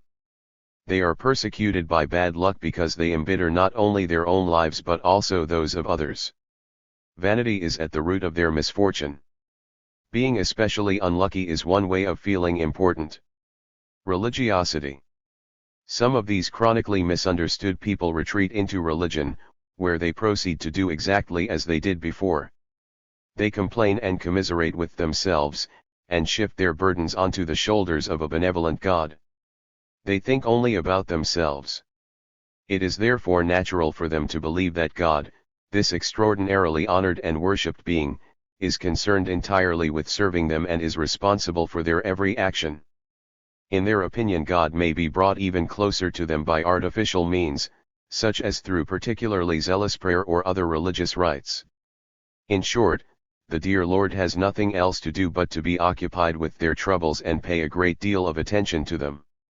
There is so much heresy in this type of religious worship that if the old days of the Inquisition were to return, these religious fanatics would probably be the first to be burned at the stake. They approach their God just as they approach their fellow human beings, complaining, whining, yet never lifting a finger to help themselves or to better their circumstances. Cooperation, they feel, is an obligation only for others. The case history of an 18-year-old girl demonstrates the lengths to which this vain egotism may go. She was a very good and industrious child, though very ambitious. Her ambition expressed itself in her religion, in which she performed every rite with the utmost piety. One day she began to reproach herself for having been too unorthodox in her beliefs, for having broken the commandments and for entertaining sinful thoughts from time to time. As a result, she spent the whole day violently accusing herself with such vehemence that everyone assumed she had taken leave of her senses. She spent her time kneeling in a corner, bitterly reproaching herself, yet no one else was allowed to reproach her for a single thing. One day a priest tried to remove the burden of her sin by explaining to her that she had never really sinned, and that her salvation was certain. The next day this young girl went up to him in the street and screamed at him that he was unworthy to enter a church because he had taken such a burden of sin upon his shoulders. We need not discuss this case further, but it illustrates how ambition breaks into religious matters, and how vanity makes individuals believe themselves a judge of virtue and vice, purity and corruption, good and evil. 14. Feelings and emotions. Feelings and emotions are accentuations of what we have previously described as character traits. Emotions express themselves in a sudden flow under the pressure of some conscious or unconscious necessity. Like character traits, they have a definite goal and direction. We might call them psychological developments within a definite time limit. Feelings are not mysterious phenomena that defy interpretation, they occur wherever they are appropriate to the given lifestyle and predetermined behavior pattern of individuals. Their purpose is to modify the situation of the individuals in whom they occur, to their benefit. They are accentuated, vehement movements that occur in individuals who have abandoned other mechanisms for achieving their purpose, or have lost faith in any other means of attaining their goal. We are dealing again with individuals who, burdened by a feeling of inferiority and inadequacy that forces them to gather all their powers together, make more strenuous efforts than would otherwise be necessary. By the force of these exertions they believe they can get into the limelight, and prove themselves victorious. We cannot have anger without an enemy. We cannot conceive of the emotion of anger without considering also that its purpose is a victory over this enemy. In our culture it is still possible to achieve our aims by means of this exaggerated behavior. We would have fewer outbursts of temper if it were not possible to achieve some goal in this way. Individuals who do not have sufficient confidence in their ability to achieve their goal tend not to give up their aim because of their feeling of insecurity, but rather to approach it with greater efforts and with the aid of additional feelings and emotions. In this way individuals, stung by a sense of their inferiority, gather their powers together and attempt to win a desired objective in a manner reminiscent of a brutal, uncivilized savage. Since feelings and emotions are closely bound up with the very essence of personality, they are not the unique characteristics of a few individuals, but are to be found more or less uniformly among all people. All individuals are capable of showing some particular emotion if they are put into an appropriate situation. We might call this capability the faculty for emotion. The emotions are such an essential part of human life that we are all capable of experiencing them. As soon as we have gained a fairly good understanding of human beings, we may well be able to imagine their usual feelings and emotions without ever having actually come into contact with them. It is quite natural that so deeply rooted a phenomenon as a feeling or emotion shows its effect upon the body, since body and mind are so intimately allied. The physical phenomena that accompany feelings and emotions are indicated by various changes in the blood vessels and in the respiratory apparatus, for example in the appearance of blushing, pallor, rapid pulse rates and variations in breathing. Disjunctive feelings. Anger. Anger is the feeling that most typifies the striving for power and domination. Its purpose is the rapid and forceful destruction of every obstacle in the way of the angered person. Previous research has shown us that angry individuals are those who are striving for superiority by every possible application of all their powers. The striving for recognition occasionally degenerates into real power madness. Where this occurs, we expect to find individuals who respond with violent outbursts to the slightest occurrence that might detract from their sense of power. They believe, perhaps as a result of previous experiences, that they can best get their own way, thus conquering their opponents, by this method. This procedure does not stand on a very high intellectual level, yet it works in a majority of cases. It is not difficult for most people to remember how they have won back their prestige or got their own way through an occasional outburst of fury. There are occasions when anger is largely justified, but we are not considering such cases here. In discussing the use of anger, we are referring to individuals in whom this feeling is always present and is a habitual, well-marked response. Some people systematically use their anger for their own ends, because they have no other way of approaching a problem. They are usually haughty, highly sensitive people who cannot bear anyone to be their superior or even their equal, who must themselves be superior in order to be happy. Consequently, they are continually on guard in case anyone comes too close to them or does not value them highly enough. Distrust is the character trait most frequently allied with this kind of sensitivity. They find it impossible to trust their fellow human beings. Other, closely related character traits go along with their anger, sensitivity, and mistrust. In extreme cases one might find, for example, exceptionally ambitious individuals shying away from every serious task, incapable of ever adjusting to society. Should they be denied anything, they only know one method of response. They announce their protest in a manner that is usually very painful for everyone else. They may, for instance, shatter a mirror or destroy an expensive vase. We cannot really accept their apologies if they afterwards attempt to excuse themselves by saying that they did not know what they were doing. The desire to express themselves by destructiveness is plainly evident, for they always destroy something valuable and never confine their rage to worthless objects. A plan of some kind must have been behind their action. Although this method achieves a certain success on a small scale, as soon as the context becomes wider it loses its effectiveness. Consequently, these habitually angry people soon find themselves in conflict with the whole world. The external signs of anger are so common that we have only to think of the word fury to call up a mental picture of an irascible people. Their hostile attitude towards the world is clearly evident. The feeling of anger signifies an almost complete negation of social feeling. The striving for power is so bitterly expressed that even killing an opponent is not too difficult to imagine. We can practice our knowledge of human nature by analyzing the various emotions and feelings we observe, since feelings and emotions are the clearest indications of character.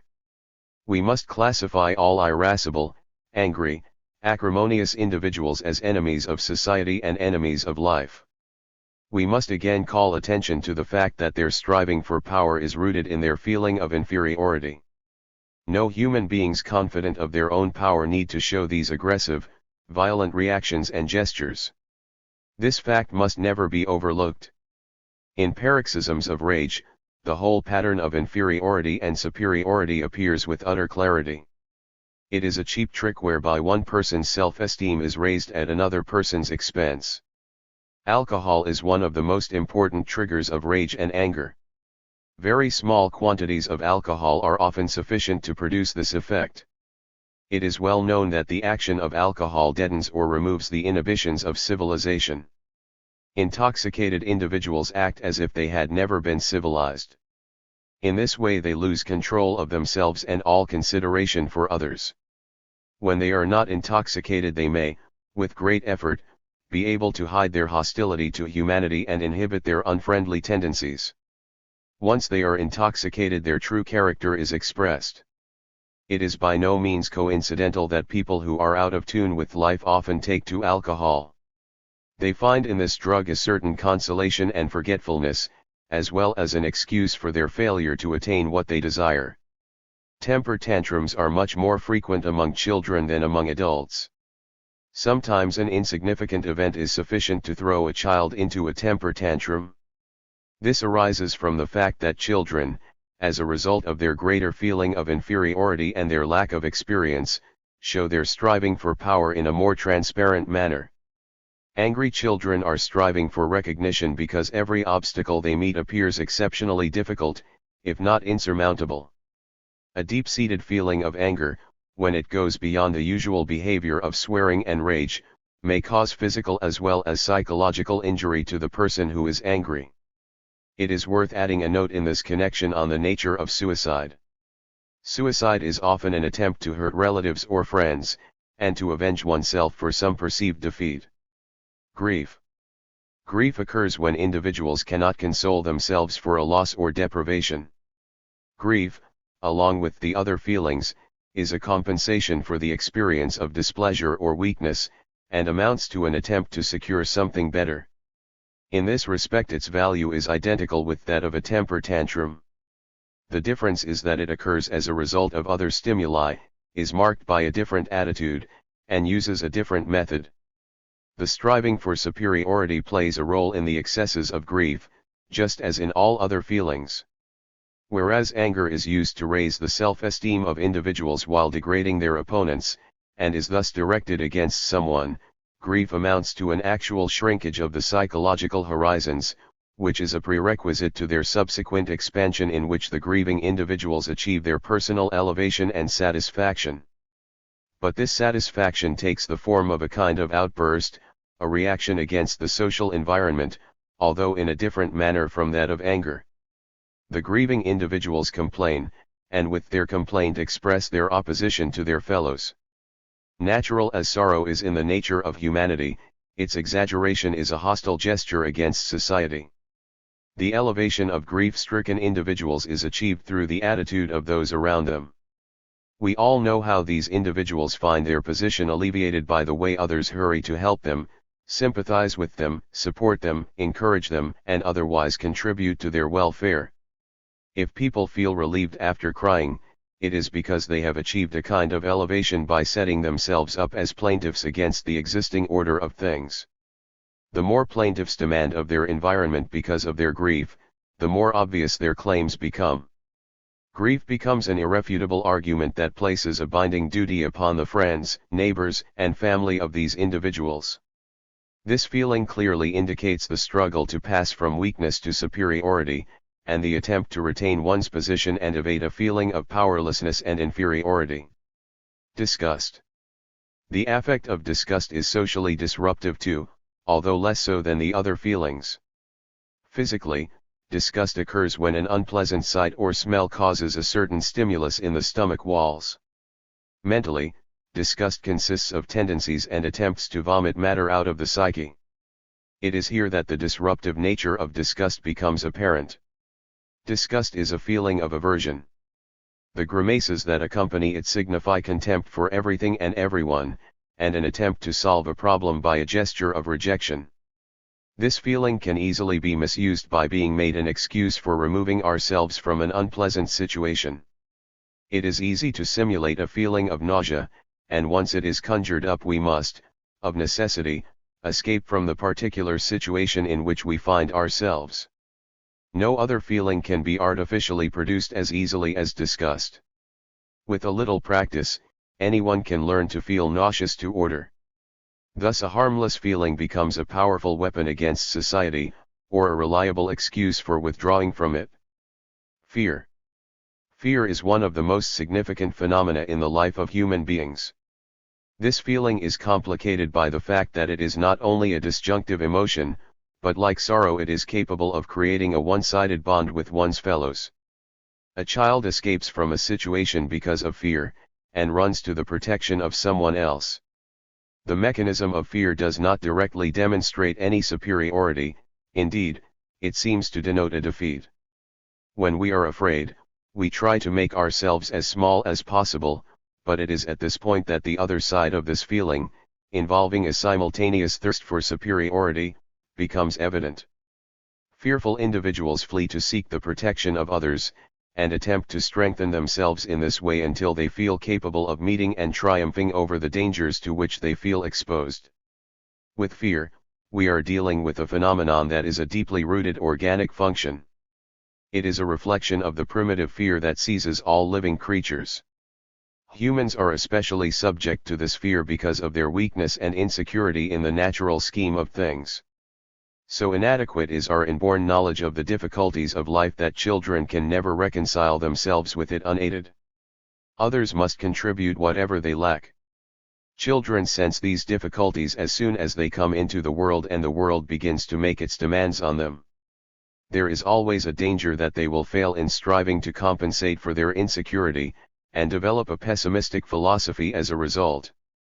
Their most significant character trait becomes, therefore, a certain thirst for the help and consideration of those around her.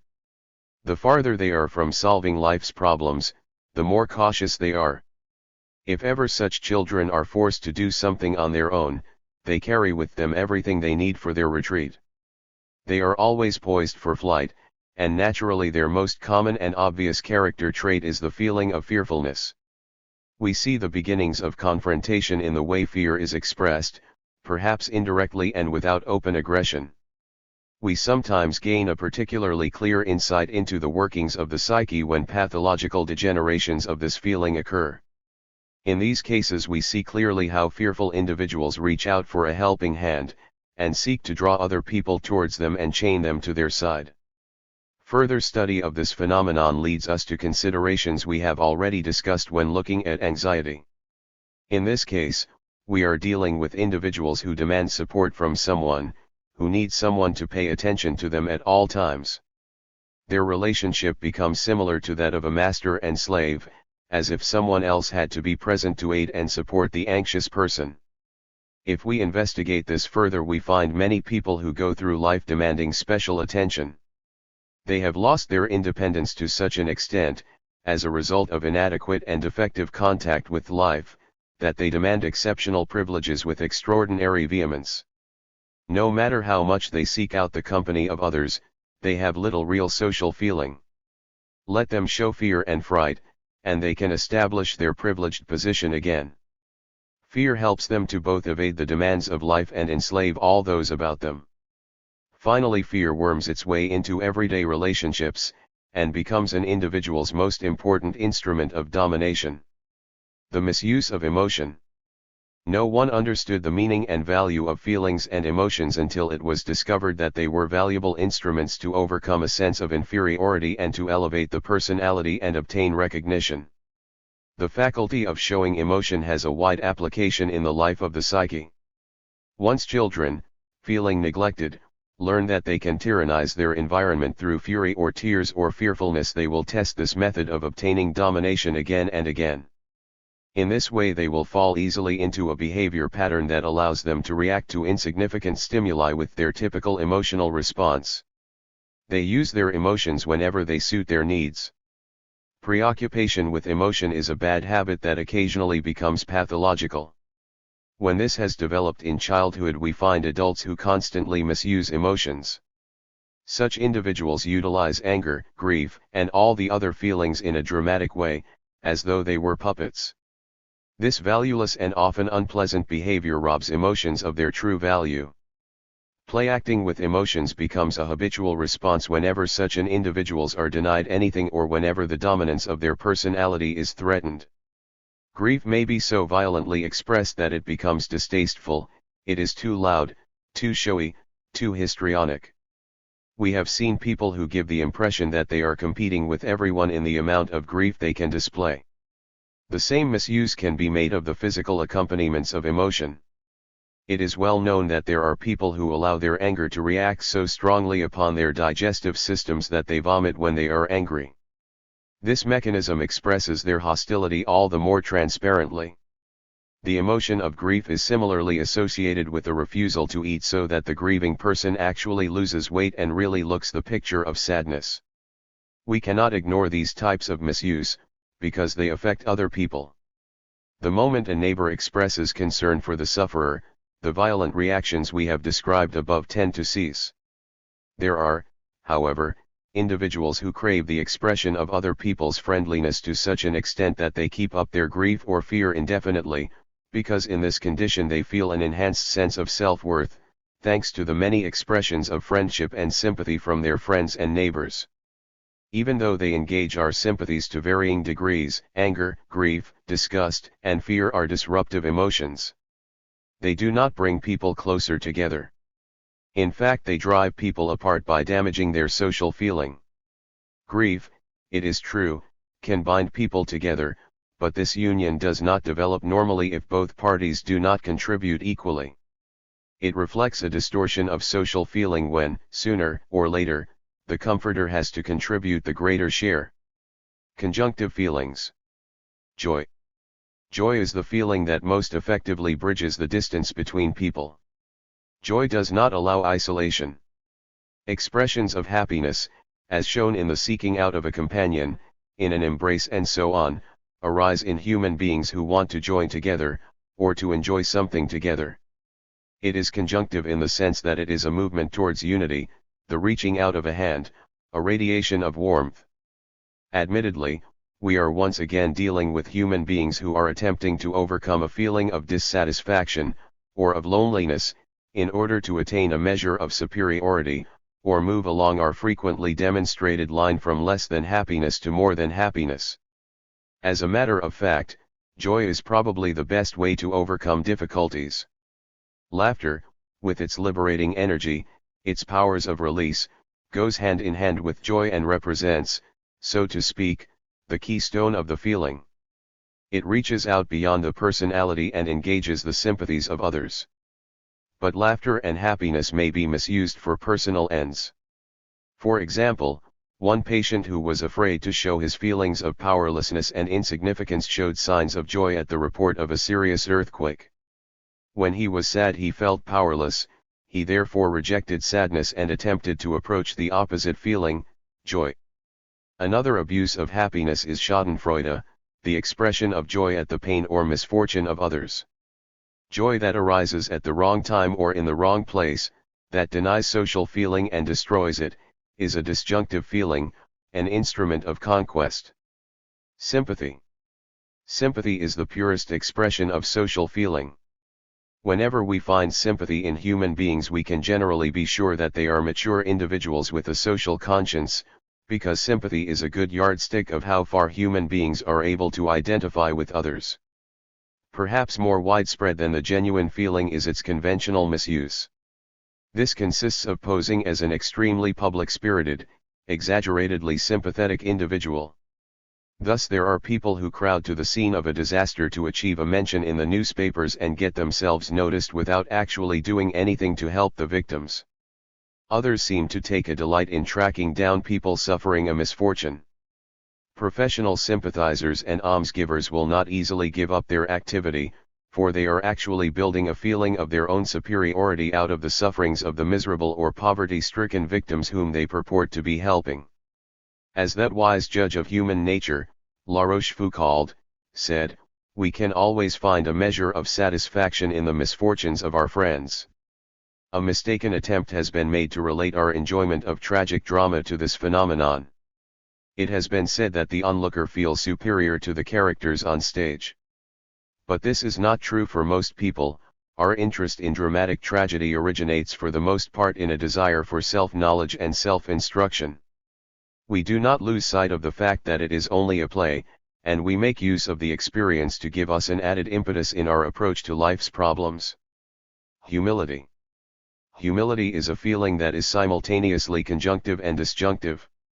This feeling is also part of our relationship with the world around us, and as such is not to be separated from our psyche.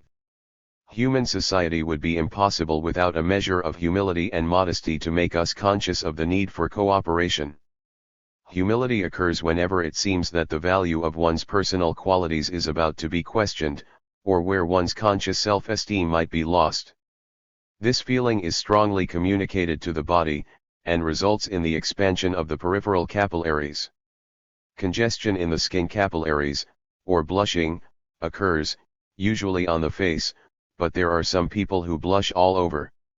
Humility can also be an attitude of withdrawal.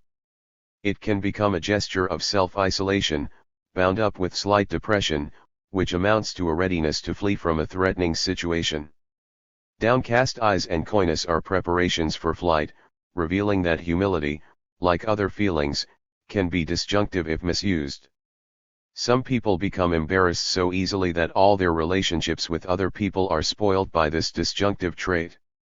Its value as a means of achieving isolation becomes obvious when it is exaggerated in this way. 15. General remarks on child rearing and education. Finally, let us add a few remarks on a theme we have occasionally touched upon in our previous considerations. It is the question of education's influence on the development of the psyche, at home, at school, and in life in general. There is no doubt that contemporary child rearing in the family nurtures the striving for power and the development of vanity to an extraordinary degree. Everyone can give an example of this from personal experience. To be sure, the family as an institution has great advantages, and it is hard to imagine an institution better adapted to the care of children than a family environment in which they are properly brought up. The family is the institution best fitted for the survival of the human race, especially when ill health is involved. If parents are also good educators, with the necessary insight and ability to recognize faults in their children's development as soon as they appear, and if, furthermore, they are capable of correcting these faults with proper guidance, we would be happy to state that no institution could be better fitted for the nurturing of well-adjusted human beings. Unfortunately, however, parents are generally neither good psychologists nor good teachers. Various degrees of a pathological family egotism seem to dominate child rearing today. This egotism demands that the children of one's own family should be especially cherished and regarded as extraordinarily precious, even at the cost of other children. Such education in the home therefore commits the gravest of psychological errors in brainwashing children with the false idea that they must be superior to everyone else. Intrinsic to this phenomenon is the typical family pattern based on the leadership and superiority of the father. This is where the damage begins.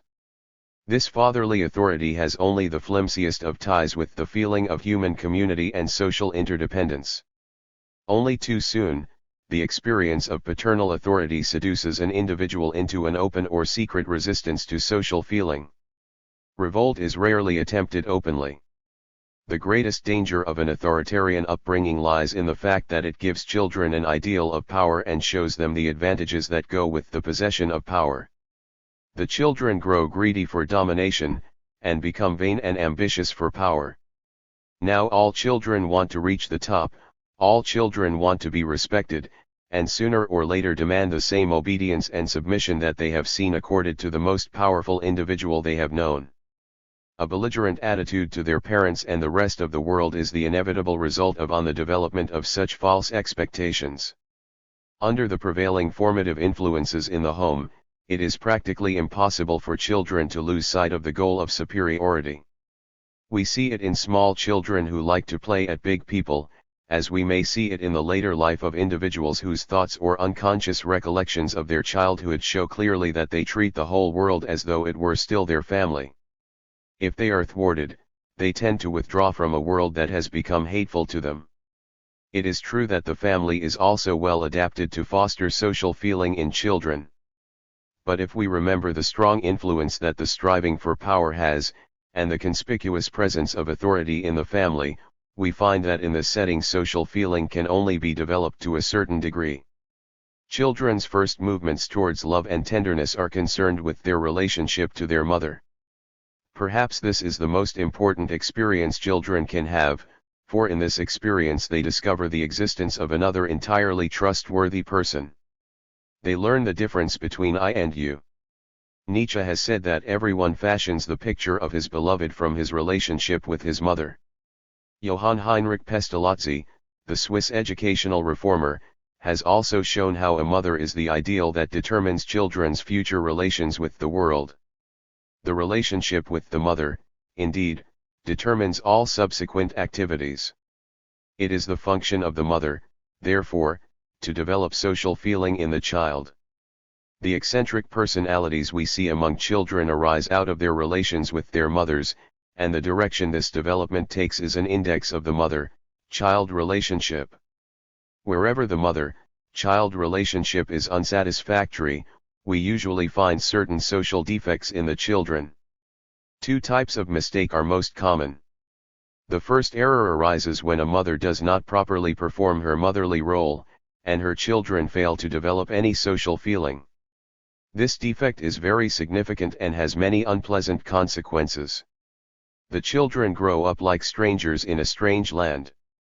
If we wish to help such children, the only way to do it is to reenact the role of their mother, which children have somehow missed in the course of their development. This is the only way we can, so to speak, make fellow human beings out of them. The second mistake is probably more common. The mother is motherly, yes, but she plays her role in such an exaggerated, emphatic manner that the children are unable to develop any social feeling beyond the mother. This mother allows the love that has developed in the children to express itself entirely towards her. That is to say, such children are interested only in their mother, and exclude the rest of the world. It goes without saying that such children lack the basis for social development. There are many other factors apart from the relationship with the mother that play an important role in growing up. A happy babyhood helps children find their place in the world. If we bear in mind what difficulties most children have to fight against, and how few of them can reconcile themselves with the world in the first years of their life, or find it a pleasant place to live, we can see how extraordinarily significant children's first impressions are. These are the signposts indicating the way they should go in the world. Now let us remember that a number of people come into the world as sickly babies and experience only pain and sorrow. Let us remember, too, that most children do not have a childhood entirely calculated to make them happy. Now we can easily understand why so few children grow up well disposed towards life and society, and why so few are motivated by true social feeling. In addition, we must take into account the exceptionally important influence of mistakes in upbringing. A stern, authoritarian upbringing is quite capable of quenching any natural joie de vivre that children may have, just as an upbringing that removes every obstacle from the path of children and surrounds them with a hothouse atmosphere acclimatizes them, so to speak, so that when they are adults, they are incapable of living in any conditions more blustery than the tropical warmth of their family. We see therefore that education in the family, in our society and civilization, is not well adapted to developing those public-spirited citizens of the world that we might wish for. It is too likely to foster vain ambitions, and the desire for personal aggrandizement. What institution exists that is capable of compensating for errors in the early development of children, and helping them to adjust more happily to the world? The answer is school. But closer examination shows that school, as it exists today, is not well adapted to this task either. Few teachers today will claim that they can always recognize a child's emotional difficulties and correct them under present school conditions. Teachers are quite unprepared for this task. It is their business to work through a certain curriculum with their pupils, without daring to concern themselves too much with the human lives they are dealing with. The fact that there are far too many children in each class further militates against the proper accomplishment of the teaching task. Is there no other institution capable of correcting the defects of family upbringing? Some might suggest that life itself is this institution. But life, too, has its own limitations. Life is not capable of fundamentally changing a human being, although it may sometimes appear to do so, for the vanity and ambition of human beings will not allow it. No matter how many mistakes people make, they will either blame the rest of humankind, or feel that their situation is irrevocable. We very seldom find anyone who has come up against obstacles or taken a wrong turning, and stopped to consider where they went wrong. Our analysis of the misuse of experience, in a previous chapter, illustrates this point. Life itself cannot affect any essential change. This is psychologically comprehensible because life is dealing with the finished products of humankind, human beings, who already have their own sharply focused viewpoints, all striving for power. On the contrary, life is the worst teacher of all. It has no consideration, it does not warn us, it does not teach us, it simply rejects us, and lets us perish. We can draw only one conclusion: the only institution that we can hope to use to effect change is the school. We might make our schools capable of this function, if they were not misused. Up to the present time it has always been the case that individuals who gained control of a school used it as an instrument for the fulfillment of their own vain and ambitious plans. We hear demands today for the old regime to be re-established in schools. Did the old regime ever achieve any good results? How can an authoritarian approach that has always been found to be harmful suddenly become valuable? Why should authoritarianism in school be good when we have seen that authoritarianism in the home, where the situation is theoretically more favorable, achieves only one thing: universal rebellion against it? Any authority that is not spontaneously recognized, but has to be forced upon us, is a sham. True authority and discipline come from within. Too many children come to school with the feeling that teachers are no more than state employees. It is impossible to impose a rigid regime on such children without this leading to unfortunate consequences for their psychological development. Even though teachers know their duties, which are deeply rooted in the logic of life, they cannot force children to accept this logic. The only possible way forward lies in avoiding any confrontation, so far as possible, and treating children not as the objects of education, but as the subjects, as though they were mature individuals on an equal footing with their teachers. Then it would not be so easy for children to fall into the error of believing that they were under pressure, or being neglected, and thus obliged to engage in a battle with their teachers. It is from this belligerent attitude that the false ambition of our culture, which characterizes our thinking, actions, and character traits to such a large extent, inevitably develops. Authority must not depend upon force, it must be based solely on social feeling. School is an institution all children experience in the course of their psychological development. It must, therefore, meet the demands of healthy psychological growth. Only a school that is in sympathy with its pupils' psychological needs can truly be called a good school, and only such a school can be regarded as offering an education for social life. C. Conclusion. We have attempted to show in this book that the psyche is not determined by hereditary factors. Its development is entirely conditioned by social influences. On the one hand, the demands of the organism must find fulfillment, and on the other the demands of human society must be satisfied. It is in this context that the psyche develops, and under these conditions that it grows. We have investigated this development further and have discussed the capabilities and faculties of perception, recollection, feeling, and thought. Finally, we have considered traits of character and emotions. We have shown that all these phenomena are connected by indivisible bonds, that on the one hand they are subject to the rules of communal life, and on the other they are influenced by individuals striving for power and superiority.